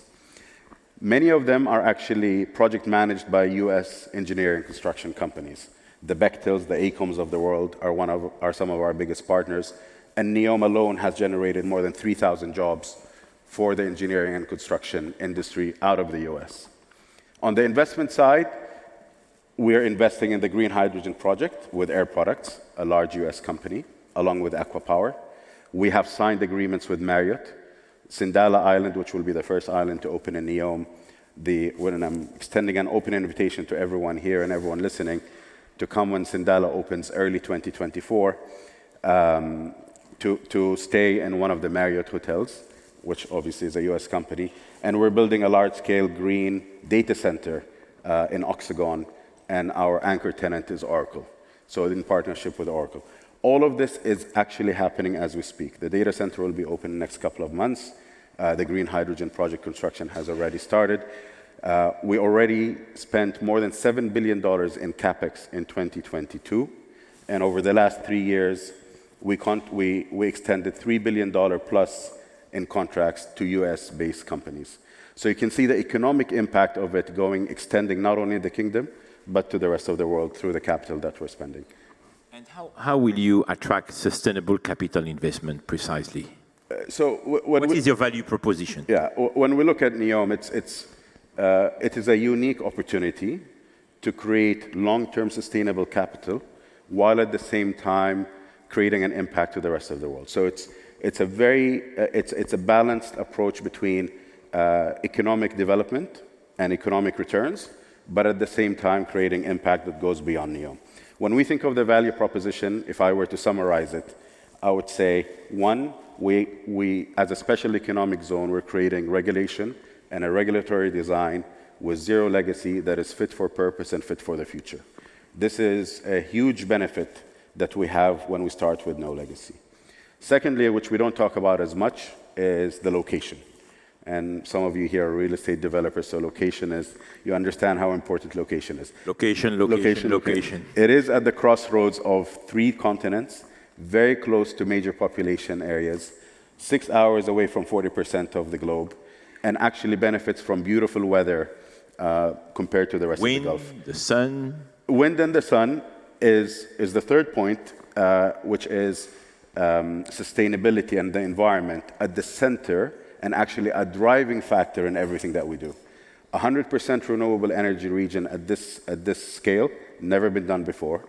And we can only do it given the natural resources that we have there, which is not oil, is strong solar radiation and strong wind at night. So it's a perfect balance between solar energy powered in the daytime and wind in the evening that will deliver on this ambition of 100% renewable energy.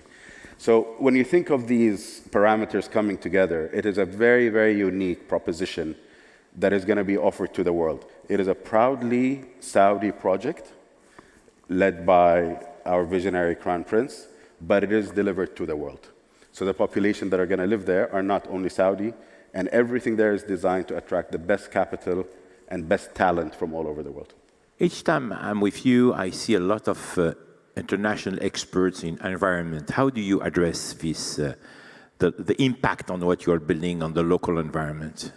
So when we, as I said earlier, how the environment drives everything that we do.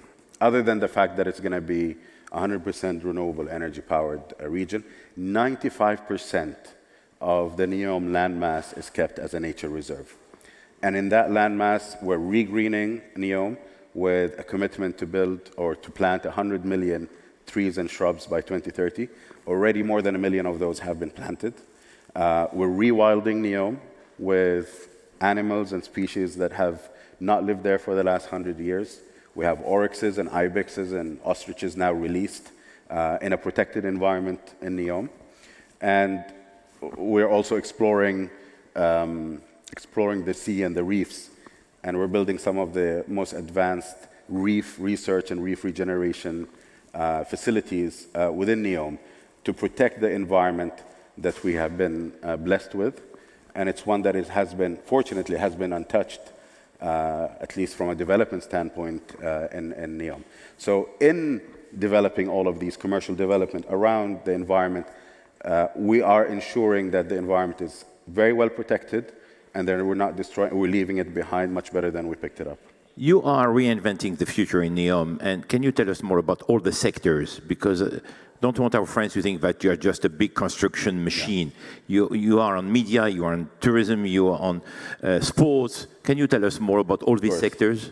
That's a very good point. I think we talk a lot about the physical infrastructure of NEOM and all the development that is being built, but NEOM is not a real estate project. NEOM is a new economy being created in the kingdom. And the way this new economy is going to be powered is through 15 sectors that we have identified to be the job creators, to be the sources of innovation: healthcare, biotech, financial services, tech and digital, media, culture, manufacturing, mobility, which is a big theme in NEOM. All of these sectors are sectors that are led by some of the global best experts to drive the next generation of innovation in these sectors. And those are the sectors that are going to attract the best talent from around the world to come and work and live in NEOM, because it is an opportunity to create something that has never been done before. In Miami, as you know, sport and media are very important. You are hosting Winter Olympics. Yes. And you are already having a very active media sector. Can you tell us more about it? Yeah, actually, sports and media are the two sectors that have been very heavily activated even before NEOM reaches its end state. So on the media front, for instance, we've produced more than 25 productions over the last 18 months, including a big Hollywood movie called Desert Warrior, starred by Anthony Mackie. We offer excellent subsidies and rebates for the production houses to come and produce in NEOM, and it's been working. It is creating a lot of traffic, a lot of buzz, and actually real production coming out of NEOM. On the sports front, we're blessed with beautiful nature and beautiful coast and a very nice sea and good winds. So we did the kite surfing global competition in NEOM a few months ago, as well as the beach games. So we work with what we have today to deliver an activation that doesn't have to wait till the end state is over. And that's been working very, very well in those two sectors, the sports and the media sector. My last question, Ryan. Now, do you know why you took the job or not? You know, NEOM is difficult. A year ago, you didn't have the choice. Yeah, NEOM is very difficult to understand from the outside in, okay? So when I got in and I was told, you know, it's a complicated beast, first couple of months, I was like, you know, actually, it's easy. I get this. But then the third month, I found that I was only scratching the surface, and I didn't understand the depth of everything that is happening there. It's not until the third, let's say, call it 2-month period, so by my 5th and 6th month, is really when I started grasping NEOM. And I don't mean this, and many people say this about many jobs, but this in this case is quite unique.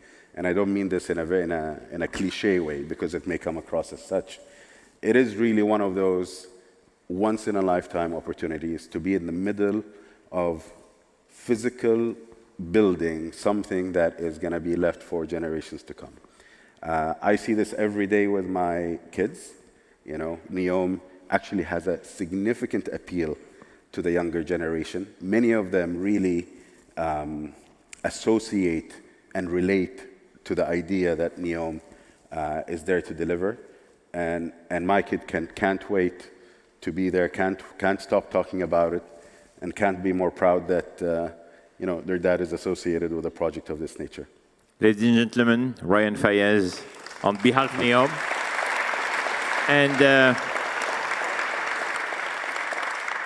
And I cannot encourage you enough to be back here in this room on April 17, because NEOM has an amazing program called Discover NEOM, and they will stop in Miami on April 17, and you will really spend an amazing day by discovering NEOM from inside and from outside. This was just the appetizer. You're going to see the full main course, 3-course meal when we come in 17th. Ryan, thank you very much for your time. Thank you.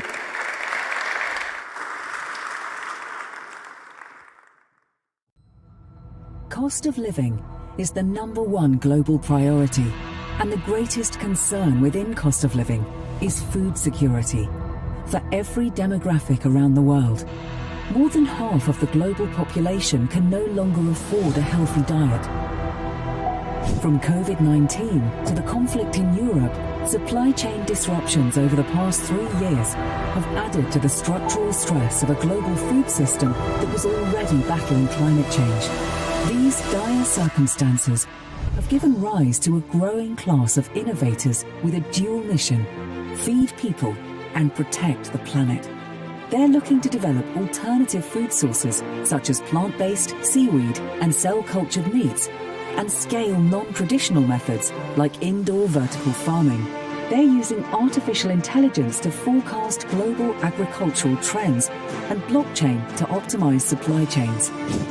Will the coming generation of technology be enough to combat food inflation and secure the micronutrients needed to live vibrant, healthy lives? What's the future of food?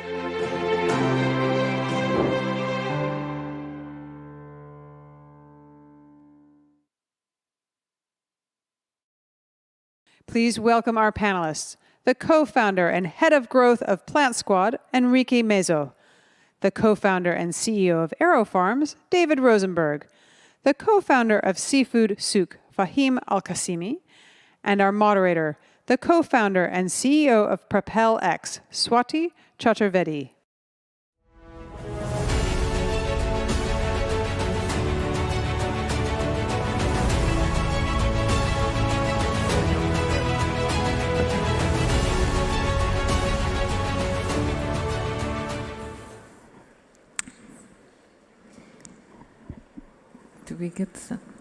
Good afternoon, everyone. It's a pleasure to be here, and I'm delighted to have an esteemed panel of guests here. Before we jump right into the panel, let me tell you a little bit, because you haven't seen me, who I am. So my name is Swati. I started this company called Propel X. It is an alternative investments platform. We enable ordinary investors worldwide to invest in startups and hedge funds online. Several years ago, I started the MIT Angels Group with a mission to help investors invest in deep technology startups. At that time, I coined this phrase, deep technology, which today is a globally understood thing. And the reason we need to understand this is because the term technology is often hijacked by information technology alone. Technology is not just that. Technology spans sectors, whether it's manufacturing, it's transportation, it's aerospace, food and agriculture, life sciences. And that is why I'm very impressed with the mission of FII, which is very similar to what we did at MIT Angels and what we continue to do at Propel X. So it's a little bit of a shout out to the FII and the ACT team and Tony, who leads the team here, which is invest in technologies that matter. And food is one such area. So I'm really happy and delighted and privileged to be sharing the stage with my esteemed guests. I can say a lot about them, but I think it is best if it comes from them themselves. We have Enrique from Plant Squad, David from AeroFarms, and Fahim from Seafood Souk. So to get the panel started, I'd like you all, gentlemen, to introduce yourselves and tell us about your companies and why what you are doing matters so much in this world today. So Fahim, do you want to kick it off? Sure, thank you so much, Swati.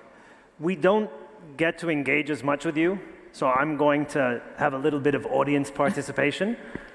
Who here eats seafood? Show of hands, good amount. Who here asks where their seafood comes from? Oh, good. Oh, good, surprising number. Most people don't, and for the $2 trillion seafood industry, the problem we've got is very opaque supply chains. So we founded Seafood Souk 5 years ago. We're a platform that allows the seafood industry to trade finance, and for us, most importantly, trace the seafood back to the source. A third of the world still relies on seafood as a main source of protein or income, and it's a very undigitized space. So we're extremely proud to be innovating in 35 countries today, from the region for the world. Thank you, Fahim. David, do you want to talk about AeroFarms and what is it that's so important for this world today? Yeah, and I'll start off, there's a lot of exciting innovation going on in food and ag. I also chair the board at Every, which makes alternative proteins, basically eggs, but not through chickens, through precision fermentation. And Aspire, which makes insect proteins through crickets. My day job, if you will, is I've co-founded and lead Aero Farms, so we're a vertical farming company. We grow plants level upon level in warehouses as opposed to greenhouses, without sun, without soil. Plants don't need sun, they need spectrum of light. They don't need soil, they need nutrients and micronutrients.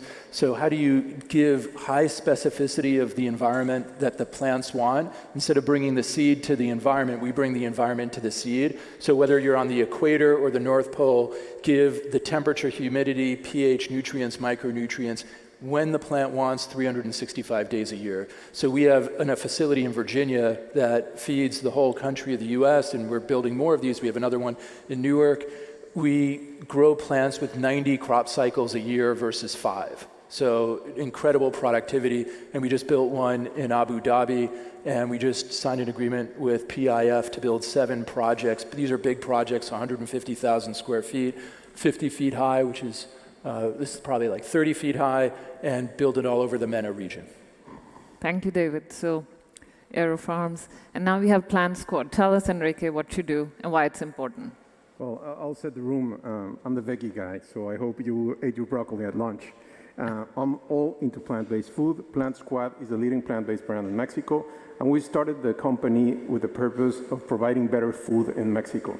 The problems that we're facing regarding health, obesity, cardiovascular disease is something that is not only in Mexico, it's happening all over the place, and we decided to tackle that problem through plant-based food, but with a premise in which we created a multi-platform of proteins, in which we have the non-chicken, the non-beef, non-shrimp, non-calamari, and a bunch of other alternatives for people to have an option in every moment of consumption. And that's what we're doing in Plant Squad. So ladies and gentlemen, we have people here who are making alternative meats, aero farming, so vertical farming, and then alternatives or better supplied seafood. So let me ask you this question. Seafood Souk, let me ask you that. You are a portfolio company of the FII, and how has that partnership been productive, both in expanding your business, but also protecting the oceans, as it were? Yeah, I think I'll start by saying all of our solutions together is what we need when we're talking about some of the issues at priority, right? Specifically food security and the cost of food on your plate. Our vantage point is the oceans. Without our oceans, we don't exist. But we operate in a very niche industry. When Sean, my co-founder, and I came up with this idea of building a digital ecosystem for the seafood industry from the Middle East for the world, we needed to find the right partners. And the one thing the FII definitely is a partner. The oceans, reflecting on the FII's priority report, the ocean means jobs. The oceans means tourism. The ocean means the environment. The oceans mean food security. And FII were gracious enough to have us as a portfolio company. And their partnership and their support, because they're not just a think tank, they are a do tank, has allowed us to grow platform orders 250% last year. We grew revenue 84% last year. We operate from the Middle East for the world in 35 countries because of that partnership. So Tony, Khulud, if you're in the room, thank you for all the support. It does mean that we are able to have avenues like this for a call of action to have the ocean more invested in. Thank you, Fim. So, David, you've raised a lot of money, and you already operate quite broadly, and you have now built a facility in the Middle East, as I understand, right? Which you showed, which is very impressive. So tell us about that facility a little bit, tell the people also here. And how is the Middle East a strategic location for you? What are your plans for world domination going from here? Yeah. So what's exciting as an entrepreneur, we want to go with early adopters. And the spirit in parts of the Middle East, I would say Riyadh, places like Abu Dhabi, Dubai, is let's be bold, let's be first. So you just look at the architecture, which is spectacular, and you get a sense of that boldness and that spirit of entrepreneurship and being first. And that's, you want to be with those early adopters. So here, there's also high pain point in the sense of there's not a lot of arable land, there's not a lot of fresh water. We grow a plant using less than 5% of the water to grow a plant. We don't need any soils to grow a plant. So here, it's a good fit to help with food security. and bring food production locally in the region. So we're enabling food production locally, and there's capital to help us still build it. A facility could be $100 million, so the fact that we are able to partner with PIF to roll these out in the MENA region, it helps us scale in a more capital efficient way so we could take capital and figure out how to grow a new plant, how to reduce capital cost, how to reduce operating cost. We've grown about 550 different varieties of plants. We've commercialized 18. So that tells you two things. One, it's really hard, and two, our ambition's really high. So our next, here you could, for those in Miami or anywhere in the country, you could buy our product at Whole Foods, Walmart, like a lot of different retailers. And what's today leafy greens, tomorrow it's strawberries. We've grown 70 different types of strawberries and blueberries. And we're growing crops as B2B in a platform for Cargill. We grow cocoa. For AB InBev, we grow hops that get transplanted out to the field. So it's a platform that has higher and higher utility to grow more plants, both with farmers and for customers, for retailers. And the Middle East is a great market. We're building it out as a hub to expand geographically, but also innovating. We're finding, because of that spirit of entrepreneurship and innovation, we're innovating in robotics and AI there to expand in our farms globally. So, but another, just to follow up on that, in order to expand globally, you do need to bring the price down quite a bit, especially if you want to expand in emerging economies. Any thoughts on that? Yeah, so when people buy our product, and hopefully everyone's a customer, but when you look at AeroFarms, you're buying product that's priced the same as a field farmer in the category of organics. So in the US, it's about a 20% premium over non-organics, but it's priced at the same. So you go to the salad section, it's about $3.99 for a container of it. That's the same as the field farm. So we hit that price point to have mass adoption in the markets. And we're doing that now, our next crop, like I said, with berries, and there too, we believe we haven't done it at scale. We've done it farms the size of this room. Now it's about doing it farms the size of this building, getting the cost points the same as the field farmer. And if you think of LEDs, how many people have LEDs in your homes now versus 5 years ago versus 10 years ago, that cost point's going down. The utility of running the cycles, having 90 crop turns versus 5, the depreciation component of operating costs gets spread out much more and makes the cost work. Thank you. So Enrique, just moving on to you, you are based in Mexico. So tell us about your cost advantages, if any, and how do you intend to get plant-based meats today, which are more or less a premium product in the US, into the hands of poorer people, again, going to the price, and why is it important to get it to them? Yes, so regarding cost structure, it's part of our entrepreneurial spirit. We knew we needed to be affordable and that we needed to replicate these products of animal protein with the solutions that we had with our formulations being super efficient. But our spirit was located in being healthy food. We are the only clean label brand in Mexico that is delivering these products, and that has been the focus. But on the other hand, we know that price parity is a concept that we're looking into. So if our products are higher in price than animal protein, it's going to be difficult for more people to adopt them. So that's why we're working on it. Currently, we're 40% lower in price to other plant-based competitors in Mexico, and we're in a range of minus 15% to 15% up from animal protein in Mexico, talking about premium meat, premium chicken, premium fish. That's where we are. And we know that if we tackle price, that's going to be the main trigger for people to decide to look into these alternatives, right, into plant-based food. That's where we're being focused. And on the other hand, is building relations with important retailers in Mexico, as Walmart, as you have been doing it here. In Mexico, Walmart has a large footprint, and we're working with them to be in the lower income segment of the retailers. They have another name in Mexico. And fortunately, 2 weeks ago, we started introducing our products. And we were fighting the premise, we're not interested in these products. And that's what everybody was telling us, that this is a niche, this is a fad, nobody wants these products. But when we deliver good products, nutritional products, at the correct price or even lower, consumption starts, right? That triggers a lot of people buying it. And that's what we're doing, trying to get those price rights. Well, the price is one thing, and what about the actual nutrition? Is the protein content similar to what you would get from animal meats? Absolutely. Definitely. In some components could vary, but on average, the balance is correct. And that's the correct balance. You could have plant-based food, not only ours, but I'm talking about plant-based food, and you can get all your proteins, nutrients, and every component that you need to have a good life from plants. And if then you put it into plant-based food as the products that we currently have, you will get that right balance. Definitely, this is something that we're into. Yeah, got it. Well, thank you so much. Just moving on. So, all of you are founders, CEOs. Let me start from Enrique, and we'll wrap up with you, Fahim. Sure. Tell me, what keeps you up at night? Well, several things, but the most important is understanding what's going to change the way in which people are going to consume our food, right? Plant-based food.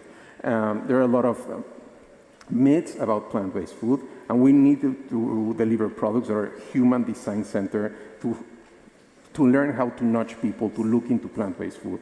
After the pandemic, our industry grew significantly. A lot of people are deciding to change, but what keeps us awake at night is how can we communicate better the benefits, the alternative of our products, but most of it, the impact of plant-based food. We have a lower carbon footprint, we use less water, we have a lower impact in land, and this is a way in which people can change things in our world by eating plant-based food. So it's a fast pace to make an impact. It's something that you can be empowered to do, and that's what we are talking in our offices, in our meetings all day, how to communicate this better, to empower consumers, then see that this is an alternative for them to make a larger impact in our world. So how to increase adoption, in other words. Yes. Yeah, thank you. Absolutely. David, what keeps you up at night? Well, I'll build on that. What's exciting is, I think it's COVID. The world changed. People started asking not only what are they eating, but how is it grown or how is it produced? And that's exciting because it allows us, the innovator, to tell our story, to lean in. And if we want to be distinctive, so where we could have distinctive product, we realize that distinction could come from taste, texture, nutrients, color, shelf life. It could be from telling the story of using less resources to grow a plant or grow alternative meats. And that's exciting for the entrepreneur, the innovator, to bring people into that dialogue and hopefully vote with their wallets because their wallets are meaningful and people are making choices that reward the leaders, the good actors, and hopefully less of the people that pollute, that take up a lot of our valuable resources, things of that nature. So it's an exciting time to be an entrepreneur, to be an innovator. Thank you, David. So Fahim, just coming to you, I wanted to ask you one question before, and then I'm going to ask you again what keeps you up at night. Sure. But tell me, why is it important to trace where your fish are coming from? I know you are handling traceability. Sure. Why is that important? And then tell me what keeps you up at night. So traceability is extremely important in the seafood industry because if I want you to remember one thing from this panel, half of the seafood that you eat is farmed. Right? Like the gentlemen do, they farm, they make products. The other half we extract from the oceans, which is more like mining than it is like farming. I'll say it again. The only product we extract from the earth that is more like mining than farming is seafood. When somebody catches illegal, unreported, unregulated fish, IUU it's called, that ends up in opaque supply chains and it'll end up on your plate and you will have no idea. We launched our traceability play with a group of hotels. One hotel found out, to no fault of their own, that they were serving an endangered species. That's why I ask, do you ask where your seafood comes from? Because the more people adopt traceability in those supply chains, the more we can bring the value back to fishermen, we can make sure that we're protecting our oceans. To the second question, which is what keeps me up at night. I think our biggest concern, and with ultimate respect to my colleagues here up on stage, we work in parts of the world where the fisherman in Senegal is still going to go out and fish. No amount of smart farming is going to stop the young Vietnamese fisherman going out and fishing to make money, to put money in his wallet, to buy food. And because of that, we operate in emerging markets to bring technology to them, to allow them to sell their traceable product in new markets. Here in Miami today, you will be eating mahi-mahi that we sold on our platform and traced all the way back to hand-line fishermen in Oman, in the Gulf. That didn't exist 2 years ago. And that's why we need more technology in the seafood space. and then I can get a good night's sleep. Thank you. Well, that's all that we have time for today, but thank you, gentlemen, and I wish you the greatest of luck and best wishes for your Appreciate it. Great, gracias. Please welcome our panelists, the CEO and Managing Director of Food Systems for the Future, Ertarine Kusin, the founder and CEO of Grow Intelligence, Sarah Menker, the co-founder and managing partner of Manatree, Ellie Rubenstein, and our moderator, the editorial director of Diversity and Culture for Politico, John Yearwood.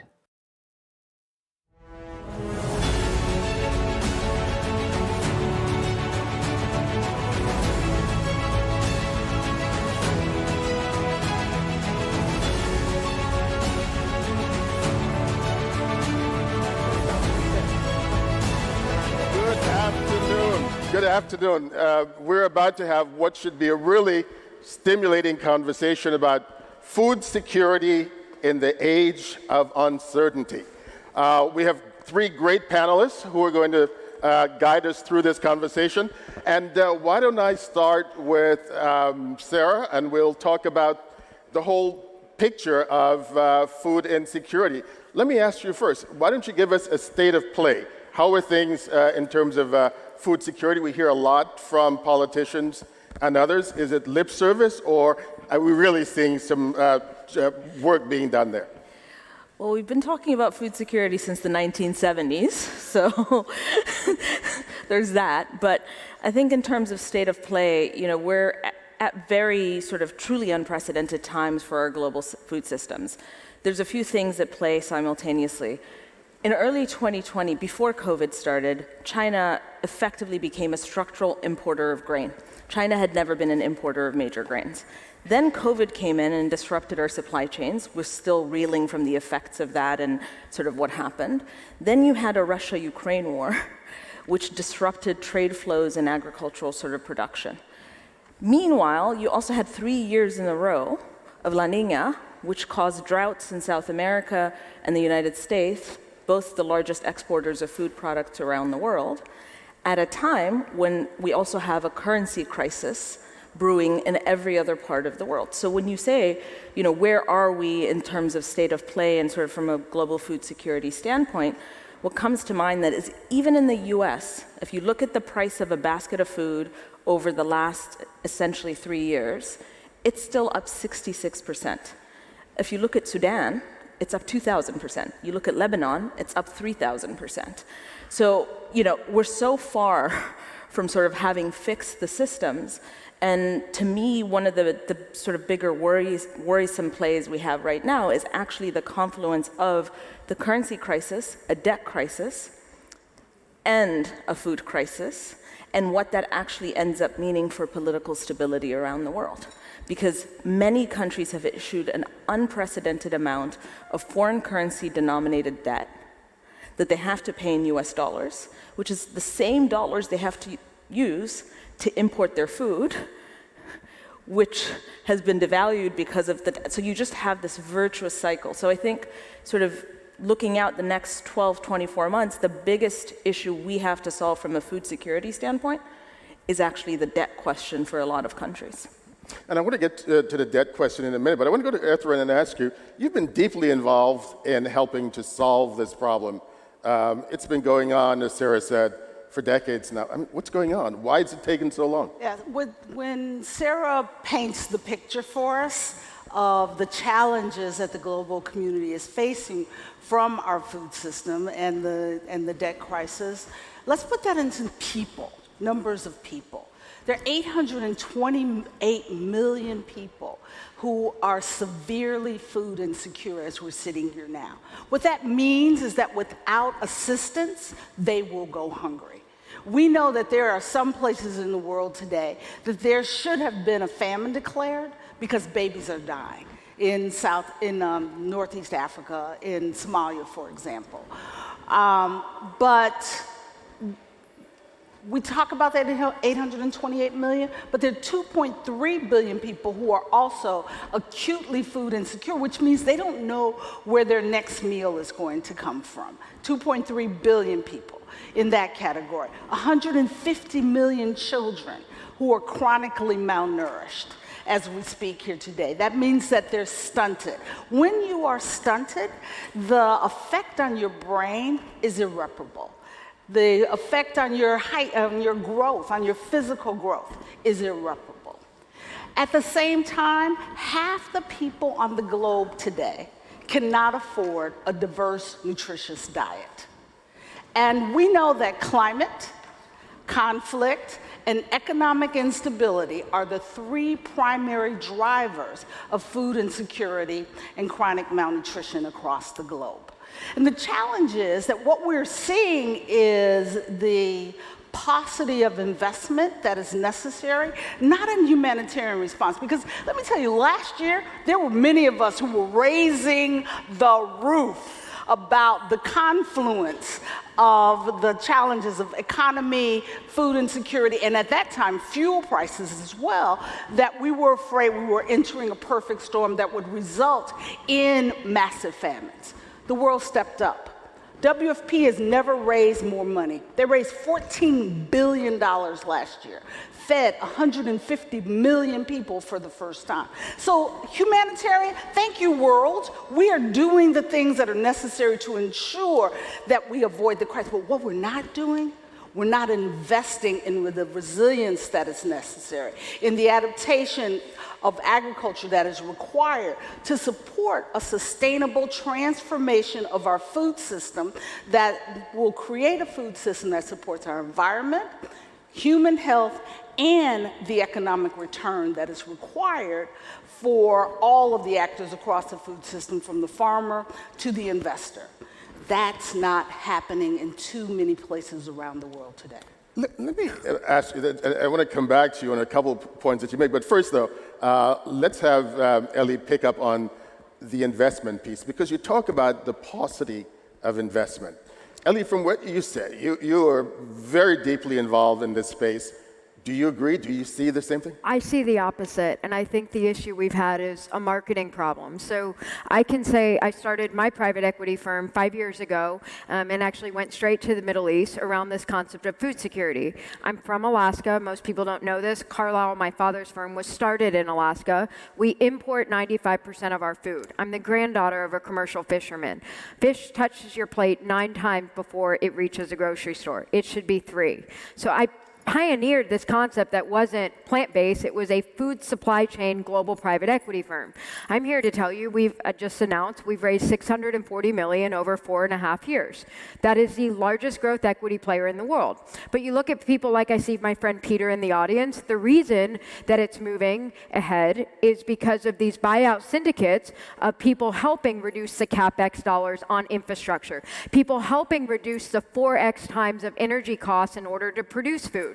So when you look at what food supply chain and food security mean, it doesn't mean anymore foreign direct investment. What it means is profitable business models that are your standard private equity firm that have revenue, that more importantly, the top line growth is growing. Why? Well, even as inflation goes through the roof, we are taking dollars away from the healthcare segment. That is very important to point out. You absolutely can have human health, animal health, and environmental health. I'm fresh off of 6 hours of LPAC meeting from some of the most sophisticated Europe and Middle Eastern investors. And what we see is they're very happy that we have returns, but more importantly, they're very happy we've done this with ESG. One more note on that. I've had the honor of actually sitting on the Alaska Permanent Fund Board. We are the largest sovereign wealth fund in the US, $80 billion. I'm the sole female on it. I spend almost every day monitoring some of this ESG. And what we can tell you in Alaska, and I've been helping our governor and the state build out food security, again,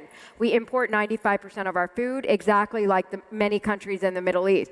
But climate change has given us an unprecedented occurrence to be able to have land that's virgin soil, and more importantly, have energy, things like a gas line where you have the lowest carbon footprint and you can actually produce energy that's carbon friendly, access markets that may have geopolitical instability due to shipping routes opening. You can go to Europe, you're 9 hours away. You can go to Asia, you're 9 hours away. So we actually look at it as probably a once in a generation lifetime opportunity where food security, just like energy security, has always usually been the dominant market powers.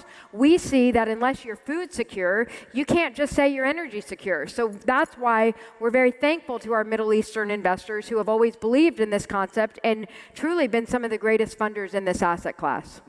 You know, Sarah, I want to go to you in a minute, but first I want to go back to Etherin. Ellie says there's a lot of money floating into this space. How are you missing it?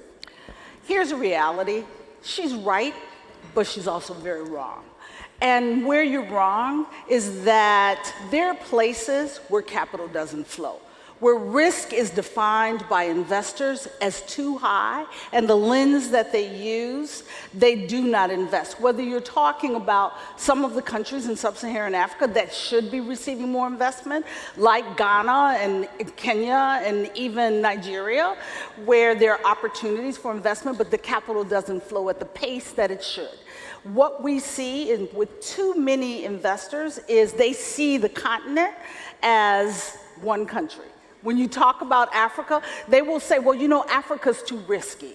I said, you know, there are 54 countries in Africa, and they all have very different risk ratios that require more work.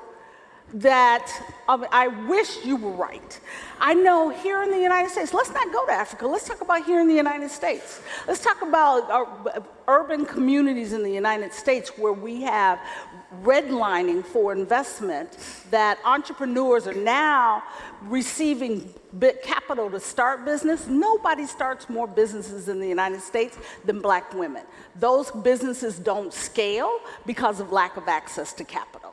So the challenge is that the risk lens that we use has limited the flowing of capital to certain geographies and certain entrepreneurs, particularly in the asset classes of food and agriculture. Because this has been a challenging asset class because it does not have the pace and level of returns that fintech and energy and transportation and some of the others do. But it is quite critical. You are absolutely right. We must change the investment paradigm in the food and agriculture space in order to increase the access to that capital, but more important, to transform the food system in a manner that will address the challenges of us having the capacity to feed ourselves, because we need to increase agricultural production by some 60% in order to feed the population that is projected for 2050. It's not happening today. We are off track. Well, Sarah, I'd love to respond. I mean, I always tell people I live in a state where we're 3 times the size of Texas, but 80% of the population is not on the road system. So I've had many friends that have built their careers. I know one of Sarah's investors in Africa working on carbon management bills or looking at food systems. And then they come to Alaska and they're like, there's actually more infrastructure in Africa. But here nor there, what I think is more important, I actually was happy to see 3 women on this panel, because what we know is that consumer expenditures today that are driving the food chains are actually coming from women. The women are the ones that are still purchasing food in their homes for their families. And also, I love that you just said that food is an asset class. I've spent 13 years in this, and it only took until the institutional capital came on that people actually recognize that food is an asset class. And that's part of why I think we all have to work together and bring in the energy capital and the infrastructure capital. It's coming. You know, when we started in being Alaskan, we always were branded an emerging market as an emerging manager in an emerging marketplace. And those are the titles that I think are starting to go away the more that you can prove to somebody this is fundable. And your point about debt, you know, you're watching in the debt markets, there's so much now private debt available if you can help de-risk it. And so I always tell people, bring in the syndicates, do what you're really good at, make production one area. You know, one example I would give you is we actually are the largest exporter of beef out of Uruguay. And I remember many U.S. investors weren't happy about that when a North American fund manager was so focused on beef in Uruguay. We have 4 times the amount of production. And also, we were able to eliminate one part of the supply chain, which turns out during Ukraine became one of the most volatile one, which is fertilizer. And so you're watching new categories of food disrupt this. So you look at things like regenerative agriculture, where it is literally the animals feeding on grass, rotational grazing. It may help with some of the wildfires of climate, and you increase 4 times the amount of production. So I think it's part of it is a mentality of we have to get out of the fact that you think that you can go to the grocery store and get anything made hyper-local year-round. You still need a global supply chain. There's just a true mismatch of where food is produced and where it's needed. Ellie, I want to get, Sarah, I'll get to you, I promise, in a second. But I also want to tell everyone that we'll take a question, maybe 2 from the audience, depending on how much time we have. But Sarah, I wanted to get to you quickly to talk for a minute, because you're between where these 2 women sit, literally and figuratively, in terms of what you're seeing the investment, or are you not? What we were talking, maybe a marketing issue. How can we try to get more attention to the investment? I think that the inherent cost of capital, why I started my business, which is a data business. It's a data business on our food systems and the effects that climate and climate change has on physical assets around the world, from farmland to buildings to power plants. Why did I start it? I started it because I was an oil and gas trader. And while I was an oil and gas trader, I witnessed firsthand how better data and better information reduced the cost of capital that made tons of capital accessible to energy producers. What happened was we went from a world where coal is what we mostly use to generate power in the US to making natural gas more affordable and cheaper than coal, because shale gas and shale oil got funded. That got funded because oil producers or gas producers that couldn't sell you oil or gas 1 or 2 years forward could sell that to me 20 years forward, use that capital to go drill and sort of discover it. That drove down that cost. Then solar came into the picture. But essentially, the inherent cost of capital and energy literally went down significantly. That funded a ton of innovation. Now, if we look at where we are with global agriculture and global food markets today, first of all, we have tens of thousands of different products, of which you can trade maybe 8 liquidly on an exchange. Most other things are bought day to day, week to week. Even Walmart is buying most of its fresh produce week to week. It isn't thinking about what it needs 1, 2, 3, 4 years in advance. We don't have systems to do that. And so data becomes the enabler to drive down the cost of capital, because the most liquid commodity in the world for agriculture is corn in the United States. If a farmer can go sell that 2 years forward, it's still a miracle today in America. So in a world where we're selling oil and gas 20 years forward to fund innovation, we're not doing that in our global ag markets. We're not doing that in the US, let alone in sub-Saharan Africa.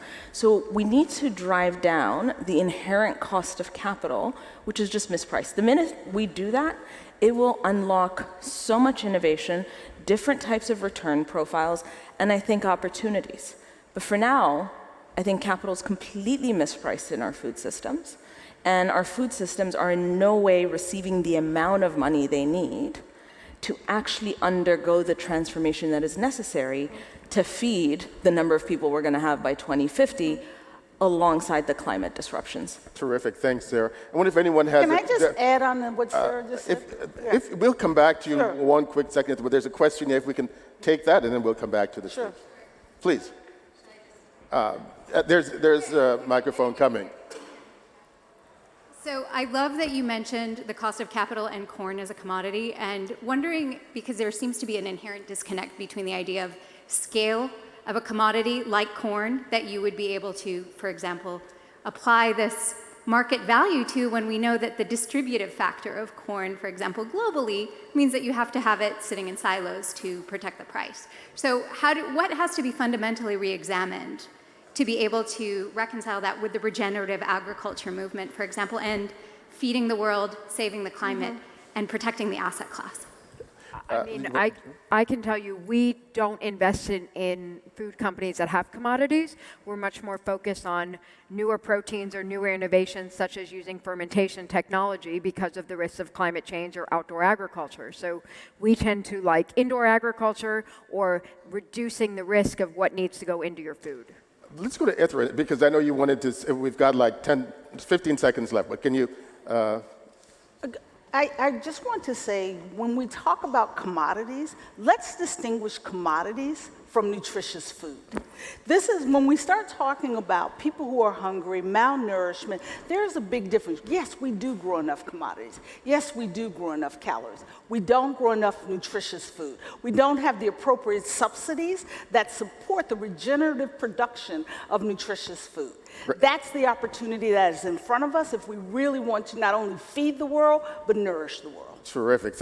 I'm afraid we're out of time, guys. Thank you all so much, and please join me in thanking the panel. Please welcome our panelists, the co-founder and CEO of Applied VR, Matthew Stout, the professor of orthopedic surgery at the Hospital for Special Surgery, Weill Cornell Medical College, and Cornell University, Dr. Frank Cordasco, the CEO of Magic Leap, Peggy Johnson, the CEO of H Evolution Foundation, Dr. Mahmoud Khan, the former dean and CEO of Johns Hopkins Medicine, Dr. Paul Rothman, and our moderator, the SVP and Chief Medical Officer of Salesforce, Dr. Geeta Nayar.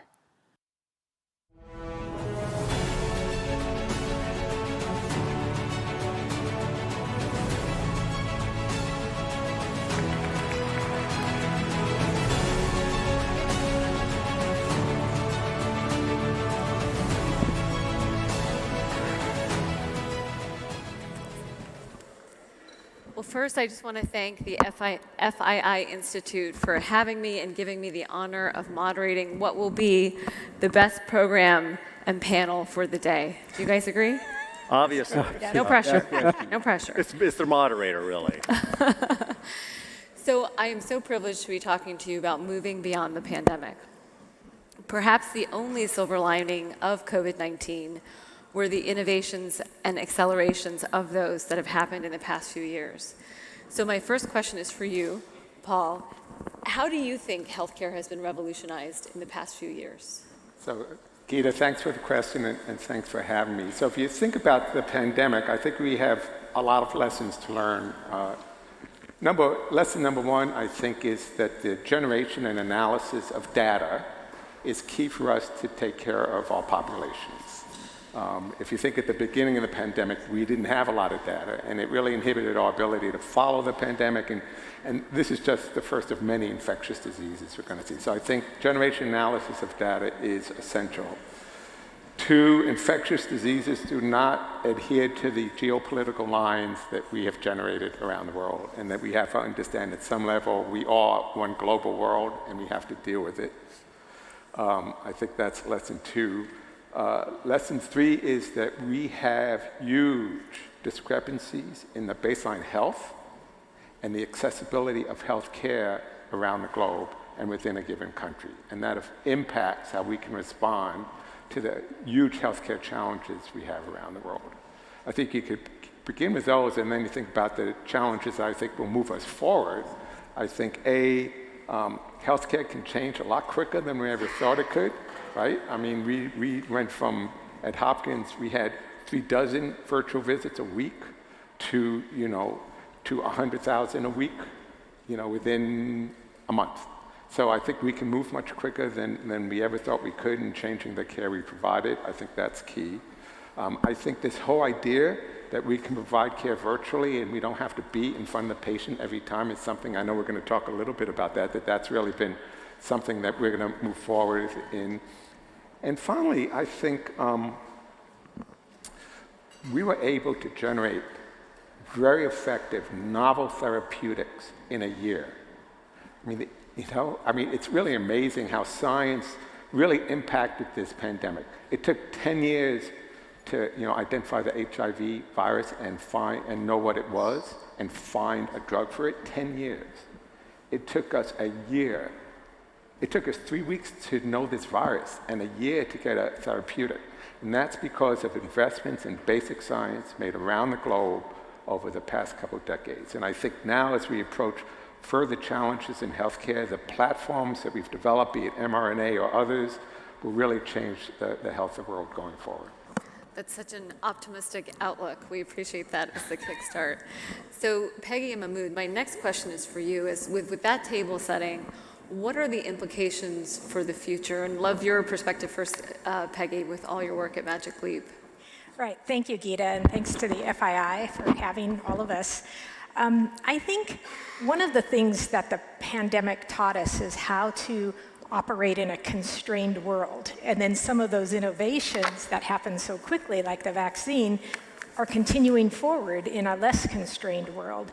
And in my field, we make augmented reality headsets. So quickly, that looks like goggles you put on your eyes. You still see your physical world, and we can put digital content intelligently in that physical world. So during the pandemic, things like surgical procedures had to continue in emergency situations, and we were involved with one where they were training a 30-person surgical team to separate some conjoined twins.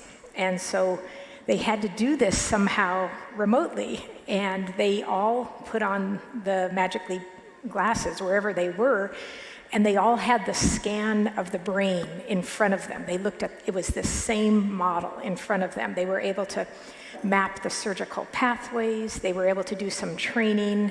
They were able to recreate what was going to happen in the operating room. And that kind of innovation occurred because of the constraint, but it goes on today. So we'll continue to be able to train new students this way, even if they're not all in the same room at the same time. So just to clarify, Peggy is really here. She's not beaming in. That is. I'm actually here today. Mahmoud, would you like to comment? Look, I think the amazing learnings that you just heard about during the pandemic also re-emphasized a few things. One, government, in particular the US government, had invested 10 years of science that enabled in 12 months for the vaccine to be produced. And everybody talks about how quickly we produced the vaccine. Let's not overlook the decade of investment that enabled that. And so that has reaffirmed the need for a whole-of-society approach. It's not an industry approach, it's not a government approach, it was that collaboration. The second is the vast majority of the deaths and morbidity from the pandemic were older people and people with compromised immune systems and disability. The reality of it is the significant majority of healthcare costs in the developed world already, which we all know as practitioners, are people over the age of 60 or those with chronic disease. If we do not start to invest in understanding those chronic diseases on a fundamental basis, and from my perspective, the aging process, then the next pandemic or any other is not going to be able to address, because that mortality occurs there. And let's not forget that something like the flu vaccine is only about 40% effective in people over 60. So even having a vaccine doesn't help the majority of people in the category where they probably need them most. There's a lot of learnings there that now point us in the direction of what we need to do moving forward. Excellent points. So Matthew and Frank, you're up next. As we think about where medicine should go and needs to go, what areas do you see rapidly evolving over the next few years? And I saw Frank point at you, I think because of your yellow shoes. Maybe you start, Matthew. Thanks.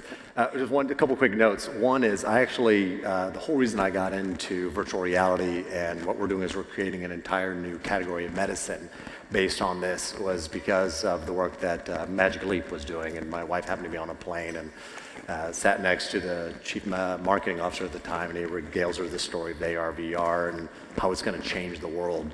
And that was in 2014, right? So she comes back and she fires me up with this whole thing. I go and I look and I realize that there was 30 years of clinical and academic history behind VR, addressing a wide variety of disease conditions, ranging from schizophrenia to depression, anxiety, PTSD, and pain. And for us, and once I recognized the depth of research that was there, And it was only the technology that was limiting us from taking it out of the laboratory. And I knew that was only a matter of time. Now we're at a stage where we can actually harness and unleash the power of VR and also AR in there. We call it immersive therapeutics, to actually create, or sorry, to treat these complex chronic disease conditions like what we're doing in chronic pain. And we're just at the cusp of this. It's going to be like the Cambrian explosion is what we call this, where we are right now, as we start to get the headsets out there. And in our case, we're the first and only company to get FDA approval as a Class II device. And we're treating it as a medical device in terms of how we're taking it to market. And we're getting CMS to back us, which is always a challenge you have around any time you're bringing something novel to the marketplace. So we think the area of VR and AR is going to be a massive transformational power for home health, mental health, digital health. And then the other one, obviously, is everyone's talking about what the world of AI is going to bring. And that one is we're just starting to touch the surface of what we can do with it. And then we're super excited for the potential of that. Thank you. And Peggy did not plant that for anyone curious out there. Frank, tell us your perspective. Well, from an orthopedic surgical standpoint, I think a lot of what you've heard thus far is that many of these initiatives had started 10 to 20 years ago, and the pandemic accelerated it all. So if we think about medical education alone and surgical training, particularly with remote learning during the pandemic, we had to really step it up, and we've done that. So virtual reality for medical students, residents, and fellows in orthopedic surgery now takes place outside of the operating room. All of their preclinical training takes place in that setting, and it really allows them to really hit the road running when they get to the operating room, which is very important. On the preoperative and intraoperative aspects, it's really extended reality or mixed reality, and that, with the help of giants in the field like the ones sitting on this panel, has really allowed us to preoperatively assess, for example, with joint replacement surgery, where the proximal or the upper tibia is cut and the lower femur, thigh bone, lower leg bone are cut. Those cuts are strategically important to really provide the patient with the best outcomes. And if there's a minor variation, that can have an impact on the outcomes. So augmented and extended reality allow us to really map that out preoperatively and then intraoperatively use imaging while we're performing the surgery. So that's the second part. The third part, I would say, is IoT has been huge in my field, which is sports medicine. So we can now look at patients, athletes, pre-injury to try and address this. This is particularly important in adolescents and the skeletally immature, to really see how their bodies move in space around the potential knee injury that might happen and really work on rehabilitation before they actually get injured using wearable technology. In my early career, I was involved in what's called motion analysis or gait analysis, and that was a very invasive maneuver where we had to use electromyography, motion analysis cameras, and now with wearable technologies, we can actually move forward on the pre-injury component. You're now seeing in leagues like Major League Baseball and the NFL, actually wearable technologies used to try and determine when an athlete might tear their ulnar collateral ligament and require Tommy John surgery, or have a concussion in the NFL. So now there's helmet technology, mouthpiece technology, where we can determine how many head hits the athlete gets, what the velocity of the hit is, and when to remove them before there's any clinical evidence that they've actually injured. And on the post-op rehabilitation phase, the same thing. Now we can manage patients who've had an ACL reconstruction or shoulder dislocation and determine when they can return to sport. Historically, orthopedists essentially were very concrete about this. You're 6 months post-op, you're good to go. We know now that it's not about chronology. It could be 6 months, 9 months, it could be 12 months, particularly in that developmental group of adolescent athletes, to really return them to sports safely before they have a major injury. Thank you, Frank. Thank you. Mahmoud, I want to come back to you for a moment. So if I had to summarize your comments, I think what I heard you say was that 60 is the new 40, right? Everyone wants to live longer. Everyone is living longer. But the question is, how do we live better? So we're very interested in this whole concept of health span, right? Very quickly, we look at the last 50 years, life expectancy has gone from about 50-something in the developed world to 80. Unfortunately, that 30 years came at a price, 20 years of disability and chronic disease. So we made a lot more progress extending life, but not keeping us healthy. So the question really comes back to how. If we think about how medicine, when we were being trained, we talked about diseases of organ systems. At a molecular cellular level, we're starting to understand that there are common pathways that drive disease process in different organs and different tissues, but those common pathways are very frequently common to cancer, diabetes, cardiovascular disease, fibrosis in the lung, fibrosis in the joints. And so as we start to understand this, we're starting to now understand how to target those, how to measure those pathways, how to target those pathways so that before you get to the end stage of disease, which often is fibrosis in many organ systems, how do you actually prevent that from continuing and ideally, for those who already have it, reverse it. So there's a lot of work now, in particular the last 10 years that this has happened, and we're now starting to actually show, certainly in animals and early stage in humans, the ability to slow it down and even reverse it. So I want to wrap us today with having everyone comment very briefly on what's stopping us. I mean, you've painted a beautiful vision of how 60 is the new 40, of how we can be in places when we're not physically there, of how we can better manage pain, how we can think about therapeutics differently. But what is actually stopping us, and how do we get there? And maybe you can kick us off. So I'm going to be the optimist. And, I actually think if you think about how you develop drugs, and I think Mehmet's exactly right, we now have this much better understanding of human disease. In the past, we were limited by the fact that most drugs were small molecules and that only certain targets could be druggable, as we would say.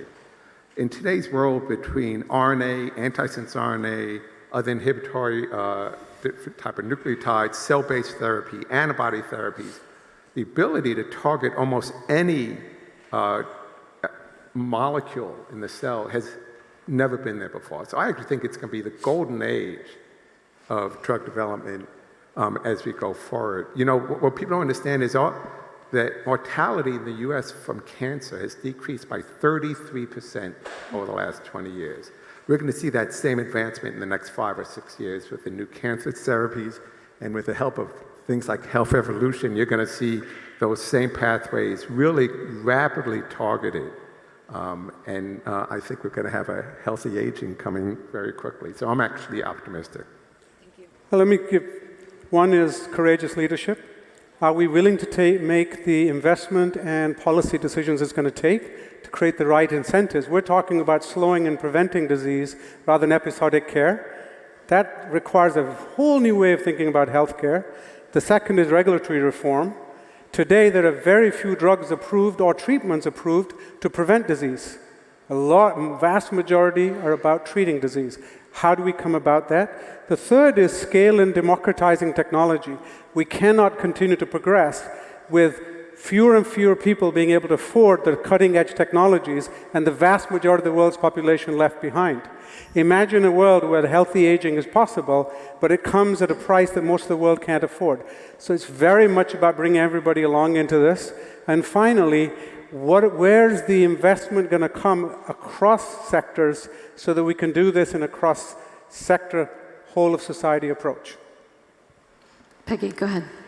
Well, in our field today, augmented reality does have many use cases for healthcare. Going forward and talk about hitting more of the masses and having a lower cost device, that's really where we want to go. We want to have a device that looks like your glasses. You put these lightweight glasses on, they're low cost, and everybody can have that same capability. So the patient at home can have that capability without having to come into the doctor's office. But that's going to take, very similar to the mobile phone, where they were big when they first came out, and then they got very small. We have to do more silicon integration. We've got to get smaller batteries. The whole form factor has to get small, light, like these glasses. That will hit all of the masses at a price point that people can afford, and that, I think, will be yet another game changer. Frank, go ahead. So I would say that three of the six of us here on the panel have taken care of patients and people with musculoskeletal disorders over the course of our careers. And if you look at the last 50 to 60 years, most public and private investment in industrialized nations has gone towards the high mortality diseases, appropriately so: cardiovascular health, stroke, diabetes, hypertension, COPD. And in the developing countries, it's been mostly towards childhood mortality and infectious disease. These are all critically important issues. I would put a plug in for musculoskeletal disorders because, at least in the United States, most visits to medical care facilities are related to MSK health. And if you look at the global disease burden, it affects everyone: children, adolescents, young adults, middle-aged adults in the prime of their career, and of course the elderly. And it's very clear that a declining musculoskeletal health leads to declining mental health, cognitive abilities, and it goes across all societies: industrial societies, subsistence societies, and indigenous societies. So I would put in a plea in for public and private funding for musculoskeletal disorders. I think that's why they have a rheumatologist moderating the panel, so I second that one. And Matthew, last but not least. Yeah, so on the MSK front, we absolutely completely agree with you. And one nice thing about from a pain perspective, right, it's that with chronic low back pain, it's one of the biggest disease conditions in the world, right? 100 million suffers in the US. I think it's like 65 million would be chronic low back pain and MSK here, and we spend hundreds of billions of dollars trying to address it. So the fact that we're actually starting to understand that it is this biopsychosocial condition that's not just about the physiology of the pain, right, but about the comorbidities of depression, anxiety, catastrophization, sleeplessness, et cetera. I think we're starting to get to that point where we can take different approaches to it than just simply trying to take using a pharmacological approach or an invasive approach. So for us, when we think about what it takes to bring a novel device or therapy to the marketplace that's not a pharmaceutical, one, you got to have a massive body of data that demonstrates that this actually can work, right? Because you got to change the doctor's perceptions around what they've been doing traditionally to say that something new should be used. That's a piece of the equation, but I think it's a small piece. The other one is in the world of digital health or digital therapeutics, it's a policy question. Because this idea of a digital pill didn't exist back when CMS was created.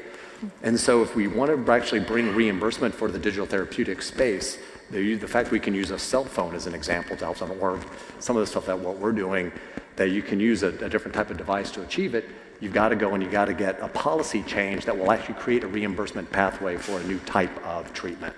We're fortunate we can actually use our device to tap into pre-existing pathways, and we're fortunate we just got the CMS to give us unique codes, so we're excited by that. But I think about broader for the space as a whole, what we need to do, and that's one of them. Well, thank you for wrapping us. Officially, best panel of the program. I think you all agree. Thank you all so much for joining us. Thank you, Gita. Thank you. Thank you, Gita. Thank you very much. Well, you've laid down the gauntlet for me there. The best panel. This is a very important conversation we're about to have. It's the most basic and important political and economic question. How do we create more good jobs?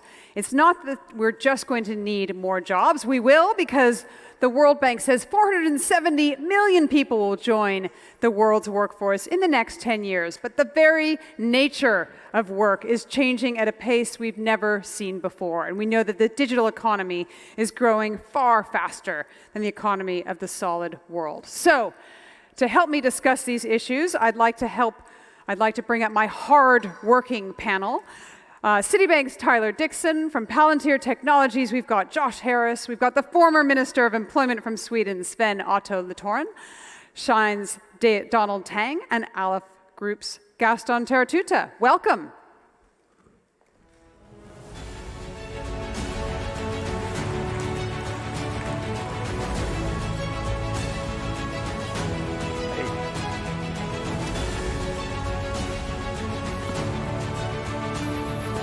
All right.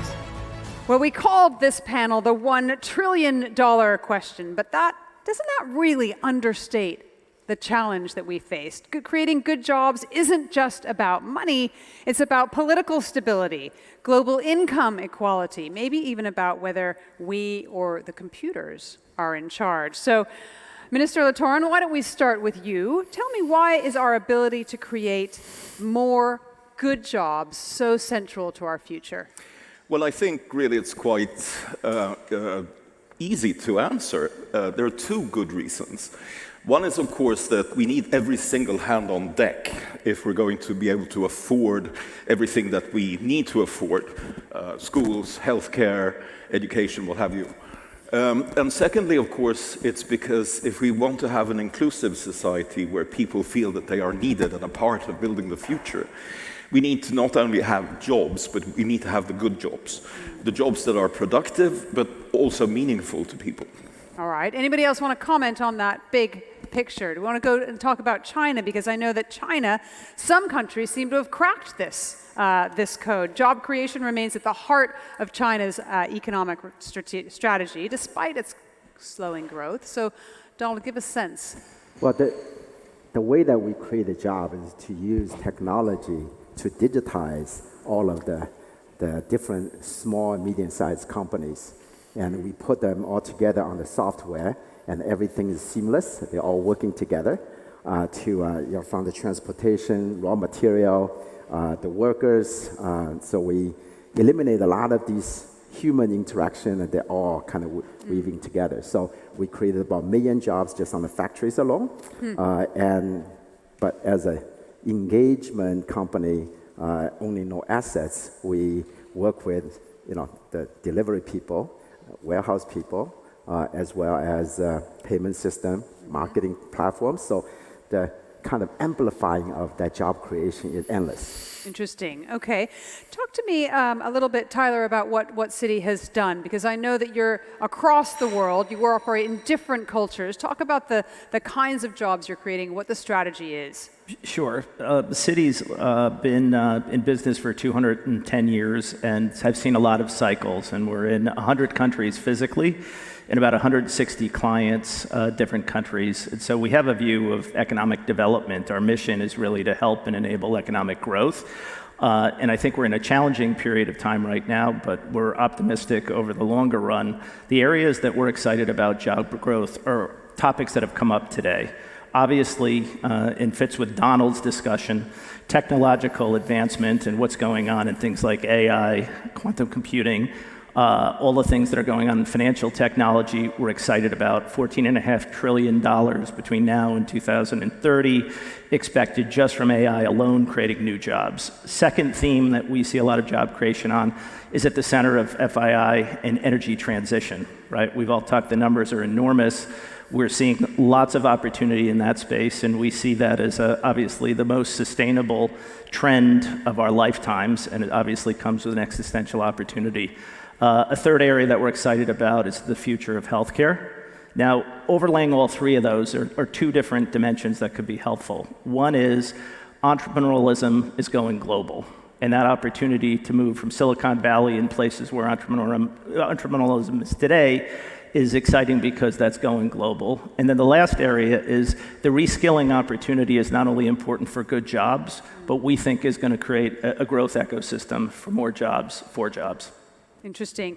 Gaston, let's bring you in, because I know that you work with a lot of different kinds of entrepreneurs, small individual businesses. Talk about what you see in terms of the secret sauce, the secret for creating good jobs. So for this beautiful weather of today in Miami, I have good news for all of you. I mean, the world, if you think, is about $100 trillion GDP, right? And in the US only, $23 trillion GDP economy, 7.5% already of the GDP is retail online commerce. I'm thinking about Americas, which is Latin America is about $6 trillion GDP economy, 1.5% only is retail online. So if you look at the world, the opportunity is huge. Let me connect this concept. We see that at some point the world, more the US, maybe more Japan, maybe more G7, but in average, 10% of the global GDP is going to be online. So think about this for the next 10 years. We're talking about 2% growth GDP, let's say, out of pandemia. It's $120 trillion GDP. 10% is $12 trillion. This is the transfer from offline GDP to digital GDP. What do we need for this to happen? And this I'm going to connect to my grandmother. My grandmother used to tell me, if you don't study, you don't go to college, you're not going to be anybody in life. So then you go to elementary school, high school, college, and then you're going to enter in a job, so basically you spend 17 years. Today is not what you know, it's what you can do for me. And I think that fundamentally is changing for someone sitting in Myanmar, which is a $2,000 or $1,200 GDP economy a year, or $60,000 in the US. So think about for a minute, $10 trillion GDP economy from offline to online, and what we need to teach people. And if we have policymakers here, raise your hand, you are responsible for this, which is, we need to teach people in elementary school, high school, and universities coding, cybersecurity, digital marketing. With these three things, I was telling you, let's teach less history. Which sent me into paroxysms. Okay, in my school they gave me seven hours per week history. What do I need 7 hours per week? Teach me coding or geography. Teach me coding today. Teach me cybersecurity. Teach me everything else and get me ready to serve this transfer from offline GDP to digital GDP. And I just finish with this. What we are doing, and I'm not selling anything here, but we are right now educating 100,000 people in the world in digital marketing. In how long? 3 to 4 months. So we need people in payments. We need people in cybersecurity. We need people who understand coding. We need people who understand logistics. And that transfer is like a revolution. This is a revolution, and that's what's going to create 1, 2, 10, 15, 25 million jobs. We are certifying people in Myanmar. They understand how to do advertising on Twitter, on Snapchat, on TikTok, or in Meta. And suddenly, that person in Myanmar, $1,200 GDP economy, can be serving and advertising in the UK or in the US. So the world now is a flat world again, and everybody can participate. All right, Josh, what would you like to pick on? There's a couple of points there that Gaston made. By the way, anybody study history in university? Anybody major in history? All right, nobody's going to be coming for it. You did. Yeah. All right. I actually, to some extent, disagree with some of that, because I think what we've seen is there are certain skills that you need. You need people who know how to build things. And at least, obviously, ChatGPT and all of the latest advancements that we've seen in the last few weeks maybe have put a wrench into that a little bit. But at the end of the day, we work with a lot of auto companies, aviation companies, manufacturing companies. Those jobs are not going to be replaced in the near future by a robot, by an algorithm, by a machine. At the end of the day, there's a very skilled worker who knows their job. What technology can do, and what it has been doing, is enabling them to do their jobs better. So the idea that these people, which is the concern often, need to go back to school and learn and upskill and reskill. Most of our parents and grandparents are on Facebook. These tools nowadays are very user-friendly. So what we've seen, especially in the auto market, is put a tool that is user-friendly in the hands of someone on the shop floor, listen to their feedback about what their actual problems are, how to solve them, and you'll see that things like AI, computer generation, automation, hive mind are having a huge impact in creating efficiencies in manufacturing and other places. And we still need a lot of people to go and get the PhDs in cybersecurity and coding. But at the end of the day, you need the people who know how to build the things. I had the privilege of working for Richard Atias. I am not worried at all he's going to be replaced by an AI machine. That's not happening. That's not possible. There are certain skill sets that people have and you can't replace. I think it's enabling them to not be afraid and to harness technology to make them do their jobs in a better and more efficient way. And I think that's the big misconception right now. Interesting. I wonder if what you think, Sven, about what the skills and qualifications will be most in demand. Well, to be honest, adaptability is probably one of the most important skills. I mean, being able to adapt to a fast-changing environment. How do you teach that? How do you teach adaptability? Well, I think you can actually, because you look at what happened. This is our 10th industrial revolution in one sense, right? Where we've had all kinds of changes. If you look at the agricultural sector, in Sweden 150 years ago, we had 98% of our population working in agriculture. Basically the same amount of arable land around, and we produced less than a tenth of what we do today with 2% of the labor force. I mean, it's a huge productivity growth, and that's exactly what it is. Productivity growth is the single most important factor for overall growth over time. So let's focus on how to get those productive jobs, and let's see how we can work on having people being a part of that. And a part of that is actually hope. It's about looking, I remember, I have to tell you the story. I was in the middle of nowhere in Sweden, met a number of college dropouts. And these kids, 16, 17, they were high school dropouts. And they were really sort of like that. And I talked to them and said, listen, we really need you on the labor market because we need you to be out there and be productive and participate in what we're doing. And one of the girls looked at me and said, wow, no one's ever told me I was needed. So I think that's a part of the answer, having this sense of we need everybody on board because otherwise we won't cope. And in order for that to happen, you need to be more adaptable, and you can train that for sure. And it's all about doing things a bit better than you did yesterday. It's not only the revolutionary sort of innovations, it's the incremental innovations, doing things a little bit better than yesterday. And I do think, sorry, just to jump on that for a second, I do think there is a group of people who can be replaced and will be replaced, and that is more along the professional services class. Because that is, and it's no secret, we publicly did a small round of layoffs recently at Palantir. I can assure you that no skilled engineers, to your point, were part of that group. It was basically, okay, yes, we don't want to do any of this, we have to do it, but the first people to go are the people who can be replaced by outsourced technology and other things. So making yourself indispensable, I would say, in whatever field, is much more important than figuring out the next greatest technological achievement. Right. Right. One observation I have is I come from a country, the world champion country, soccer, Argentina. Sorry, I had to. If you want to clap, you can clap. But that's a job.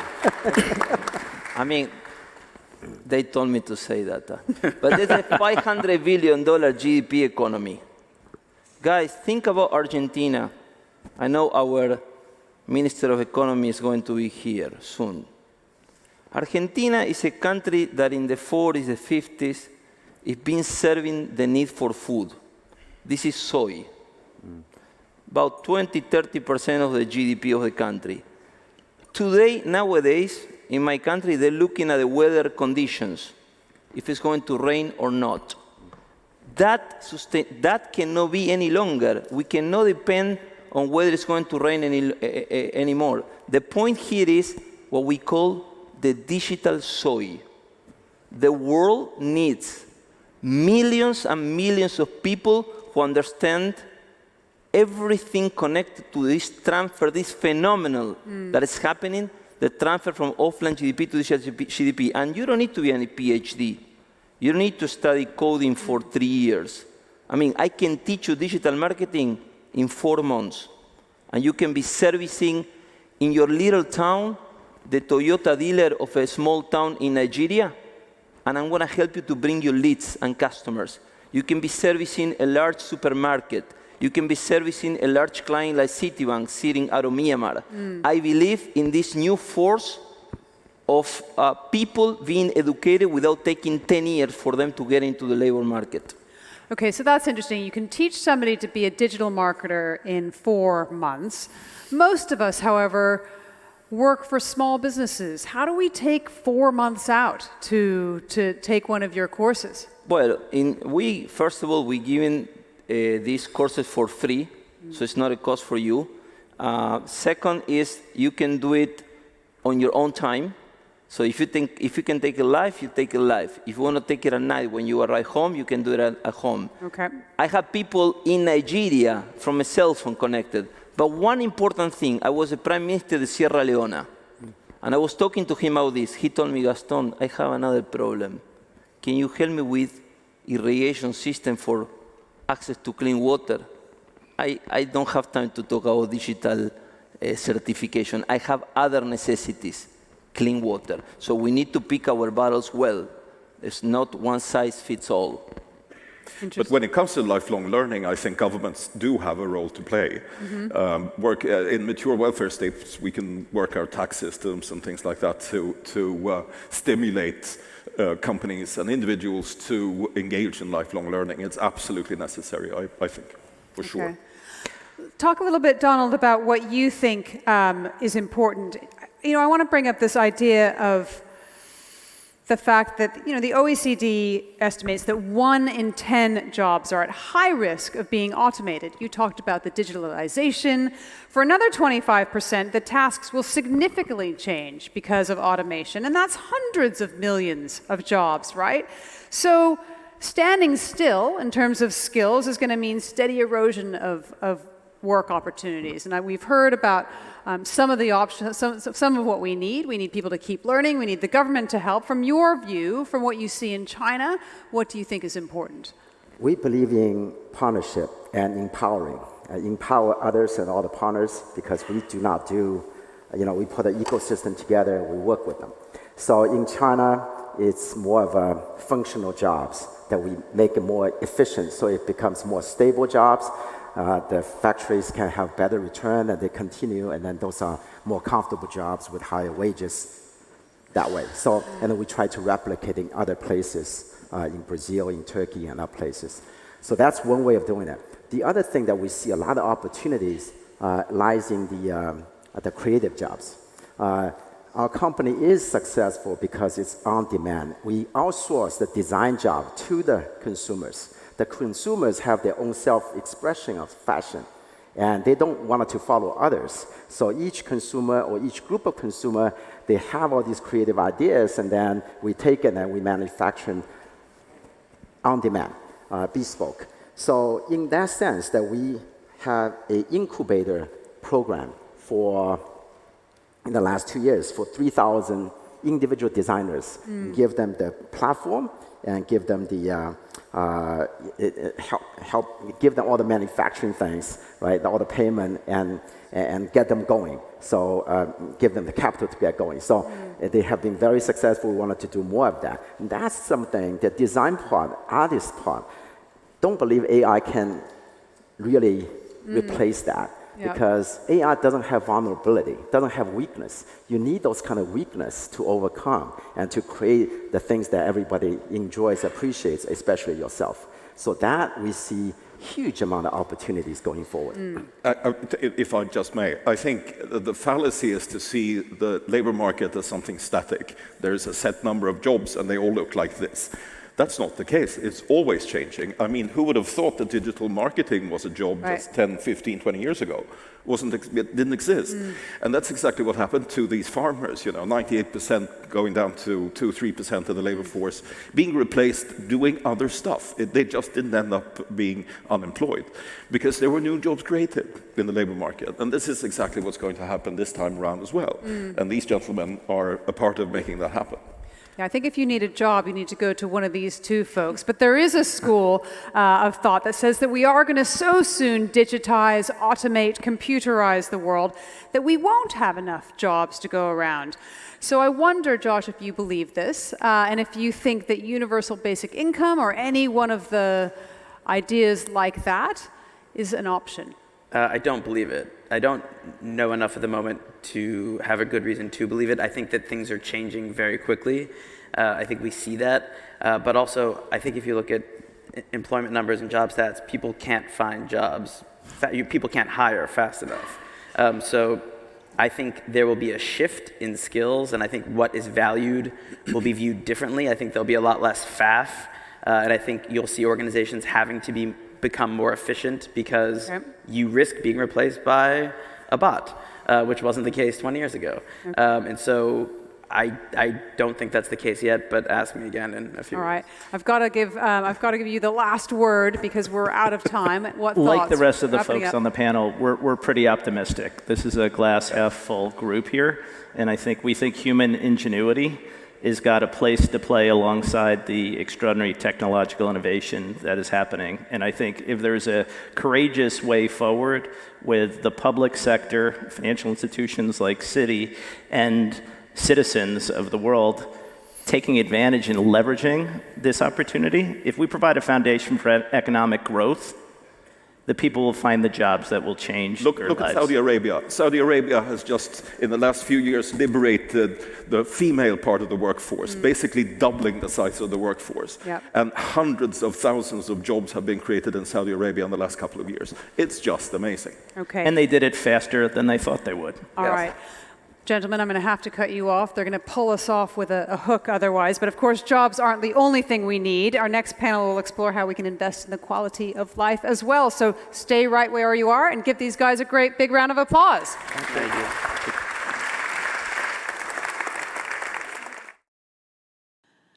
Please welcome to the stage our panelists, the President and CEO of DACRA, Craig Robbins, the Group CEO of Doria Gate Development Authority, Jerry Inzerillo, the owner of Major Food Group, Jeff Zalaznik, the CEO of Sotheby's, Charles Stewart, the Chairman and CEO of Starwood Capital Group, Barry Sternlicht, and our moderator, the Editorial Director of Diversity and Culture for Politico, John Yearwood.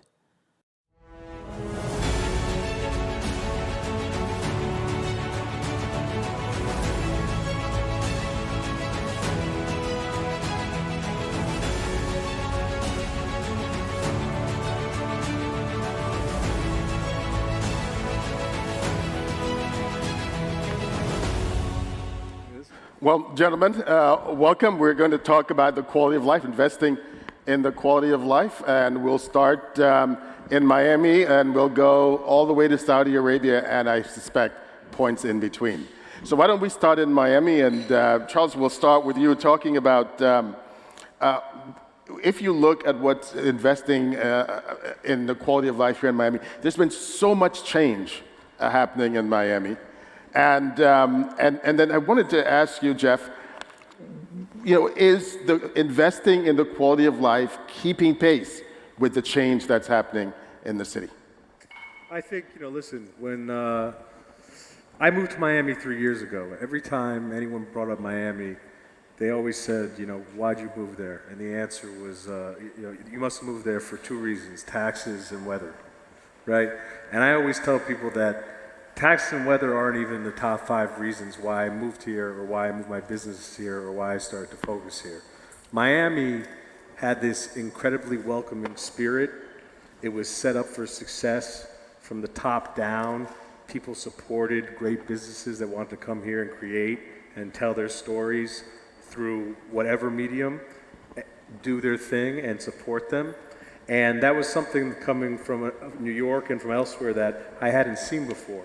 And that encouragement, if you did your job well, whether it was in restaurants, and that acknowledgement of the importance of restaurants and hospitality within an ecosystem, to your point of quality of life, and how that has an impact on people's quality of life, has made a huge impact on what we've decided to do here.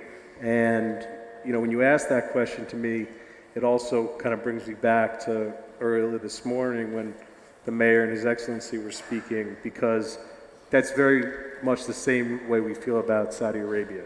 And we've been spending time there for, at least the last 5 years, and have really gotten to understand that vision and the 2030 plan and the things that they're looking for. And there's a lot of similarities between the amazing qualities for quality of life and business in Miami as there are in the plans for what's happening in Saudi Arabia. And I can tell you, as myself and my company, those are the two markets that we focus on the most, and they share so many of those incredible qualities. Well, let's go, since you mentioned Saudi Arabia, let's go to Jerry. And Jerry, I know you've had frequent conversations with the Crown Prince about this very issue. I don't know if you can get into specifically some of the things that he says, but tell us, what's the feeling in Riyadh about quality of life? Well, thank you. I'll start briefly by saying that for me, it's a kid in a candy store to be on the stage with these guys. I mean, what they have done in their careers, and especially to Miami, is a privilege. This morning, our great friend Richard Attias talked about humanity. Very, very important subject to His Majesty the King, and very important to the Crown Prince. So I've lived in Miami twice, but I'm a little older than most people, so I was manager of the Fontainebleau from 1978 to 1980, and then I did an epic hotel here a few years later called the Delano. Now, why am I bringing that up now? Because Miami was going through a very kind of difficult transition where quality of life was an imperative. But after 5 decades of serving, people say, well, why did you go to the Kingdom of Saudi Arabia 5 years ago? Was it because it's a G20 country, it's a wealthy nation? No, I went because I wanted to earn a spot on the team of Vision 2030. Now, we're privileged because we get a lot of interaction with His Royal Highness. And I will tell you, rarely, if ever, will you attend one meeting with him where the subject of quality of life doesn't come up. Now, Diriyah is the birthplace of the Kingdom of Saudi Arabia. It's a source of national pride. It's the national identity. It's the home of Al Saud in the presence and the honor of Princess Rima. So now, with us, every day, are my people happy? Are they healthy? Do they believe in their future? Are they positive, right? So everything we do in a $14,063 billion master plan is based upon quality of life. It was so important to the Crown Prince, he set up its own ministry called Quality of Life. So the measurements that His Excellency Al Rumian mentioned this morning about being really measured with the Crown Prince, we have to report to him monthly on quality of life issues. So without getting into a lot of statistics, I will mention two things. We're a very big project, and you've heard from many of them today.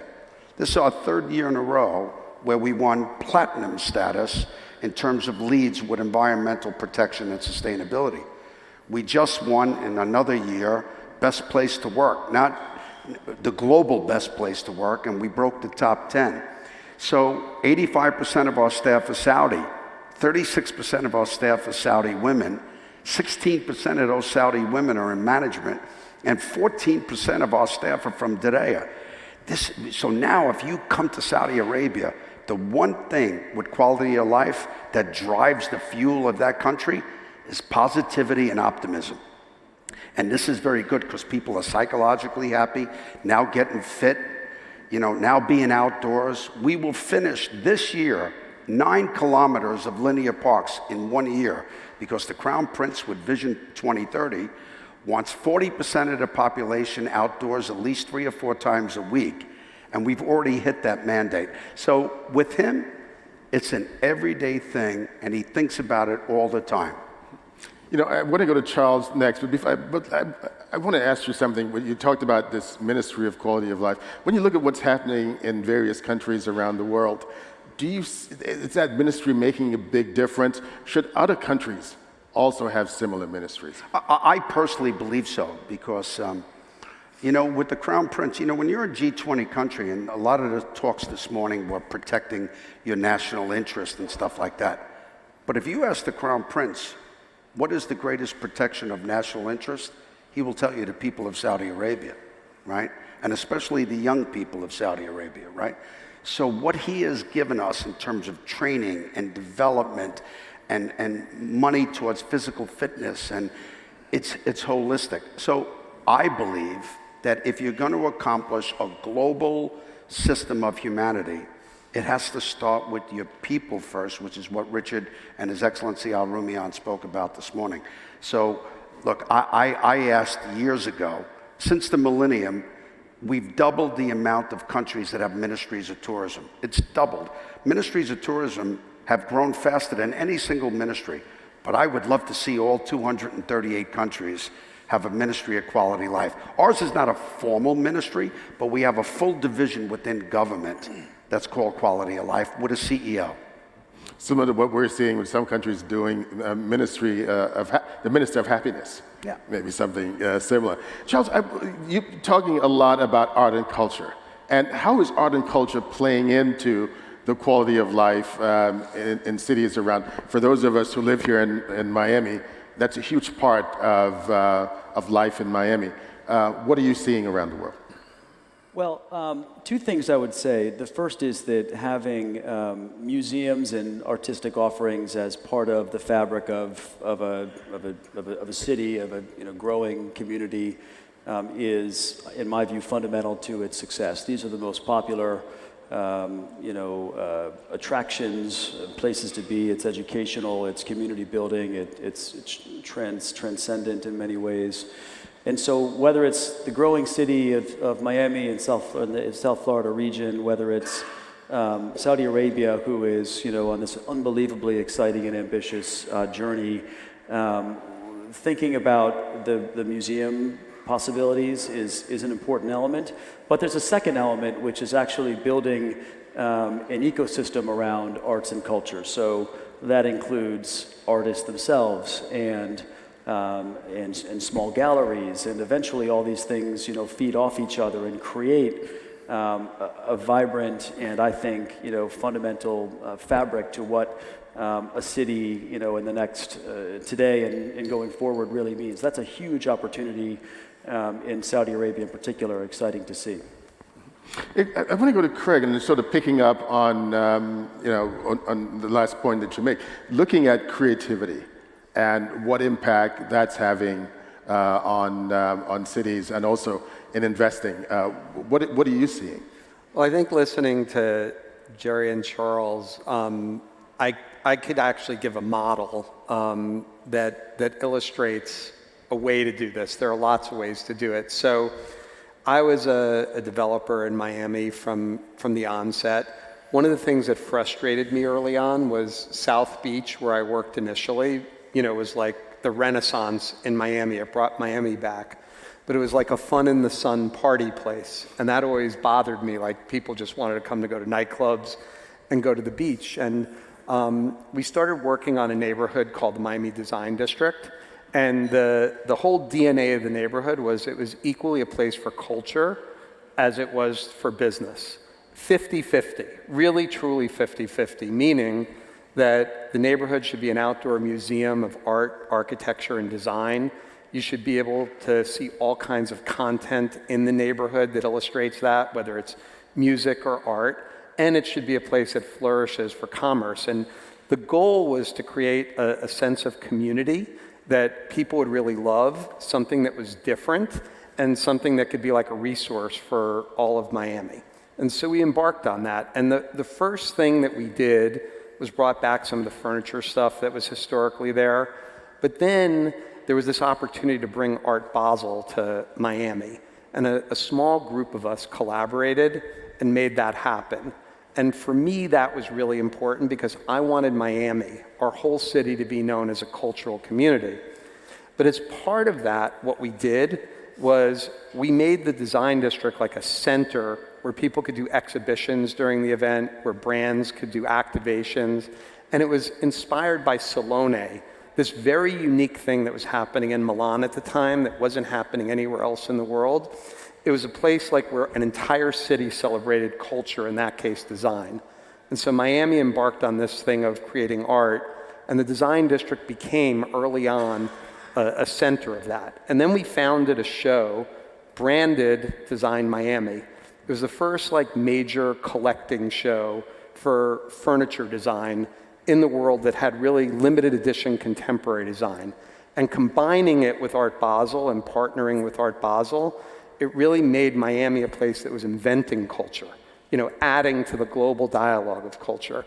And through that, designers like Zaha Hadid, Mark Newson did beautiful collaborations in the neighborhood. And then finally, the crescendo was that led to the global fashion brands really choosing it as one of 15 places in the world to do major flagships, but inspired by this creativity.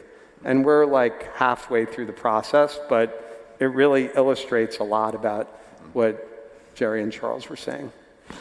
Barry, when the global fashion brands and others come to Miami, they need someplace to stay. And what role is hospitality playing in, not just in Miami, but nationally and globally? I'd zoom all the way out. Yeah. We've heard about amazing retail development, great restaurants, icon of the art world, and probably one of the most, if not the most exciting project going on in the whole world. We're doing 3 hotels with Jerry, who's an old friend from a long time ago with the Kersner family. And talk about quality of life. I mean, that company was sort of built around delighting the guest. I think, I invest globally in property all over the world. And I think if you think about relevancy today, quality of life is like driving market share. It's driving the success of cities, that cities are focused on improving the lives of their citizens. And that brought me to Miami a long time ago. And just like Jeff, the same I had the same reaction. I might have come here thinking I would save some money on taxes. But I also came here and was completely surprised by the attitude towards business and success and helping companies succeed. And I think, you know, their attitude of wanting to see us successful and not denigrating success in the United States, we're sort of splitting. And the quality of life states are doing really well. And the taxes are just one thing. Like, they all are optimistic, they're getting jobs, they're creating more jobs. All the doctors are headed to Texas. You know, they're leaving the Northeast, and the cities are losing populations because there's no focus on quality of life, and whether it's crime or other issues, a poor education system. So quality of life for us, and then you take it into the commercial realm, which is now we'll talk about hotels.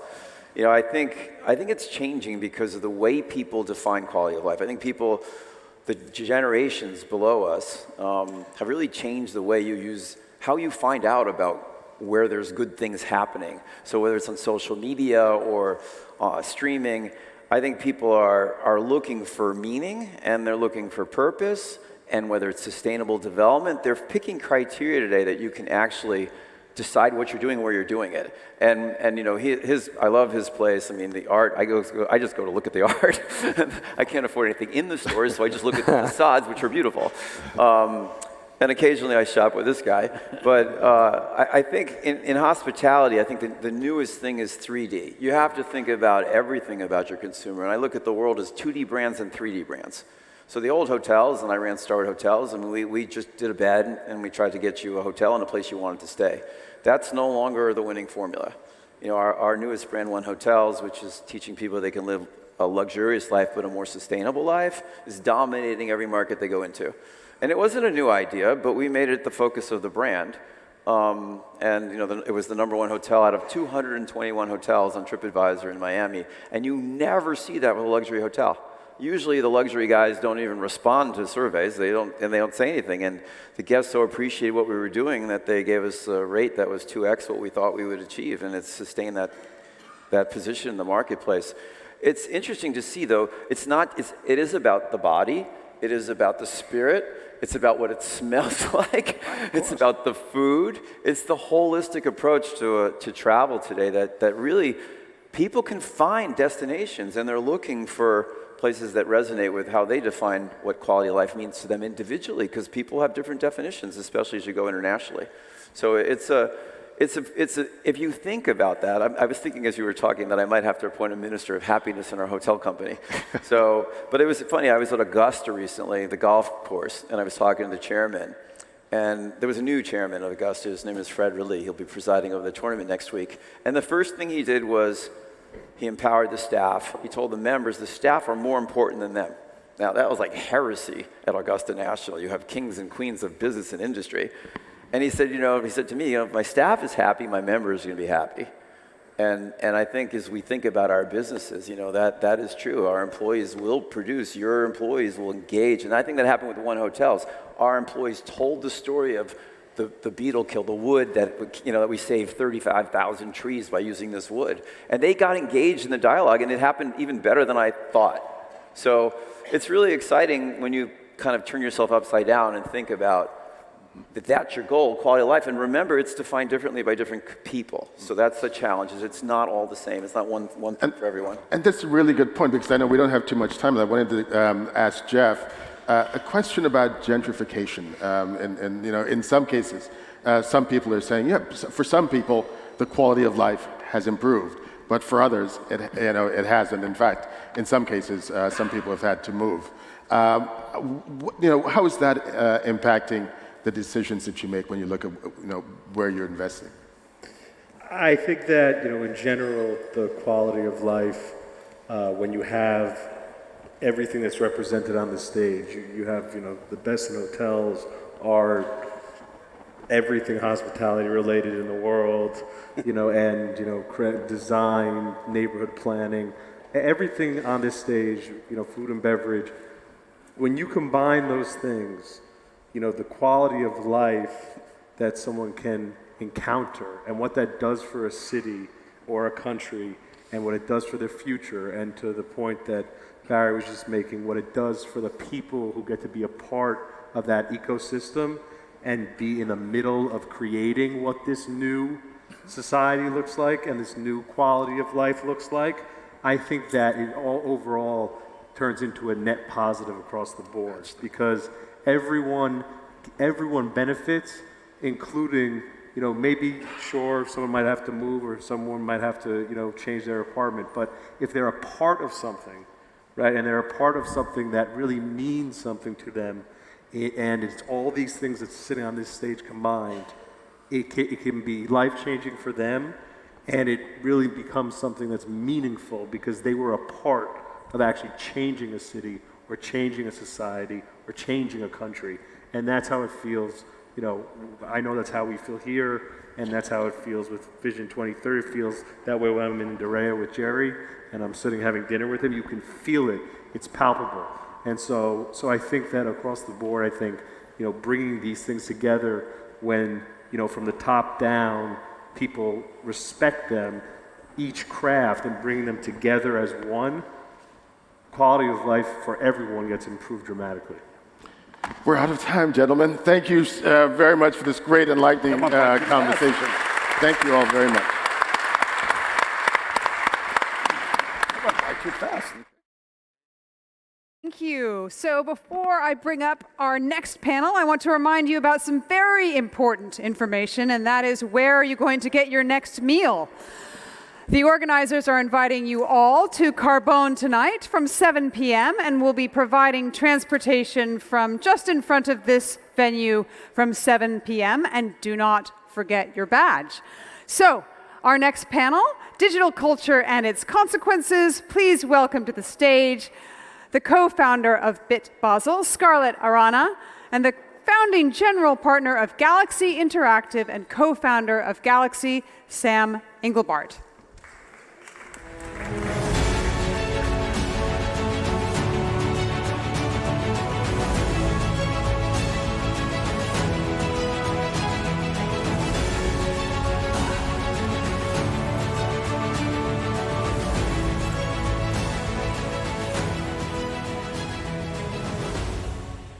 All right. Good to see everybody here. This is my fourth FII, and it just keeps getting better, and the attendance and the quality of the content is amazing. And I am especially excited to be here talking with you, Scarlett. We're going to talk about creative technologies, one of my favorite subjects, and I'm just going to give a quick introduction on you, and then we're going to jump in. So with me, everybody, is Scarlett Arana. She's a visionary founder who's been focused on the intersection of art and technology for many years. As the creative force behind Bit Basel, Scarlett's been on a mission to prove that blockchain, NFTs, extended reality, and AI are not just esoteric ideas for the technorati. They're vitally important tools for everybody who has a story to tell or an idea that they want to express. Scarlett is as passionate about empowering young women in tech as she is about the technology itself. So we are all really lucky to have her here to share with us her vision for how creative technologies will radically change all of our lives in the coming months and years. How was that? Quite amazing. Did I get it? You nailed it. I mean, I told you briefly when we were in the back room that I wrote it in under 1 second with GPT-4 on the Uber over here. We've never met before. We haven't had a chance to talk with each other. And actually, all of the questions that I want to ask you, it wrote for me too. I'm going to go off script a little bit. It had a few little weird things. Like it actually suggested I end that with let's give a warm welcome to the architect of dreams, the geospatial guru, and the crypto connoisseur, Scarlett Arana. So I cut that out because I was a little. It's true though, right? Oh wow, that's a little bit too much, but yes, I think ChatGPT knows me a little bit too well. I mean, I only took it out because I was embarrassed to say it, but I think it really like helps us, I think, frame this conversation. And I want to start with obviously your impression of what technology like this, and I think I'm guessing we're going to be one of 90% of the panels up here that mention this, AI tech in one way or another. But I think for us in particular, this is an area that area, the intersection of art and tech and empowerment of artists with technology, this has been the focus of your life and career. what should we tell us a little bit about yourself and why you are, I think, so uniquely qualified to have a conversation about this. Yeah, absolutely. This idea of, well, everybody talks about Web3 or the internet. It's actually empowering the creators unlike anything before. For the very first time, creators are being able to express their ideas and their passion in a more three-dimensional aspect, where these creator toolings are actually empowering them to give a more of a bigger voice. And we're starting to see this in a very much decentralized manner through distributed ledger technology, where a creator, for the first time, who is not known, can actually be found on the blockchain. These creator tools are actually empowering the artists to express themselves in a different manner that everybody could now share, because we are actually talking about the internet here. So now we're going to be able to have artists express themselves unlike anything before, where I call it a new digital renaissance. Okay, yeah. So you mentioned blockchain tech in there, and you know, we use this example of AI for writing, but how are these technologies going to come together then? So you believe this is actually about more than just AI for creating content, but in some way decentralizing the distribution of, or what is the blockchain component of that then? Yeah, absolutely. So we are reaching a conversion point. The internet is composed of three technology: blockchain, XR, or metaverse, and AI. So these conversion points is allowing artists to actually express themselves in a more three-dimensional. We are a three-dimensional being, therefore, to be able to express in a different matter that's 2D from 3D is what's really empowering the artists. We talk about blockchain distributed technology as NFTs, where artists have ownership of their artwork, their IP, and to be able to share that and to grow their community. I think that was the most important part. Incentivize their community to adopt the technology, as well as to grow their community, which is what the artists really need in order to really build their audience. All right, let's pull up, because I think you've been actively building communities around the world, yes. And more specifically here in Miami. So I think away from the tech for a second, what have you been doing here? Tell us a bit about your projects, and then let's talk about how the tech is maybe helping you advance the missions of these artists. Absolutely. As you know, Miami is really a ground zero for the art world and the pillars. We do have an event that happens every year, Art Basel. Big Basel actually came as a result during the COVID, where we wanted to figure out how can we continue to empower these artists, but using more emerging technology. So this idea of we were able to go to Wynwood. For those who don't know, Wynwood is it's an area where they have these graffiti walls. And the artists themselves were wanting to have some sort of ownership. We often talked about how the art, it was very informal, would stay there only temporary, and was very beautiful, but it would be gone within a couple weeks from that. So we say, well, we can actually digitize this, and also you have ownership of your artwork, where you can actually help monetize and grow your community. So that was a really good use case, how during the time of COVID, where we were helping empower these artists of having ownership. We actually started with the Wynwood's walls, and how they were able to be able to scan it and have a preservation of their IP on that aspect. So it was really exciting to see how through art, people were now learning how to onboard as a palatable entry point for Web3. So is this something people can really see now? And is this, you're saying that the art in Wynwood is what? It's there and available for people to visit and. That is correct. So for right now, you actually can go and with a QR code and scan and enhance the enhancement layer. You could either see it as an augmented reality, or it actually goes to their personal auction house. So this idea of like not only, as well as a metaverse aspect, so you can actually obtain this artwork and then actually put it inside a metaverse or a 3D interface of the internet. And that could be an exhibit to any metaverse of the artist choosing. So you have this digital artifact, and you can now present this into any metaverse. So that's really more empowering because we could see it on any metaverse at the same time, allowing the audience and the artists to really expand and grow their community. All right, I'm going back to AI for a second. What are the implications of this for you, for your artists? Tell us about the future that you see from here, and are we looking at something that is ultimately empowering, creativity eliminating? What do you think is going to happen? So AI, of course, a lot of people are afraid of it because it's not well understood. But in reality, it is a creator tooling and allows the AI and the machine learning aspect to really be able to amplify their story. It is a tooling, so it's really up to the artist if they choose to use AI. So it's not as simple as, let me pop up an artwork. It actually takes hours, or if not days, to come up with an art piece that may be AI generated. It still requires human beings to insert their vision of their artwork. So it's not completely autonomous in the sense that you don't need an artist to just generate art.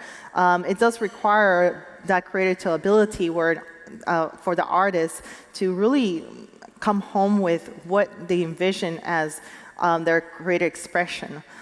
So now we're having AI be able to, with all these creative tools that are coming out, really enhance their storytelling. So I'm really excited where this, and we're very early stages in terms of AI, meaning like the creator toolings that are coming out is now being converted with metaverse and also with blockchain. So in one day we're going to be able to create a metaverse with AI. So that's something that is in its infancy style, and also be able to enhance using this technology. Okay. Well, we are amazingly out of time already. So, Scarlett, thank you so much. Thank you all. And we'll look forward to seeing everything you're doing real soon. Thanks. Thank you, everybody. Please welcome to the stage the CEO and Commissioner of Live Golf, Greg Norman, and the Chairman and CEO of Starwood Capital Group, Barry Sternlich.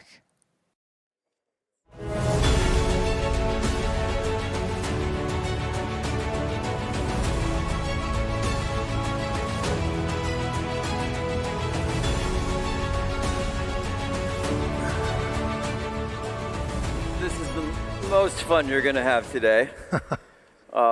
Thanks for staying at this late hour. We started early this morning.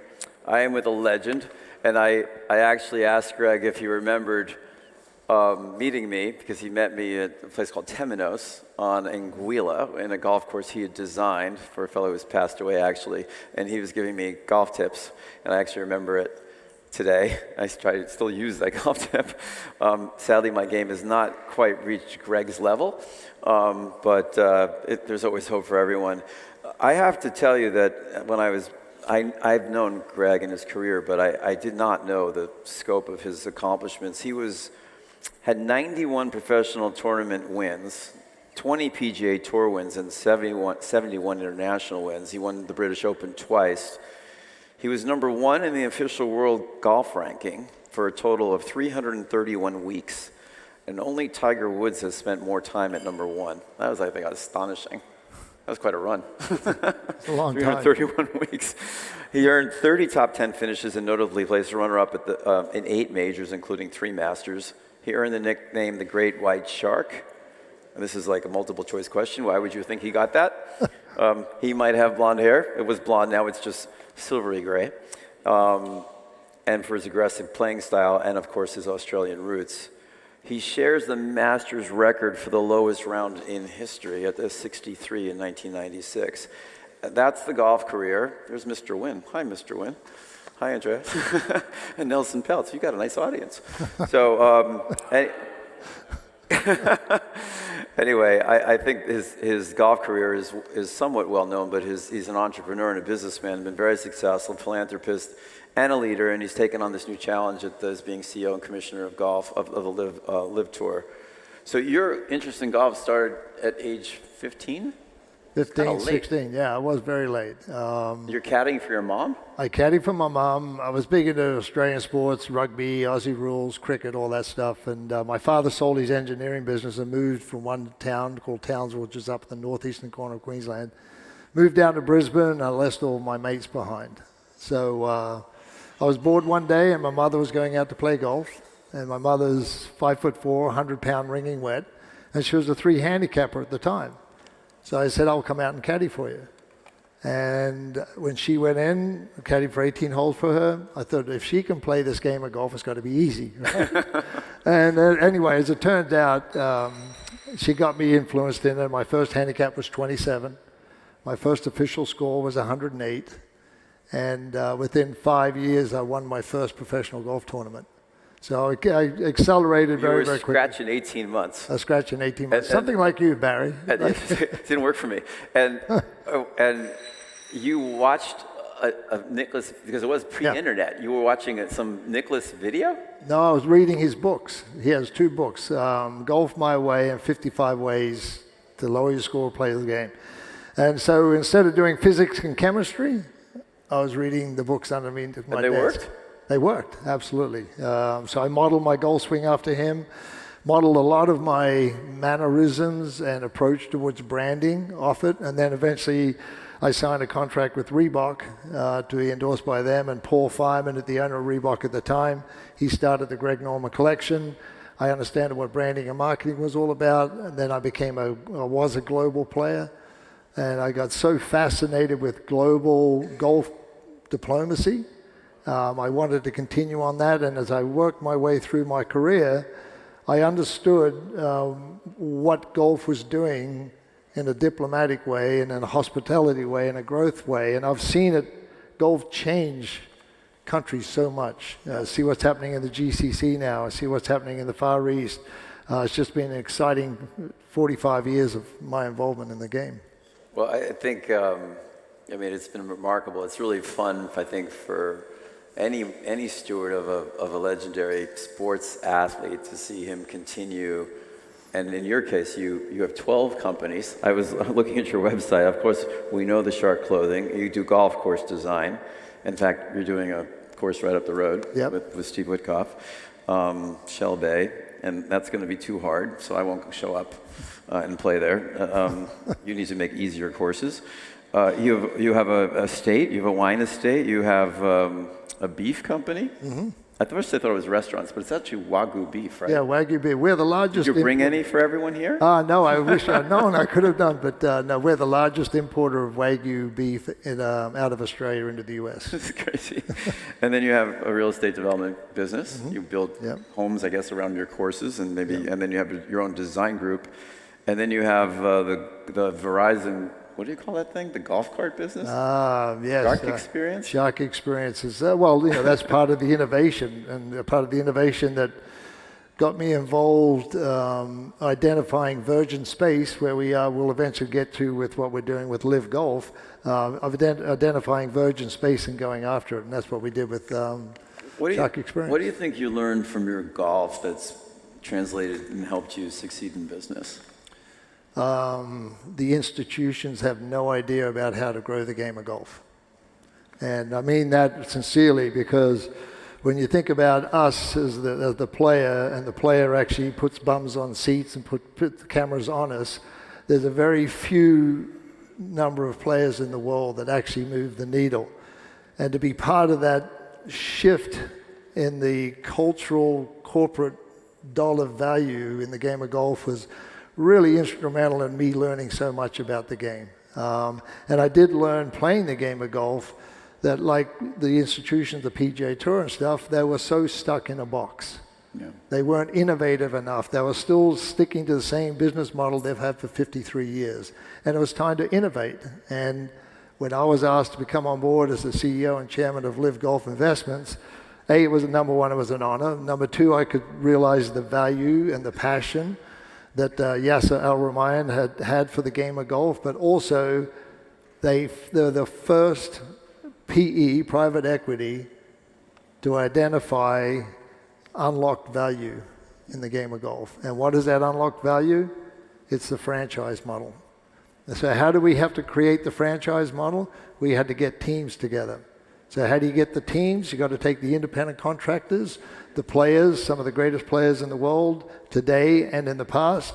You had to bring them on as principal players. So we have 12 principal players, 48 teams, 4 members per team.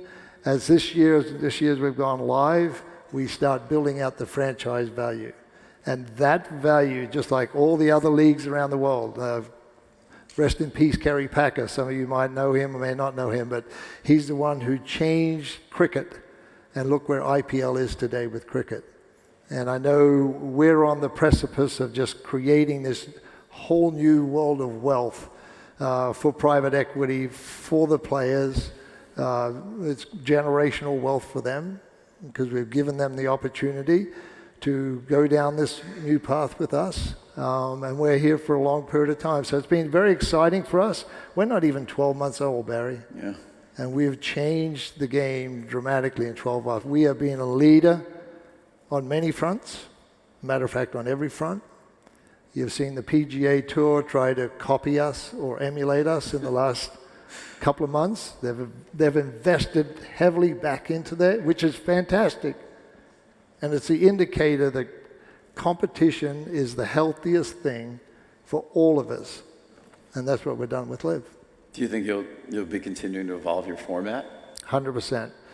We've got so much runway ahead of us. What we're doing today with the boys, there's other opportunities. We know as we look at our platform and our business model, that can be replicated in other sports as well.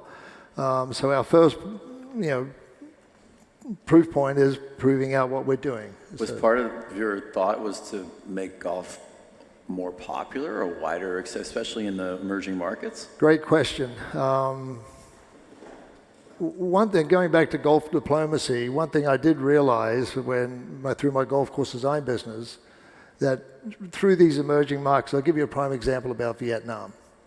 I went to Vietnam about 10 years ago, and when you went to Vietnam, it was backpackers tourism, right? It was 2-star. And I actually sat down with the Prime Minister of Vietnam, and I actually said to him, if you elevate the stature of your golf courses, you've got beautiful coastline, beautiful property, beautiful people, no crime, no unemployment, you'll be able to unlock value. So we built this golf course for him about 10 years ago, and it got voted #1 golf course in the world. What's it called? I'll look it up. It's okay. No, we got Google. We're good. ChatGPT will tell us. Yeah. So anyway, we proved to him in a very short period of time that we increased his tourism dollar from 1 to 6 by bringing in golf tourism. And that golf tourism was China, Japan, Korea, because China put a moratorium on golf course construction. So golf was that indicator. So we led the way in that department, and Liv is leading the way in our department in this way with the innovative approach we've done. We've invested a lot in innovation. We've changed it, and the format, what we have is, we're done in 4.5 hours. It's shotgun start. 48 players are on the golf course all at one time. So every golf shot is seen. And when you think about the regular PGA Tour event or any tour event that I've played in over my years, sometimes it takes 6 hours, some take 5 hours. So for a mum and son or father and daughter or both or everybody, they have to follow one person, one group. With what we're doing with Live, you're on the golf course, 4.5 hours, you're over and done. We've got music, got entertainment, so we've really lowered the demographics. Not Live and not golf. Like, which of your ventures does not work for you? Which do you just love doing? Like, what's your favorite thing you do? Like, I know that if I didn't, I'd love design, so if I didn't have my sidecar business of designing hotels, I probably would go crazy. It drives my partners crazy, but I love inventing brands and I love design. What is the secret power that you love to do? Like, what does not work in your portfolio? Or just everything? No, look, there obviously everything changes with what goes on with the GFC, for example. We knew golf course design was the economic indicator. We knew our accounts receivables were going out 90 days, 120 days. We knew something was happening, right? And then through the other side, we positioned ourselves where we didn't want to be on the bottom end of the pendulum. We wanted to be on the way up as the market changed. We started seeing where the money was moving around the world in the hospitality play, FDI, foreign direct investment, infrastructure financing, all this stuff that was taking place. Golf was always at the forefront. Okay, so Greg Norman's life today, is it 50% business, 49% play, 1% I don't know what, investing? And like, I'm just curious, like, what's your life's about? I mean, you've had an amazing life. You've dated a few girls. Chrissy Everett was a dear friend of mine. Well, not a friend, an idol. So, you know, so I mean, what's your pie chart of life? I work. You work all the time? I work 90 to 100 hours a week. I'm glad to hear that. I was hoping you'd say that. I love it. I'm passionate about it. I'm passionate about live. I'm probably as passionate for live as I was for playing the game of golf. Oh. Because I can see everything we're doing within live is the right thing to do. And it's right for the game of golf. And that's where I want to keep everything, the game of golf and live. So. Okay. A couple of quick questions. We're going to have time. Just you played with a different set of equipment than people play today. And how do you think you'd fare differently? And do you think because you built your own equipment, right? Correct. Yeah. And do you think, how do you think of these greats of beyond? Today, people design their own golf ball, right? And how do you think about that? And in your golf course design, have you changed thinking of how you design a course because of today's equipment? Absolutely. We've had to change the number of tees we have. Our landing areas changed. Back in the 80s, it used to be a 270-yard turn point. Now it's 300-yard turn point. I just was at Shell Bay yesterday. We had to move a bunker out for a 320-yard carry. Not for me. So that's, yes, we've had to evolve, and technology has been a big part of that. I mean, it's funny because you think about the records of old and with the equipment they played with is incredible. I think they wanted me to take a question from the audience. So does anybody have any questions to ask Greg? This is a rare opportunity. No charge. Come on. Behind me. Go ahead. Just a bit more on the economics of live, really, the competitive environment that you're facing from the PGA. The question was the economics of live and the competitive environment he faces with the PGA. Yeah, look, I think from the competitive headwinds that we've faced since day one. I'm saying that there's been a lot of controversy about live. It's been a big investment. And where are you on the curve now as PGA fights back and improves its terms with its players? How will you react to that? And you've just gotten TV rights now, for example. I mean, what are the challenges that you face to bring this to fruition, really? Well, the challenges have been there since day one. The challenges have been the headwinds that the PGA Tour instilled on us. Look, a monopolist doesn't like to be taken off its pedestal. That's the first time in the history of the PGA Tour. And you've got to remember how the PGA Tour started. The PGA Tour broke away from the PGA of America. There was Arnold Palmer, Jack Nicklaus, Raymond Floyd, and a few others formed together to create the PGA Tour. The biggest mistake their agents and their managers at the time made was they didn't keep their IP. So the PGA Tour kept their IP. So the PGA Tour separated from the PGA of America. But at the same time, the PGA Tour has never been challenged in 53 years. So the monopolist is going to go out there and put threats out there. They threaten our players with lifetime bans. They threaten vendors. If you work for LIV, you'll never come work for the PGA Tour. They threaten sponsors. There's a new PGA Tour regulation that just come out in the last month and a half, about players cannot have a sponsor that is affiliated with any competitor and competitive team, i.e. LIV. So they're throwing out these massive headwinds for us against sponsorship. Right, but the thing that we have proven to them, the headwind that's going on right now is obviously the legal battle that's taking place. And the battle in the legal front is on two fronts. There's LIV and there's the DOJ. And because of some of the rhetoric that the PGA Tour has talked to us about the players, restraint of trade, the DOJ came trying to understand the antitrust side of things. So the PGA Tour created this other legal front that they have to fight. And yet over here we have LIV. So they're the three real headwinds that we have, quite honestly. But the crown jewel for us is that the players love our format. Players from the PGA Tour are still reaching out to me and my team to wanting to come on board. We have a full house of 48 players. We're investing into the Asian Tour to give pathways for players to come join LIV. We're going to continue opening our pathways. So our format is 100% sustainable. Our partnership and our investor is 100% sustainable. We're not going to go anywhere.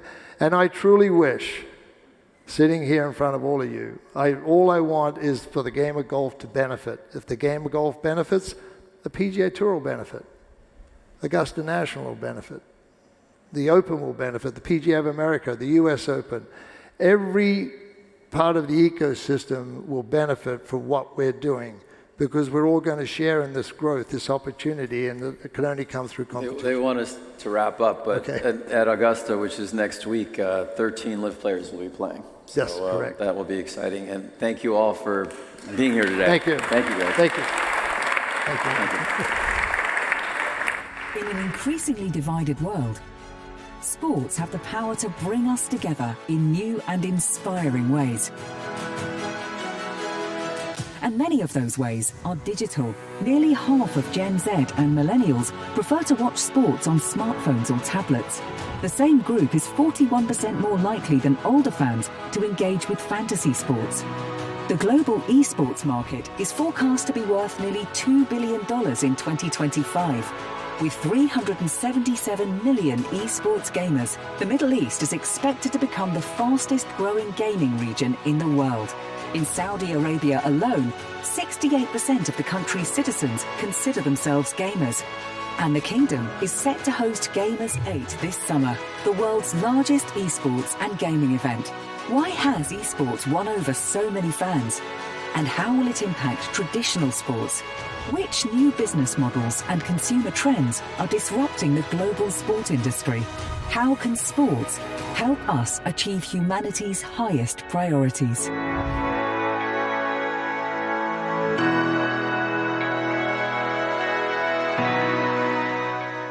All right, well, you guys have worked hard today listening, so let's have some fun, or at least talk about having fun. Esports in particular, you saw in that video how much they are booming.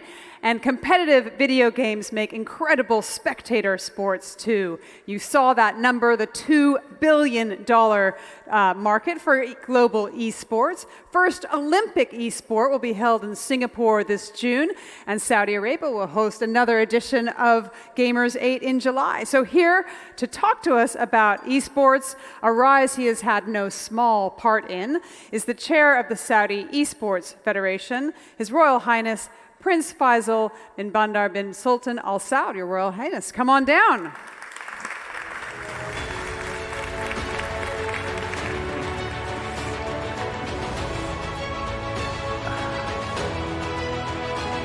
So we have some young people in this room, but we have also quite a few seasoned folks sitting around the room. So I'd love you to tell us, first of all, what esports are and give us an example or two. Well, first, thank you for having me here. And the conversation we were having a little bit earlier is you're only as old as you feel. I mean, I'm in an industry where retirement age is about 25. Right. So I stick with that. I always tell people I'm 25 years old with 16 years of experience.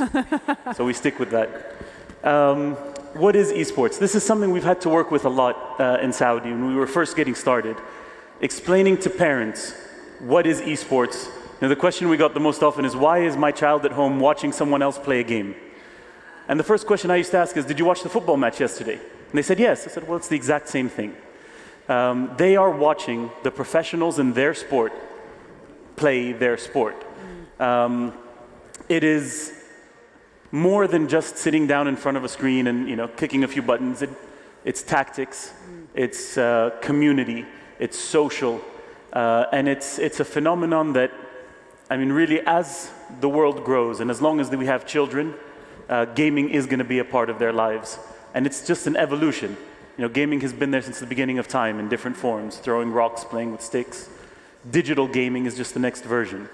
And it's exciting to see that become a professional sport and see our athletes really become true athletes. So I wonder how many of the folks here in the room consider themselves a gamer?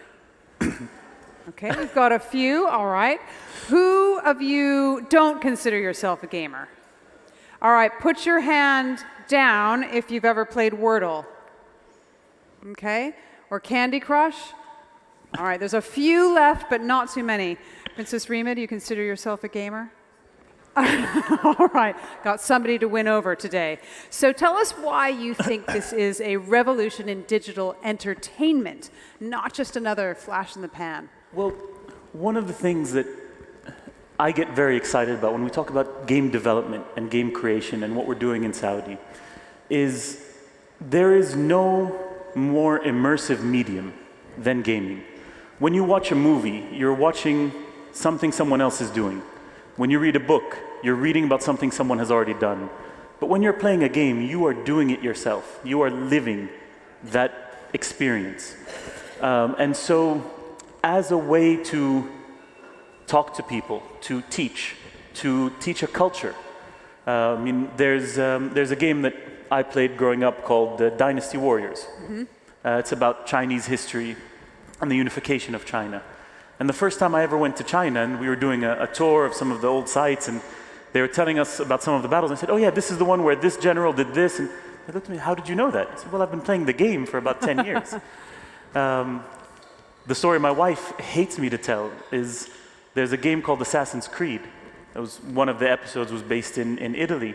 And I went on a trip with my wife to Italy. And as we were walking around, she asked me, what's this building? And I said, oh, this is so-and-so's, used to be so-and-so's house. And this is this, and this is the area. And she goes, how did you know? I said, well, I had to climb that building to assassinate someone over there. She said, please don't say that out loud. But through the journey of playing these games, no matter what kind of game it is, you are walking through an area, a time, a history, a culture, and you are picking up things about that time, that culture, that history that you don't realize that you're picking up. And it's a way to teach people the right way to live, how to do the right thing, the right way to act. And don't get me wrong, it's not all positive. It has its negatives too. But I think its negatives have been spoken about so consistently that people start to forget the positives that are there. Interesting. How many positives in Fortnite? Teaching good things to kids in Fortnite? Teamwork, communication, accuracy. All right. Let's talk about how the industry is changing. In some ways, it's mimicking other forms of media like TV and film. We've got streaming, we've got subscriptions, we've got expensive production budgets. What do you think are the main trends? Well, there was a large trend of pay-to-play, where you buy the game, you play it as much as you want, towards free-to-play, where the business model is more around the advertising and the micro-purchases. And we talk about micro-purchases, in $1 to $5, and people think, well, how can you make money when you're selling things for that low? And I say, there's one of the larger esports tournaments in the world is for Dota 2. And the prize pool for that tournament, the company Valve that runs it or owns it, put up $6 million in prize pool. And they added to the prize pool 10% of the sales of the week of the championship. And the prize pool last year, if I'm not mistaken, was somewhere around $36 million. So that goes to show those micro purchases can really add up when you start talking about the volume of people that are taking part. And then with the advent of new technologies, new social medias, Web3, and all of that, you're starting to move from free to play to paid to play, where actually playing becomes the way you earn money, not just the way you spend money. And it's that evolution is something it's interesting, it's taking its time, and I will gladly admit that I don't fully understand it, but I don't have to. This next generation are living it. They are the ones that are pushing the innovation. And Our job and what we're doing in Saudi and globally is putting the tools in place for them to take it and run with it and take the lead, and we can get out of their way. It's also a very international industry, right? So in TV and media, the United States still dominates. I think 17 out of the 20 highest grossing films were American, but in mobile gaming, the top 20 games were made by 9 different countries, including China, South Korea, Japan, Israel, with players all over the world. So talk about what kind of opportunities that offers. Well, we're in an interesting time in gaming because the tools to create the games are now accessible to everyone. Things like Unreal Engine, Unity. And you have the ability now, one of the biggest aspects of the growth of gaming is indie gaming. So it's the small budget, the games that are focused on story rather than graphics. And those are usually then bought up by the big players and then created into the big franchises. But you are now in a time where you have the ability to take those indie games with those indie budgets, but make the same quality as the AAA games. And so you're starting to see more of the stories come out there. More of the individual aspects of it become more prevalent because it becomes something that everyone can play. And it's not something that needs to be picked up by one of the big players, although that does help. But when we talk about, again, the interaction between media or TV, film, music, gaming is bigger than all three combined. And I spoke to members of my team who are all much smarter than I, and I asked them to explain this to me like they would to my 7-year-old son. And they said to me, to break it down into its simplest terms, Avatar was one of the biggest movie franchises of all time. And its revenues have almost reached $3 billion US. Pokemon, the game, is one of the more popular games, not the most, but one of the more popular games. Its revenues have reached around 90 billion in the same amount of time. So just to give That's again, pretty extraordinary. the reach is just in a different scale. So in rich countries, I believe about 2/3 of people play games. Nearly half of them actually are women. One quote I found that I loved said that gamers are no longer just young guys covered in crisps. But that actually isn't true across the world. I mentioned, the Seoul Game Academy as a place where you can go in South Korea to learn to become a pro gamer. 99% of the students are male. So how can we make gaming more inclusive? So as you said, when we talk about gaming, esports is a much smaller cup. In gaming, it is pretty equal. Even in Saudi, it's about 48% female, 52% male, if we talk about the gaming community. Similar, it's about 49% when you talk about the online personalities and streamers. It's about 49% female, 51% male. Where we have a lot of room to catch up is in the professional gamers. Okay. There's a lot of room for women to grow in that. And there's a lot of growth that's happened in the last, I would say probably 5 years, and that's worldwide, not just in Saudi. In Saudi, we've had our first international champion, Najd Al-Fahad, who won the Collegiate FIFA World Championship, the Ladies Championship. And she's one of our role models to showcase that this is a valid career path, not just for our young men, but also for our young women. And what we need to do is give more room for our young men and women to showcase that they are the heroes of the future and let them be the voice of the next generation. And once our young men and women see that this is a valid career path, and their parents see that this is a valid career path, and we can showcase to them the healthy way to do it and the healthy way to move forward. And we focus on that consistently in Saudi. We talk about not just the physical health, the mental health and the social health. Because again, we're talking about a group of young men and women who are at the ripe age when they learn their social skills and their social cues.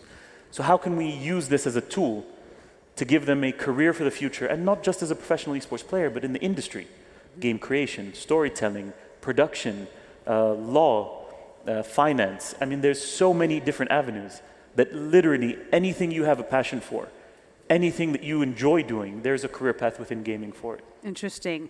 So for me, gaming is the place where the metaverse becomes exactly. You just know what the metaverse is when you think about gaming. And I wonder what esports and the metaverse future fused looks like. Well, the metaverse is always an interesting conversation for me because it's very confusing. There's lots of different people who talk about the metaverse in different terms from different points of view. But when you talk about gaming, I asked someone to explain to me in the simplest terms what is a metaverse. And they said it's when your online world is equal to or more important than your real world. So that's commerce, that's social, that's family, friends. And when you talk about that in gaming, we've been there for 20 plus years, where people have had their commerce in gaming, they've had their lives, their social lives, their education, using gaming as education tools. And so the other aspect of the metaverse, when you talk about the investment, when you talk about buying property and these big brands and everything that's happening in the metaverse, they're at one level and everyone else is over here. Right. And we're slowly inching together. But until those two places meet, where the mass, which are generally speaking the gamers, reach that platform and the conversation up here comes down to the level where everyone can participate, that's when you'll start to see the boom. And what's taking us there is the advent of Web3 gaming, which is, again, the advent of paid to play, where your career now is playing, not just streaming and doing other things. And it becomes a way to really democratize the income that is generated from gaming. Just briefly talk a little bit more about Web3 and the opportunities it'll bring. Well, there's a few companies that I've been talking to, again, to understand more. And the opportunity in Web3 gaming is to, again, build that community from end to end, and it's through the blockchain. Rather than focusing on cryptocurrency, they focus on the blockchain, where everything is connected and you can really create that system where you as a gamer, you as a seller, you as a producer can really benefit from the whole chain. And where that starts to bring people together is, right now, for example, if you are a League of Legends player, they have what they call skins that you purchase, so you can essentially dress your player in the way that you see fit and customize your player. But there are similar games, Dota and among others, where the metaverse and Web3 can start to change things. Is you can create something, a skin, in League of Legends, but sell it to someone who plays Dota 2, which is two separate publishers, two separate platforms. But now you have that interaction, that communication. We're not quite there yet, but once you have that, once it all becomes one metaverse, for no better way to call it, that's where everyone can start to grow together, and it becomes everyone can participate, rather than just being niche clans or niche groups in separate universes. Fantastic. Well, I look forward to hearing about Gamers 8 in 2023 and hearing who wins that. So thank you very much, Your Royal Highness, and please let's give him a huge round of applause. Thank you. Thank you. Thanks. Thank you. So enough fun for now. Up next, the battle for financial stability in an unstable world. We'll bring to the stage the Minister of Economy for the Argentine Republic, His Excellency Sergio Tomás Massa, as well as our moderator, the CEO of the Future Investment Initiative Institute, Richard Atias.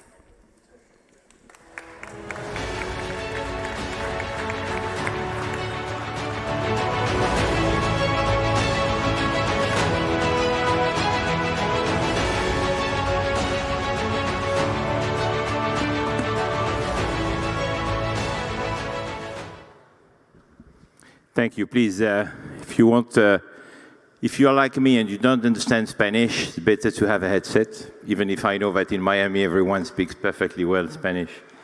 So it's my great pleasure to welcome on stage His Excellency Sergio Massa, the Minister of Economy of Argentina. Thank you for being with us. You just arrived and landed a few minutes ago from Washington, D.C., so thank you. So just a few words about His Excellency. Minister Massa has worked in the public administration since 1996. He has been a provincial member of Congress, head of ANSES, mayor of Tigre, chief of staff national member of Congress, and also candidate for president of the Argentine Republic. He has been the president of the Chamber of Representatives of the National Congress, and he is, of course, currently the Ministry of Economy of the Argentine Republic. So I cannot welcome you on stage without first, Minister, congratulate you for the win of the World Cup. So bravo, Argentina made us so proud and so happy. You did an amazing finale in the World Cup. But let's talk about the economy.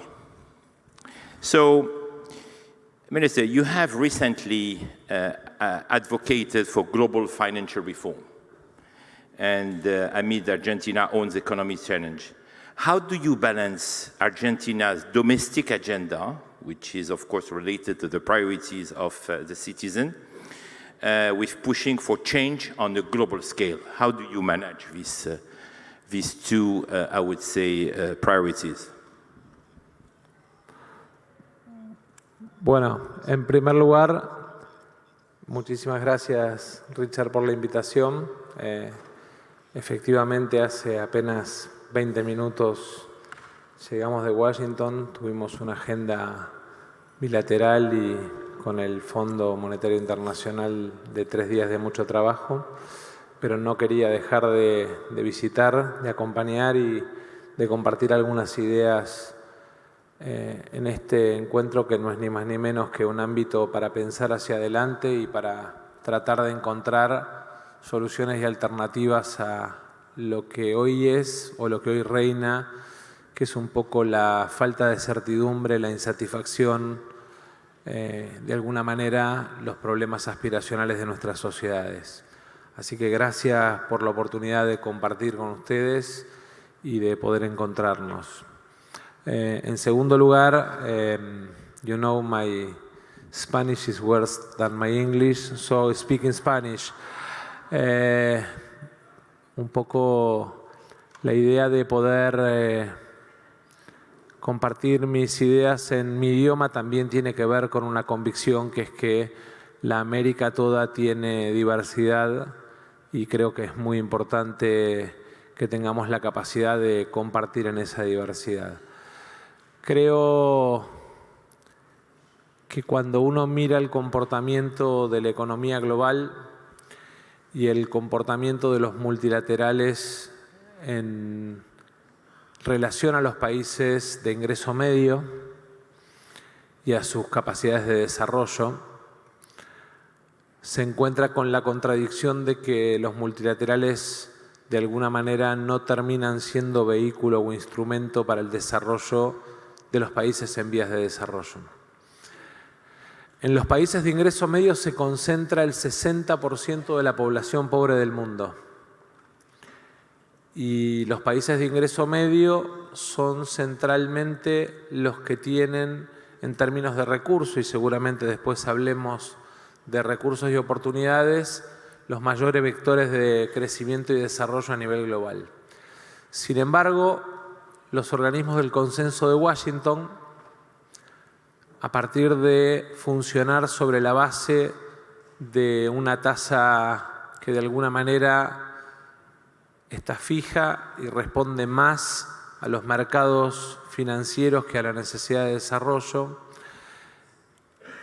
terminan siendo poco atractivos para apalancar las oportunidades de desarrollo que encontramos en los países de renta media o en los países con oportunidades de desarrollo.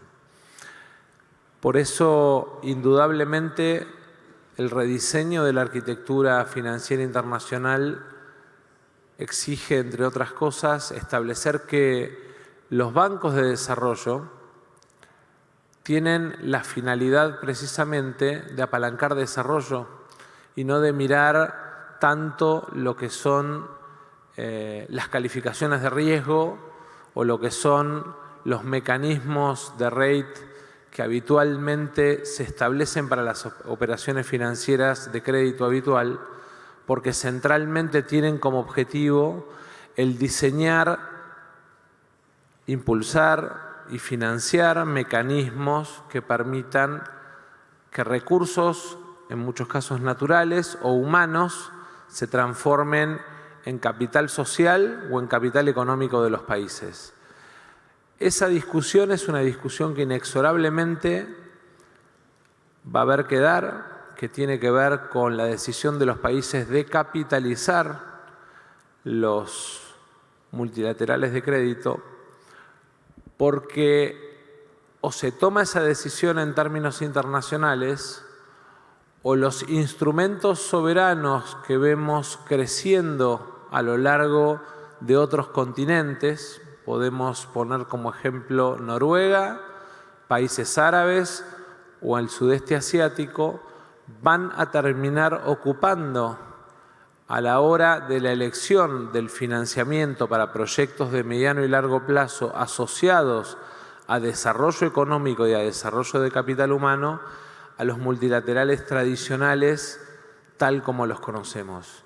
Esto que lo vengo planteando hace un tiempo, que ayer lo compartí en una charla con el presidente Biden, con el staff más importante del gobierno de Estados Unidos, porque entendemos que ese rediseño, ese repensar los multilaterales nos tiene que permitir correr las burocracias y pasar a proyectos que estén asociados a la realidad de cada una de las regiones. Y ese es un poco el planteo. But how the constraints that the international organization like IMF and others are imposing to you, how do you manage, how they are impacting negatively countries like Argentina and, generally speaking, emerging economies? Can you describe these constraints and how do you manage them?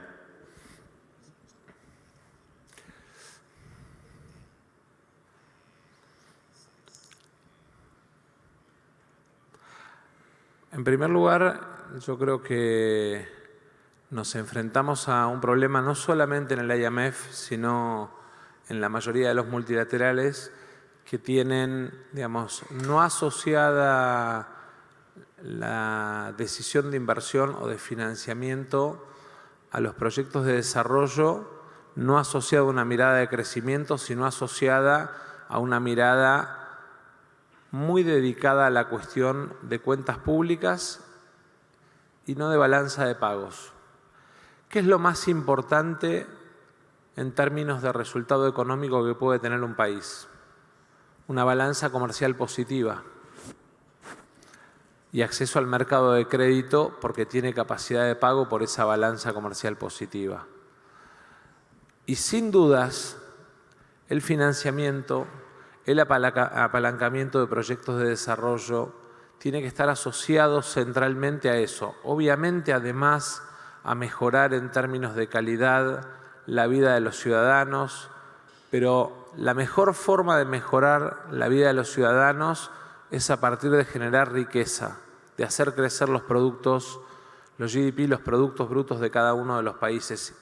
Y eso requiere inexorablemente de la capacidad de los países de encontrar cuáles son sus vectores de desarrollo económico, cuáles son sus oportunidades en la agenda global y sobre la base de esas oportunidades en la agenda global, cuáles son los instrumentos que necesita para corto, mediano y largo plazo. Podríamos analizar qué representa el litio o los minerales críticos o los minerales para la Argentina. Cuántos proyectos hay en danza y cuál es la necesidad de financiamiento del sector privado, ni siquiera público, para abastecer no solamente a Estados Unidos, sino al grueso de las necesidades de mercado mundial, entendiendo que Argentina junto con Bolivia y Chile conforman el triángulo del litio, una de las 3 reservas más importantes del mundo de litio. ¿Cuánto necesitamos en términos de desarrollo y en términos de inversión para poder abastecer una ventana de oportunidad que al menos yo, y puedo estar equivocado, entiendo que es una ventana de oportunidad para los próximos 15 o 20 años, no más allá? Seguramente después la tecnología encontrará mecanismos de reciclado que se irán abaratando y que permitirán que el litio reciclado pueda, digamos, abastecer a las necesidades de storage, de guardado de energía que necesitamos en cada una de las actividades. ¿Qué necesitan los países que hoy tienen la posibilidad de abastecer de litio al mercado global? Inversión intensiva. ¿Cuáles son las condiciones que se miran para llevar adelante ese financiamiento de esas inversiones intensivas? ¿La capacidad de repago de esos proyectos o el rate de los países? Y ahí es donde está el error. But precisely about investments, what can you tell to international investors to secure them, to convince them to invest in Argentina? Because you have an amazing potential. We all know the natural resources of Argentina. But people, let's be very frank, there is a perception that it's not totally safe to invest in Argentina because we don't know where the country is going. Let's be very frank. So what are you saying to these investors?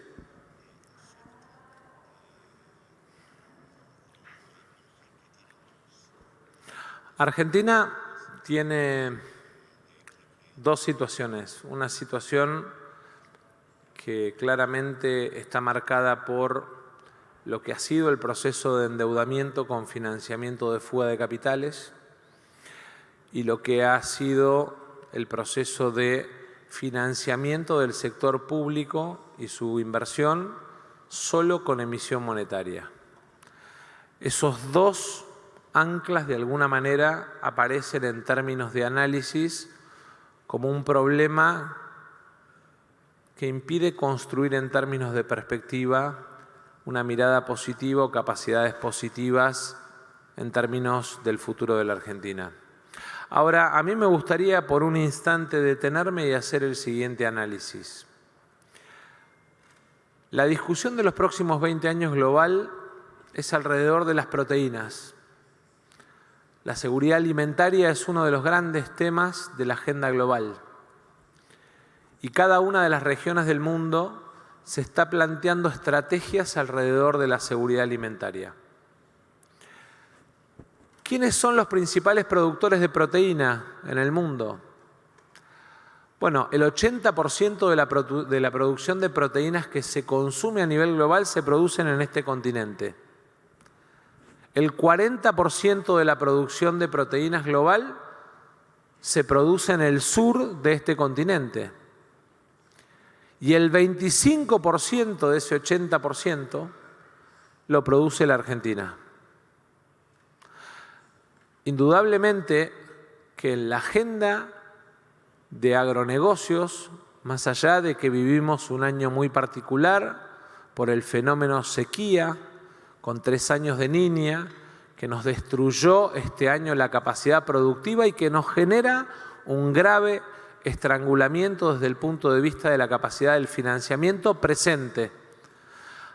Ahora uno mira en perspectiva y empieza a ver que se empiezan a tomar decisiones de campaña, de cosecha, de siembra para el mes de mayo. 40% de crecimiento proyectado para el año que viene en girasol. 25% de crecimiento proyectado para el año que viene en trigo.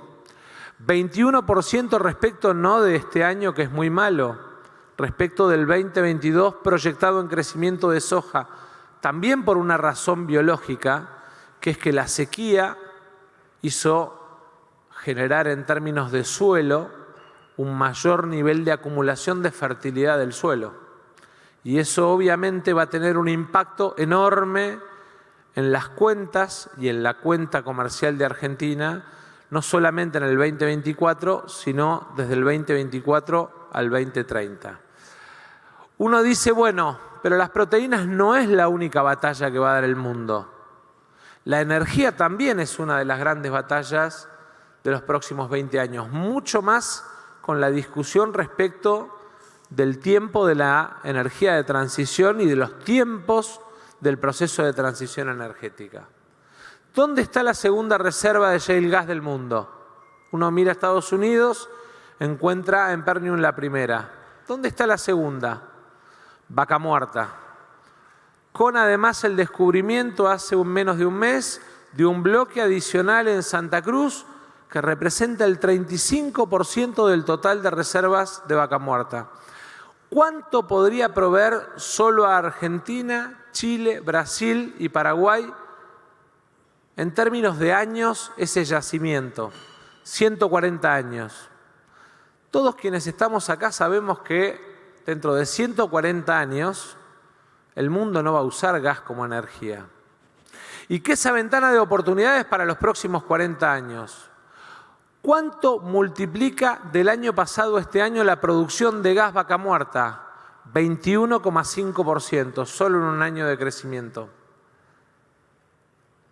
Y alguien podría decir, bueno, pero eso es gas. Necesito gasoductos. Argentina está construyendo su gasoducto y su reversal para abastecer a Brasil, a Bolivia, a Paraguay y a Chile desde el norte. Alguien podría decir, bueno, pero las formaciones de gas también tienen líquidos. Efectivamente, y nos llevan en el 2025 a 1 millón de barriles día. Alguien va a consumir ese volumen de oil en el mundo, en el camino de la transición hacia las nuevas energías. Y alguien podría decir, bueno, pero energía y proteínas no son suficientes. También está el tema de los minerales. Vuelvo para atrás. Junto a Bolivia y a Chile, el triángulo del litio más importante, una de las reservas más importantes del mundo del litio. Una de las reservas más importantes de plata del mundo. Una de las reservas más importantes de cobre, 132 proyectos del sector privado con apetito de financiamiento aprobados para poner en marcha proyectos de explotación de cobre, de litio, de plata, de oro, que son centrales en términos del debate de minerales críticos para los próximos años. Y hay un cuarto punto.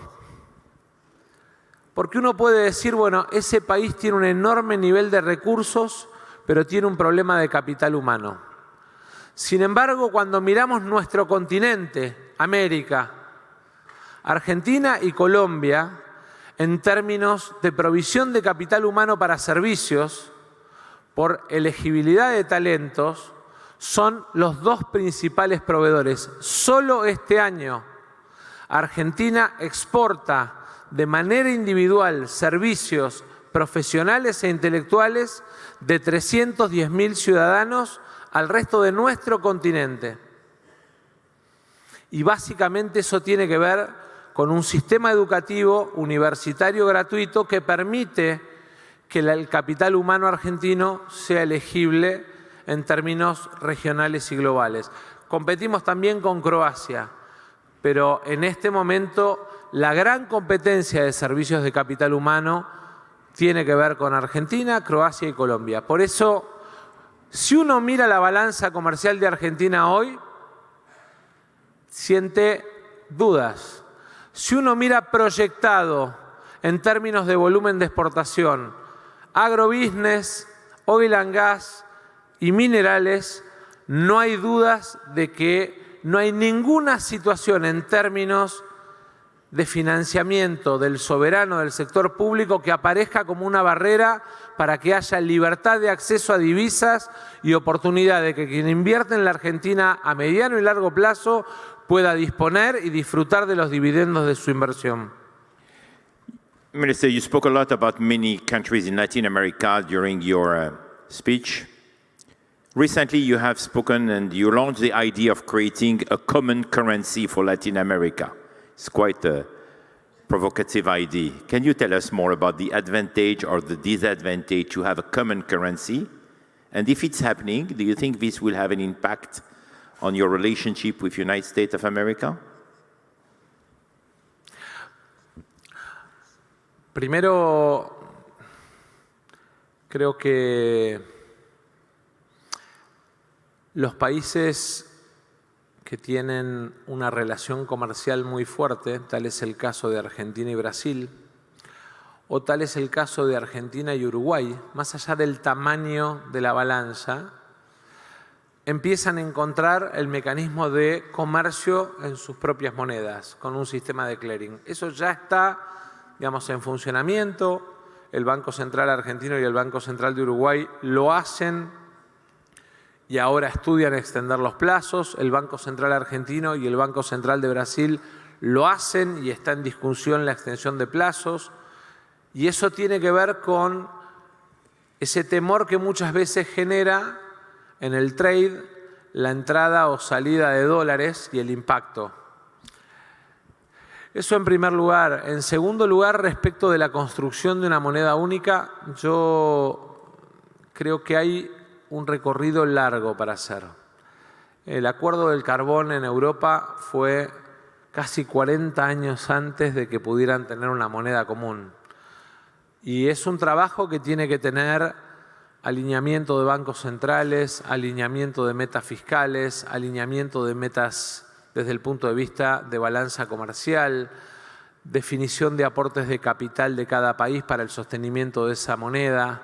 Si no aparece simplemente como un instrumento que es más una expresión de deseos política que un instrumento económico real. Ahora, que vamos a una economía de bloques por la regionalización de las economías nuevamente, eso es inexorable. El secreto es que los bloques se encuentren en la capacidad de interacción. Last question, Minister. What are your priorities for the next 6 months? And how do you see Argentina in the next 5 years? Sorry. Next. Yeah, your priorities for the next 6 months. Next. And how do you see Argentina in the next 5 years? Bueno,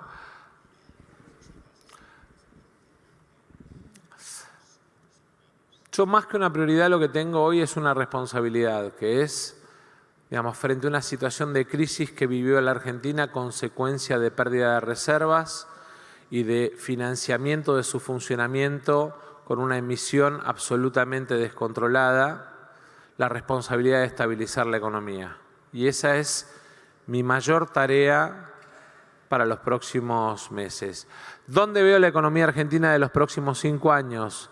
La veo multiplicando por 2 o por 3 sus exportaciones en economía del conocimiento. Hoy estamos en 7.500 millones de dólares. Ya este año vamos a ir a 10.000 millones. La veo multiplicando por 5 sus exportaciones de petróleo crudo. No lo digo yo, lo dicen los informes de la mayoría de los consultores privados, producto del impacto que tiene el gas.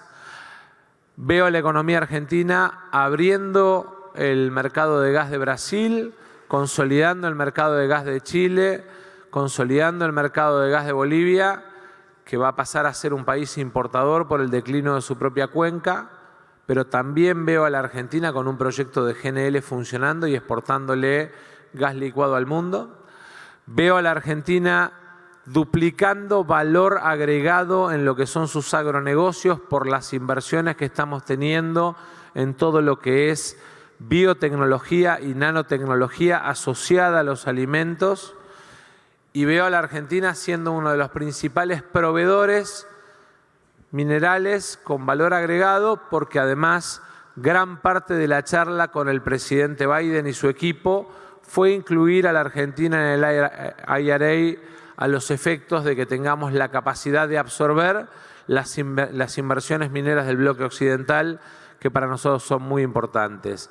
Agrobusiness, economía del conocimiento, minería y energía son las que en los próximos 5 años van a dar vuelta a la balanza comercial de la Argentina y van a cortar con esos ciclos permanentes de inestabilidad producto de indisponibilidad de dólares. Minister Massa, thank you very much for your time. Thank you for being with us. And we wish you the best of luck. Thank you. Please welcome to the stage the World Series champion, the CEO of the A-Rod Corporation, and co-owner of the Minnesota Timberwolves and Lynx, Alex Rodriguez, and the creator and host of BBC's Women Building Peace, Suzanne Kianpour.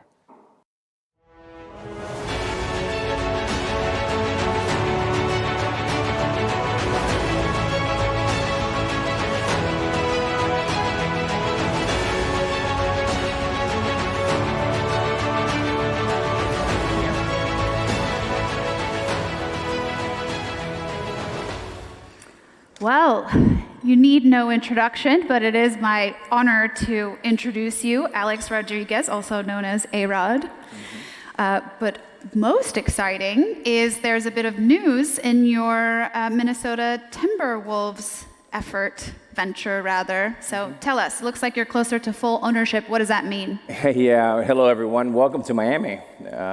I've been here since I was 9 years old, and I've never seen more people from around the world in the city, which is great. I usually see all my New York friends when I was with the Yankees, all here in South Florida, which is pretty cool. No, the Timberwolves, my partner Mark Laurie and I, we structured a contract with Glenn Taylor to buy the Minnesota Timberwolves and the Minnesota Lynx WNBA team. And, well, that's good luck. It is. Opa. And we structured a deal where we locked in the price at $1.5 billion, and we paid over 4 years. Yesterday, we made it official. The second payment is done, so we're 40% in, and we now have a path in the next year to acquire the remaining. So this is a basketball team, but you're a baseball player. That's true. You know, it's funny because one of my heroes and mentors is Magic Johnson. And of course, he played basketball for the Lakers for all those years, and he owns a baseball team with the Dodgers. So we always joke around that we did it opposite. I played baseball, and I own an NBA basketball team. I'm sorry to say I'm a Braves fan. Okay, well, you guys are good. Well, you guys World Series congrats. champs. Yeah. That was very exciting. And you might repeat this year. Hopefully. Yeah. Inshallah. So on the future of sports team ownership, you have said in the past that blockchain can bring sports teams ownerships to the masses. What does that mean? And are you more or less keen on blockchain now, given the current banking sector turmoil that we've seen in recent weeks? No, we really haven't gone outside for outside capital, but I will tell you, Suzanne, we've never had, of all the dealings I've done over the last 25 years, I've had people from around the world, like literally begging us to get in this deal. And I think the reason why is we acquired this franchise right after COVID, and the NBA was empty with no fans. They had a bubble, and I think it was just good timing.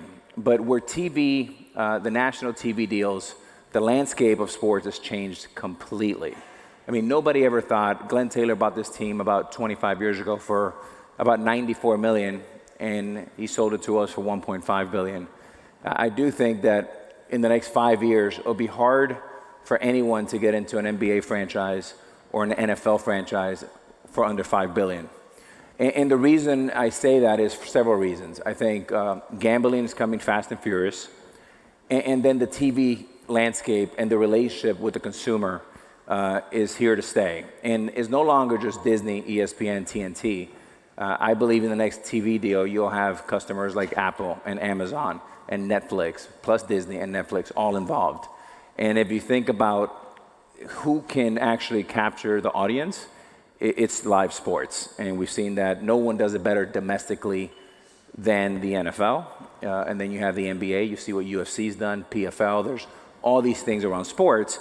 And what sports is a moat, is an octopus of opportunities.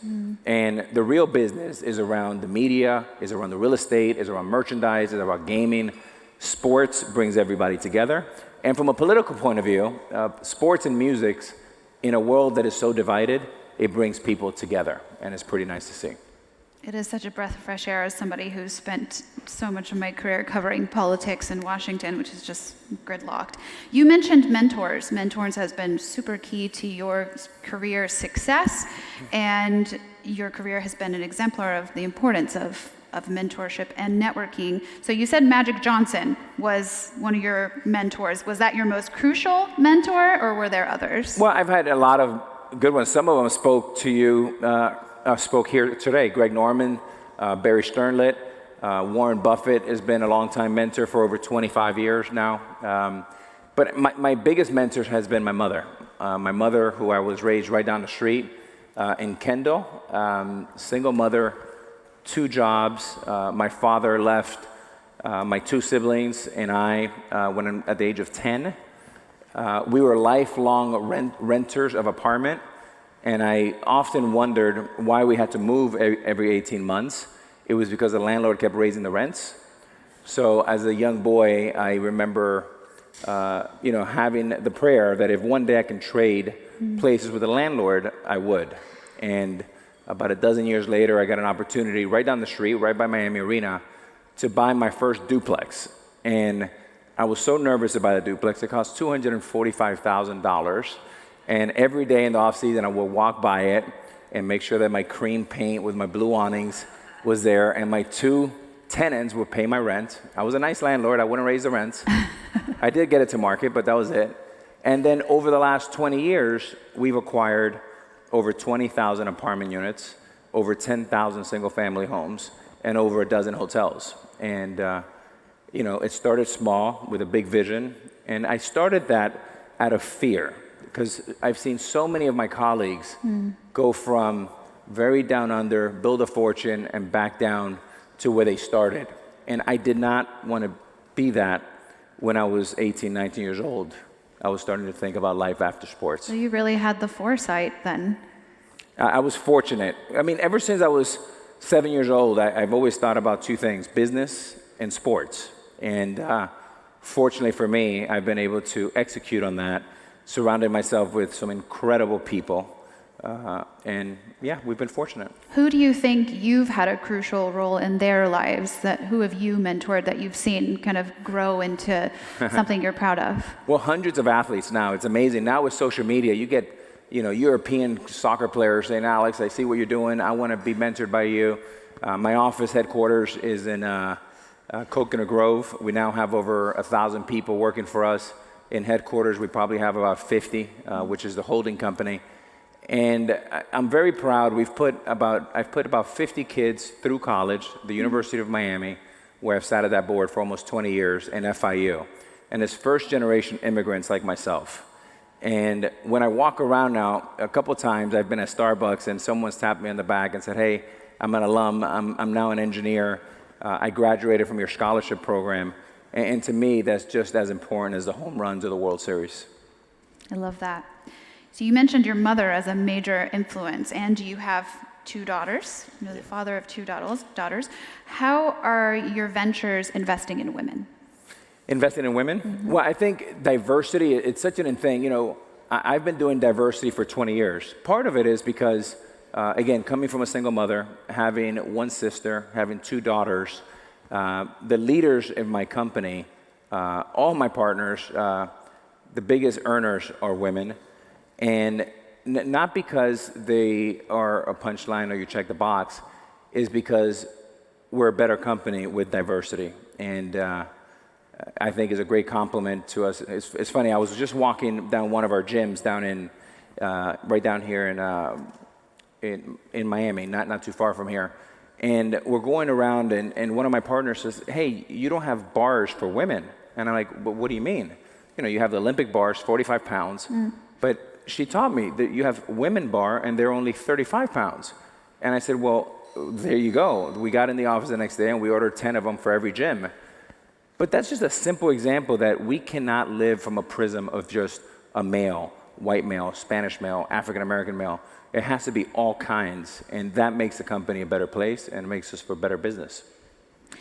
So let's get into some of your investment advice, because I think the people in the room want to hear your tips and tricks. So you've gone from the diamond to the boardroom. What are the investments in your venture portfolio that you think have the potential to have the most impact on humanity? I acquired a business for about $35 million, and it was a lending business, and it was around ESG and green. And basically, if you own a $10 million building, and you had a $3 million down payment and you had $7 million of debt, but you needed to put money into your building, there wasn't a lot of options. Mezzanine, which in some cases you can pay 15 or 16%. So Petros Pace was a great alternative to Mezz, and instead of being recourse, it was non-recourse. Instead of being 15%, it was only 5 or 6%. Obviously that changes now a little bit with the Fed elevating every other day, it seems like. And we sold that business for almost $400 million to Apollo, and they're taking it, and I'm sure it's going to be a multi-billion-dollar business. But it made buildings better, and it gave optionalities to landlords to be able to improve the building and not get crushed.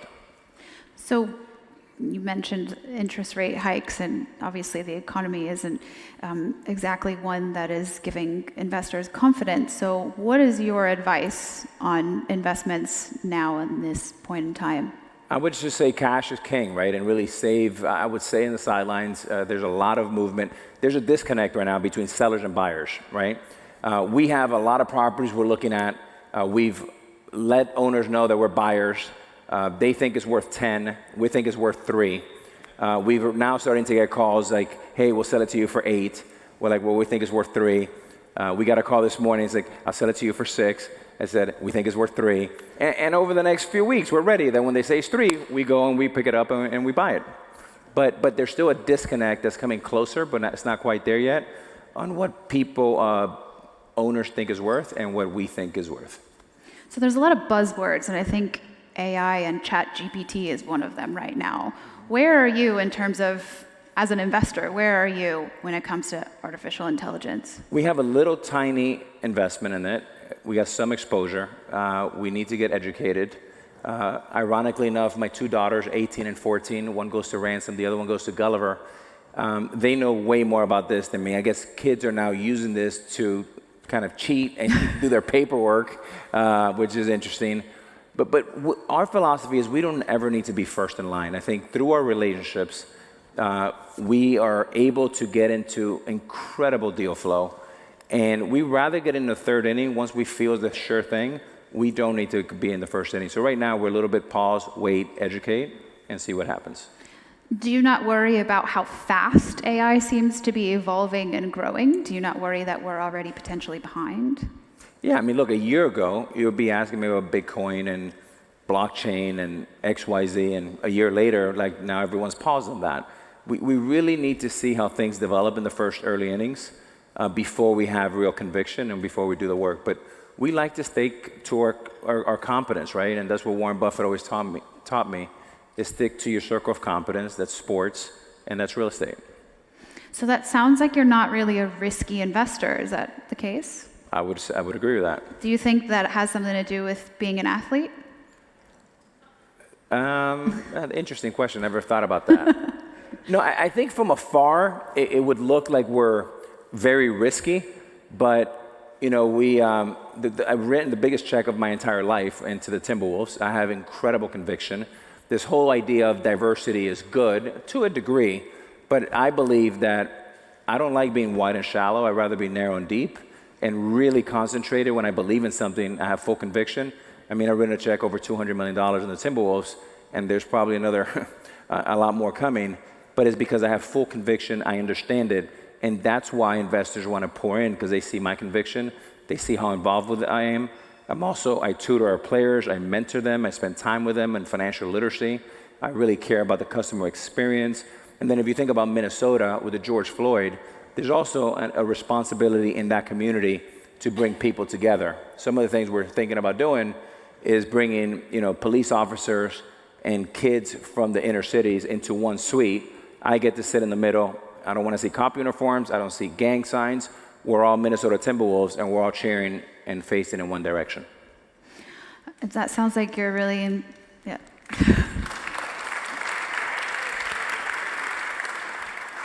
I mean, that really is the power of sport, right? It transcends politics, and you as an athlete, people listen to you. So I do want to get in. I do want to ask you about something. I would be remiss not to ask you, rather, about an issue that has been plaguing America, and especially as someone who travels between Dubai, London, and Washington, I'm constantly asked about this when I'm overseas, and it's the issue of school shootings. And as a father, I wanted to know if because you believe in the power of philanthropy, clearly, you see that as part of your role as an owner of the Timberwolves, and as a community leader. Do you think there's a way to tackle this on the community level? Because it sounds like, it seems the politicians can't really seem to sort it out.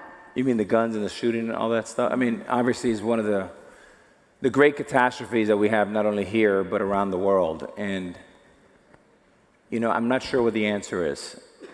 But I do see that the blue and the red do a great job of screaming past each other. And, the truth is about 70%, 80% of the main subjects we all agree on, but unfortunately, the ones that make the most noise are the 5% and the 5%, and they're winning because they have everybody confused. And now with social media, you get to see more of what you believe in. And the truth is, whether you're blue or red, there's a lot of good people, and I'm not very political, but I do believe in policy and putting things in place like we do in sports and we do in music that organize things and brings people together. But I think that's one of our biggest challenges. Yeah, no, it is. I've covered far too many of these school shootings. So you're a baseball legend, a business mogul, an investor, a philanthropist, a community leader. You have so many jobs. How do you do it all? I think focus. You know, it's kind of contrarian a little bit to what you're saying, but you know, I wake up in the morning and say, what are the 2 or 3 things most important to me? I can't make more than 2 or 3 good decisions per day. So really, the narrow and deep thought process is important. Over the last 25 years, we've tried a lot of things. Where we've landed is in 2 things: sports and real estate, and really focusing on that. And then the other part that I've done is having a little bit more balance in my life. Today, I don't touch my phone till noon, right? And I try to focus on, you know, the health, my wellness, hydration, sleep. And I'm in the office every day from 12 to 6 religiously, suit and tie on, because when I put a suit and tie on, it's my replacement to my pinstripes. And it's my uniform, right, to go to work every day. And that's what I enjoy to do. My friends all around the world ask, like, why are you in an office? Are you crazy? You should be on a boat somewhere smoking a cigar. And I said, well, this is my boat and cigar. I love being in the office. I love collaborating with great people. And I also like making a lot of my dreams come true for my team. Raise your hand if your phone is the first thing you reach for when you wake up. I know. I mean, that's amazing. I'm going to try that. We'll see how long I last. So this session is called Mindset of a Champion, and I think we've gotten a bit of an insight into the mindset of a champion. But I wanted to ask you about if you ever had any haters who said you couldn't do all this. Any what? Any haters who said you couldn't do all this. I'm a New York Yankee. Of course I have haters. I have 2 of my heroes just walked in, Steve Wynn, Nelson Peltz. I mean, those guys are the icons. The Titans, the Titans. You know, I do want to see, I see Nelson Peltz, I see my friend Steve Wynn over there. You know, it's funny because someone asked me about Bob Iger, and of course I see Nelson Peltz, and Bob is one of the great, great icons and a dear friend. And I was asked about Bob Iger and my admiration for him. And my admiration for him is endless, is infinite. But someone asked me about the challenge of Bob Iger, and I said this to someone because I saw Nelson Peltz so eloquently, you know, get involved, and then he backed away because he got everything he wanted. But you know, when Bob Iger, when he left, we were in a world where spend at all costs to grow. Today, Bob Iger comes back and has cut cost at all to survive. And it'll be really interesting how that world is a paradigm shift. And it'll be interesting to see the CEOs that can survive under this scrutiny and cutting to survive versus spend to grow. And it didn't matter if you lost $100 million or $1 billion per quarter. Wall Street was going to reward you for spending and growing. And today is the exact opposite. So I'm fascinated to see who are the champions in the next 18 months, 24 months. And I would invest with Nelson Peltz because he knows much better than I do. Well, thank you. This has been a fascinating insight into the life and times of A-Rod. Thank you. Do you go by A-Rod? No, I go by Alex, but it's okay. I've been at Fenway. I've been called a lot worse. Thank you so much. Thank you. Thank you, guys.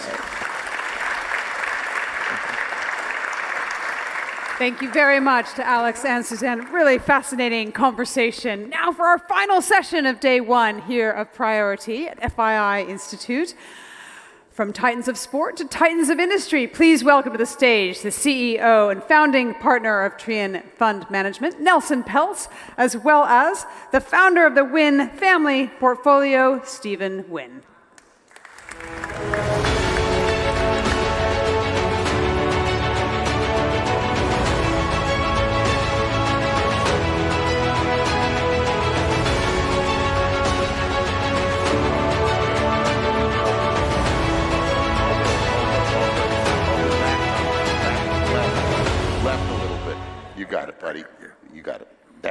Hello.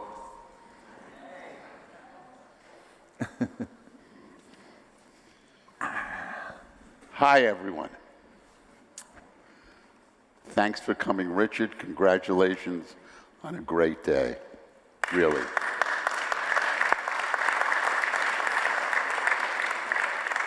We're the closing act, Steve. How many people are in the room? Everybody. Oh, good. There's not an empty seat in the house.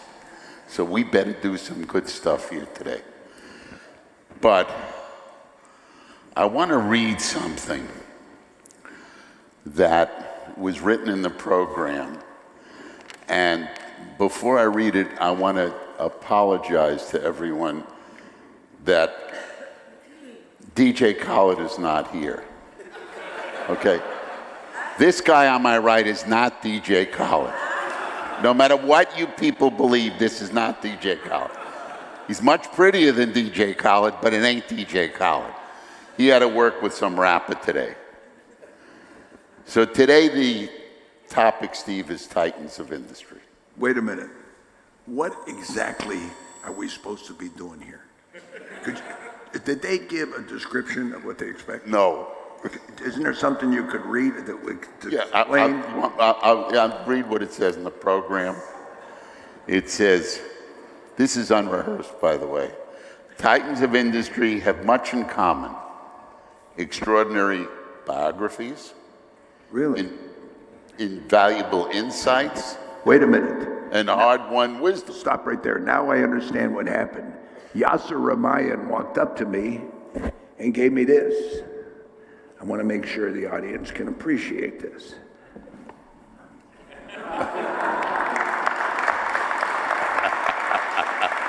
I think you got one too. I did. Where's mine? T-shirts. T-shirts. There we go. Okay. No money. That's good. T-shirts. We're not getting paid for this, Steve, but we got T-shirts. You're right. There on Titans. What else? What else are we? Okay. Their journey through the years reveal how obstacles, small and large, have shaped their perspectives on leadership, collaboration, and innovation. Really? Now, I know Steve from a very, very, very long time ago, and I watched his career swell. It was amazing to watch where he went and where he got to. And I mean it. It's really fantastic. These modern visionaries, here we go again, highlight the power of using business and investment to shape the world as we know it today. Really? Here are the questions. They want us to do that? What does it mean to create a legacy of leadership and impact? Question one. How can leaders demonstrate the positive power of business and investment? Question two. What vital lessons do current Titans share that can shape future generations? This program was originally the Davos in the desert, if I'm not mistaken. Miami Beach? There's Jews here. This is a sign of the maturation of Saudi Arabia. I know all you all came. You got your badges, you listened to all these people. There's good news and bad news. What would you like first? The bad news. Saudi Arabia is out of money. Too bad, you guys. The good news, you could still write off the trip. Okay, go ahead. No, you're on a roll. Okay, listen, today, I was reading that program because I was trying to find out the whole story. I was a late pick here, but I was looking at the program and we've covered everything. The remarkable advent of digital world to artificial intelligence is going to make us smarter than ever before. The developments in genetic research where we can now edit our genes and change our personalities with the CRISPR method, with CRISPR science. I finished that book by Walter Isaacson, The Code Breakers. You ought to read it.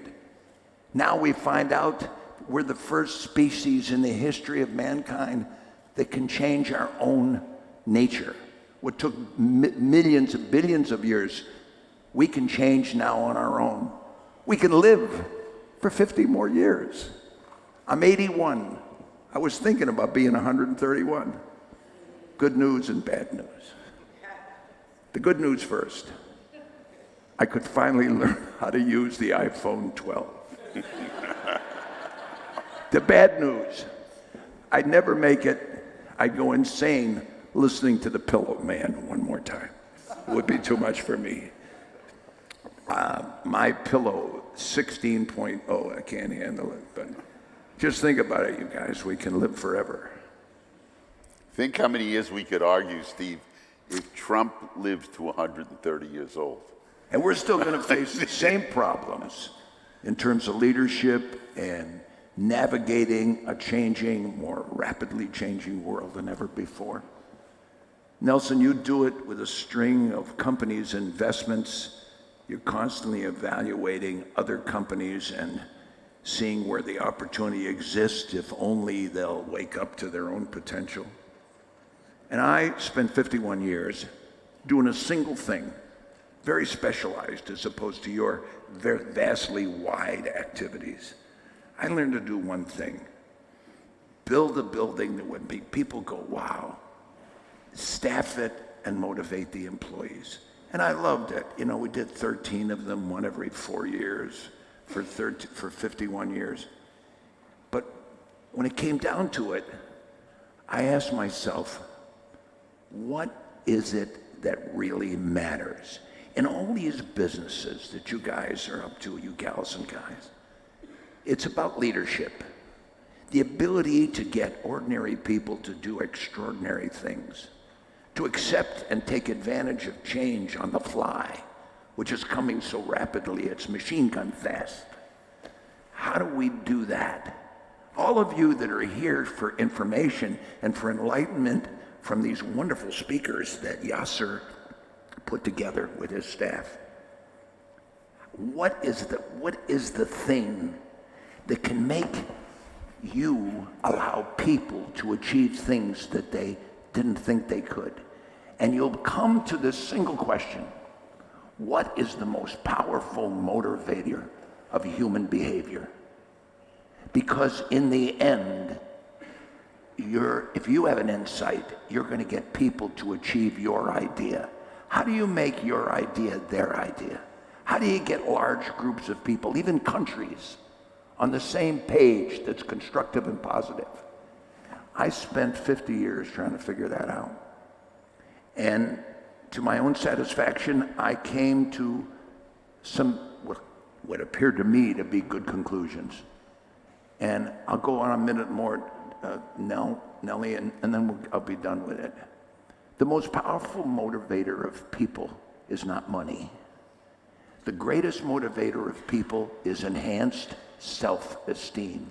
If you, as a leader or a businessman or a government official, if you can make your program, your ideas, if you can get the people that you lead to identify their own self-esteem with that behavior, they will repeat it incessantly, and they will be angry if anybody interferes, because enhanced self-esteem is the most narcotic of all human emotions. And if you can link what you want the country, the company, the employees to do to enhance self-esteem, you crack the atom in human behavior. It's the thing that we're having so much trouble with in America with our political leadership. We criticize ourselves. We have perfect understanding of the problem, but we don't know how to get to a solution. And the point you got to learn is you got to reward people with enhanced self-esteem because they've accomplished something that you think is the right thing for them to do.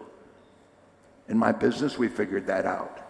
But what is important today, I think, in the context of this conversation, is for all of us that are charged with responsibility of government or companies in a fast-changing world to figure out how to make the people that we work with feel good about what they're doing, feel good about being an American, feel good about getting a good education. That's what I learned in 51 years, and it's the one thing I took away with me when I stopped working. Steve, Nellie, you're trying to get Disney to do that. Thank you. I appreciate that. Was great, Steve. I really mean it. And you, for what you've been through and the words of wisdom that you impart are amazing. You know, when I was a kid growing up in Brooklyn, I had one fantasy. I wanted to open up New Year's Eve singing in Las Vegas. When I found that I couldn't carry a tune, I decided I better try and make some money. And the motto of our formula at Trian and the formula that we invest is something I learned from my father, who sold produce. And it's on every coffee cup in our office. And it's really simple. It says, sales up, expenses down. When I learned that, I dropped out of Wharton and figured that's all I needed to know. Sales up, expenses down. And that works whether it's a little produce company like my father owned or P&G, where I just recently got off the board. That's what they all have to understand. Sales up, expenses down. And we preach that, and it seems so simple, and they call McKinsey in, and they call all these brilliant guys in to figure out where it's going. And all they do is have to get a coffee cup from my office. That's all they have to do. They can save $25 million a year on these consultants. What do these companies need to do to grow? What do they need to do? Well, let me tell you one of the things they need to do. They need people on the boards of these companies that are truly independent, that have a vested interest.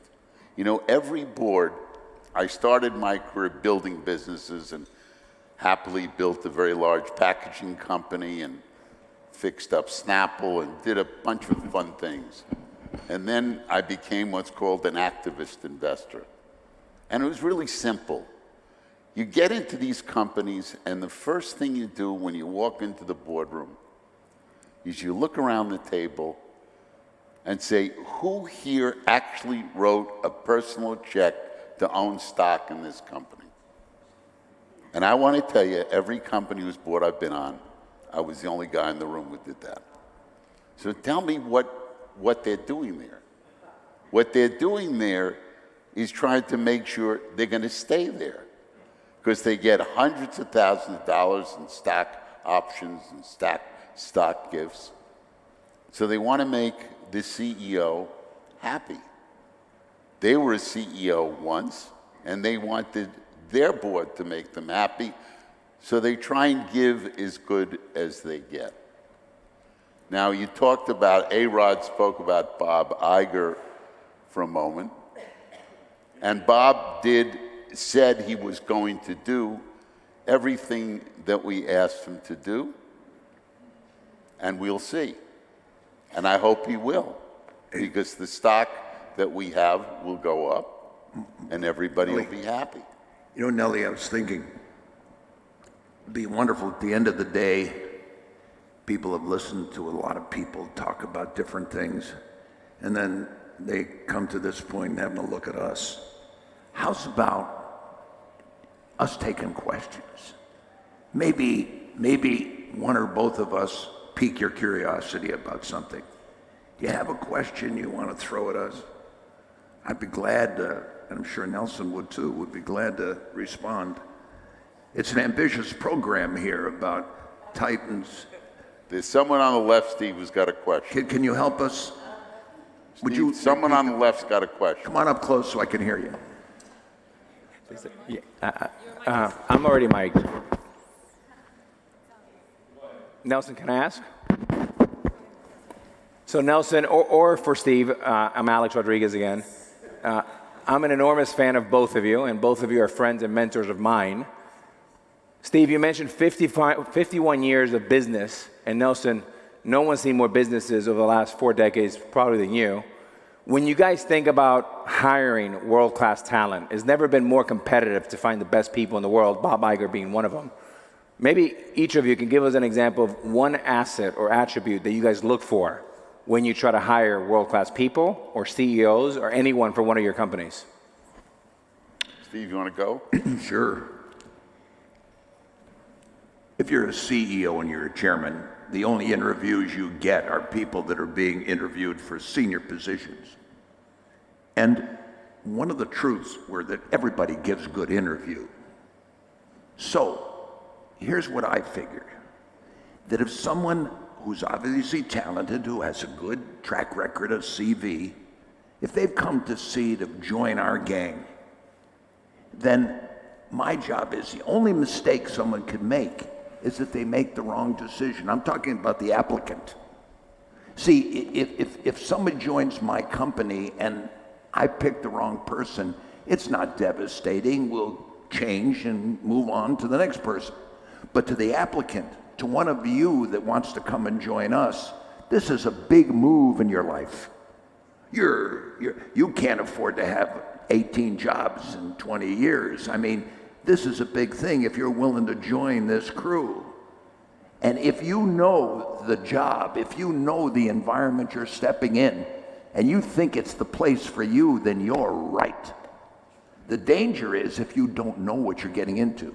So when people came to see me and I was interviewing them or talking to them, first thing I said, look, you got some idea of this company and my arrangement with it and my relationship to it. Listen, I want you to interview me. See if you got this place figured. And since I play an important part in it, see if you get a sense of me and if you're comfortable with that. I want you to be successful, but I want you to understand what you're getting into. I don't want you to find out 6 months from now that you made a terrible mistake. So the first thing I'm interested in is, how does someone react to that? Did their eyes click open and they get a smile on their face and say, I'm glad you allowed that opening, Steve or Mr. Wynn? And they start to ask me questions, and they're not intimidated, and their thoughts are well organized. Then I know I start to get excited during the interview, and I start to get enthusiasm for that person. Mainly, I'm interested in them, and I find out about them because they're asking about us. In other words, be a listener. Be a listener. It's the secret of good acting, I'm told, by people who act. They asked Spencer Tracy, how'd you be such a great actor? He said, I was a good listener. And I did my interviews and developed my enthusiasm and my sense of the potential success of people by that characteristic and the way they responded to that. Is that a satisfactory answer? Very good.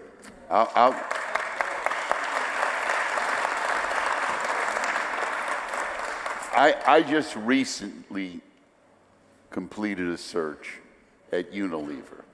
Unilever is a British company, one of the biggest FTSE companies around, well over 100 years old. Great business that hasn't been run properly for decades. That's why I got there. We decided we needed a new CEO. Our current CEO decided to retire. I was on the search committee of 3 interviewing people. And we found somebody, and he starts June 1st, and I can't wait for that day to come. But when you meet people, and now I'm an outside director, I'm not in Steve's situation where I'm living and breathing the business every day. I know what I want to see, I know what I want to happen, and I want somebody who can either see the business in the future the way I see it, or if they have a different plan that may be better than what I have in mind. So I met with this guy 3 times. He came to my home. I met him in the office. I met him somewhere else. We had a meal together. And I found that his vision for the business was very, very similar to what I thought. And it took me 3 times to figure that out. Because the first time he could have been giving me what he thought that I wanted to hear, and maybe the second time a little bit of that. But by the third time, he sold me. Now, I'm going to find out in the next 6 months whether I was right or wrong. But I think this guy's got the energy and so forth, and that's what you need. You need, in our case at Unilever, and every assignment is different. At Unilever, we needed a change agent. This is an old, amazing company that spits nothing but cash. Let's get a second. Doesn't really know how to grow market share. Steve is chomping at the bit. Go ahead, Steve. Want to take another question? Go ahead. Can you hear him, Nelson? I can't hear. You got a mic? There's one. He's talking to you. Turn me on? Okay. Ah, great. Evelio Medina, thank you for being here, and welcome to Miami. I run the Miami Brickell Chamber of Commerce. Question specifically for both of you. And I've followed you for a long time from Triarch. What is your appeal, or why do you always go into operating companies, unlike, for example, real estate, which they all come with assets and operations, but why always fix these companies? I didn't hear that. I'm sorry. I don't think I... Why do you invest in operating companies constantly? And I love that model. Obviously, those operating companies come with assets that you got to manage, but you've been able to do amazing jobs by taking companies that weren't working and making them work. What's the allure to operating companies? Oh, well, I never bought one. I built them with a gang of helpers, and colleagues. I don't think I understand the word. Why are we investing in operating businesses? Was that investing, or why we were trying?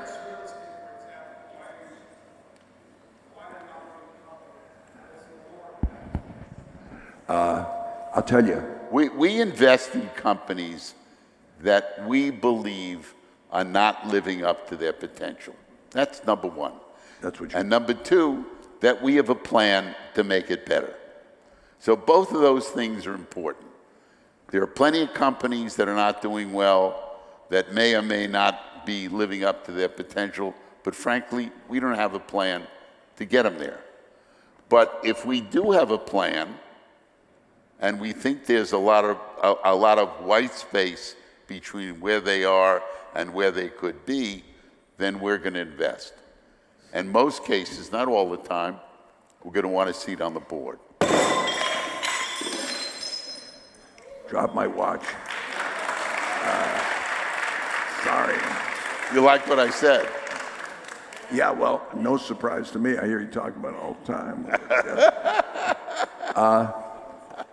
I don't think I have anything to add to that. I was immersed in an operational business. You all know, because most of half of you came there. And it was absorbing. It was wonderful. I spent 80% of my time when I wasn't in the design mode with my colleagues. I spent 80% of my time on HR. That's what I cared about. Customers talk to the staff, the line employees. Whatever we were trying to do to accomplish the positive guest experience was through them. It was about them. Did you ever notice that your success as a CEO or an executive, like all of you in this room, that your success is defined by the people that you work with? It's always about them. Your success is about them. My supervisor's successes were about their people. And our frontline employees' successes were about their relationship to the customers. It's always about them. It was never about us in the sense of what really mattered in an operating business. That is very much like what I said a few minutes ago. We have time for another question. No, unfortunately not. I'm being told we got to wrap, sorry. Thank you very much. Ladies and gentlemen, let's give him a huge round of applause. Thank you. Thank you very much. Thank you.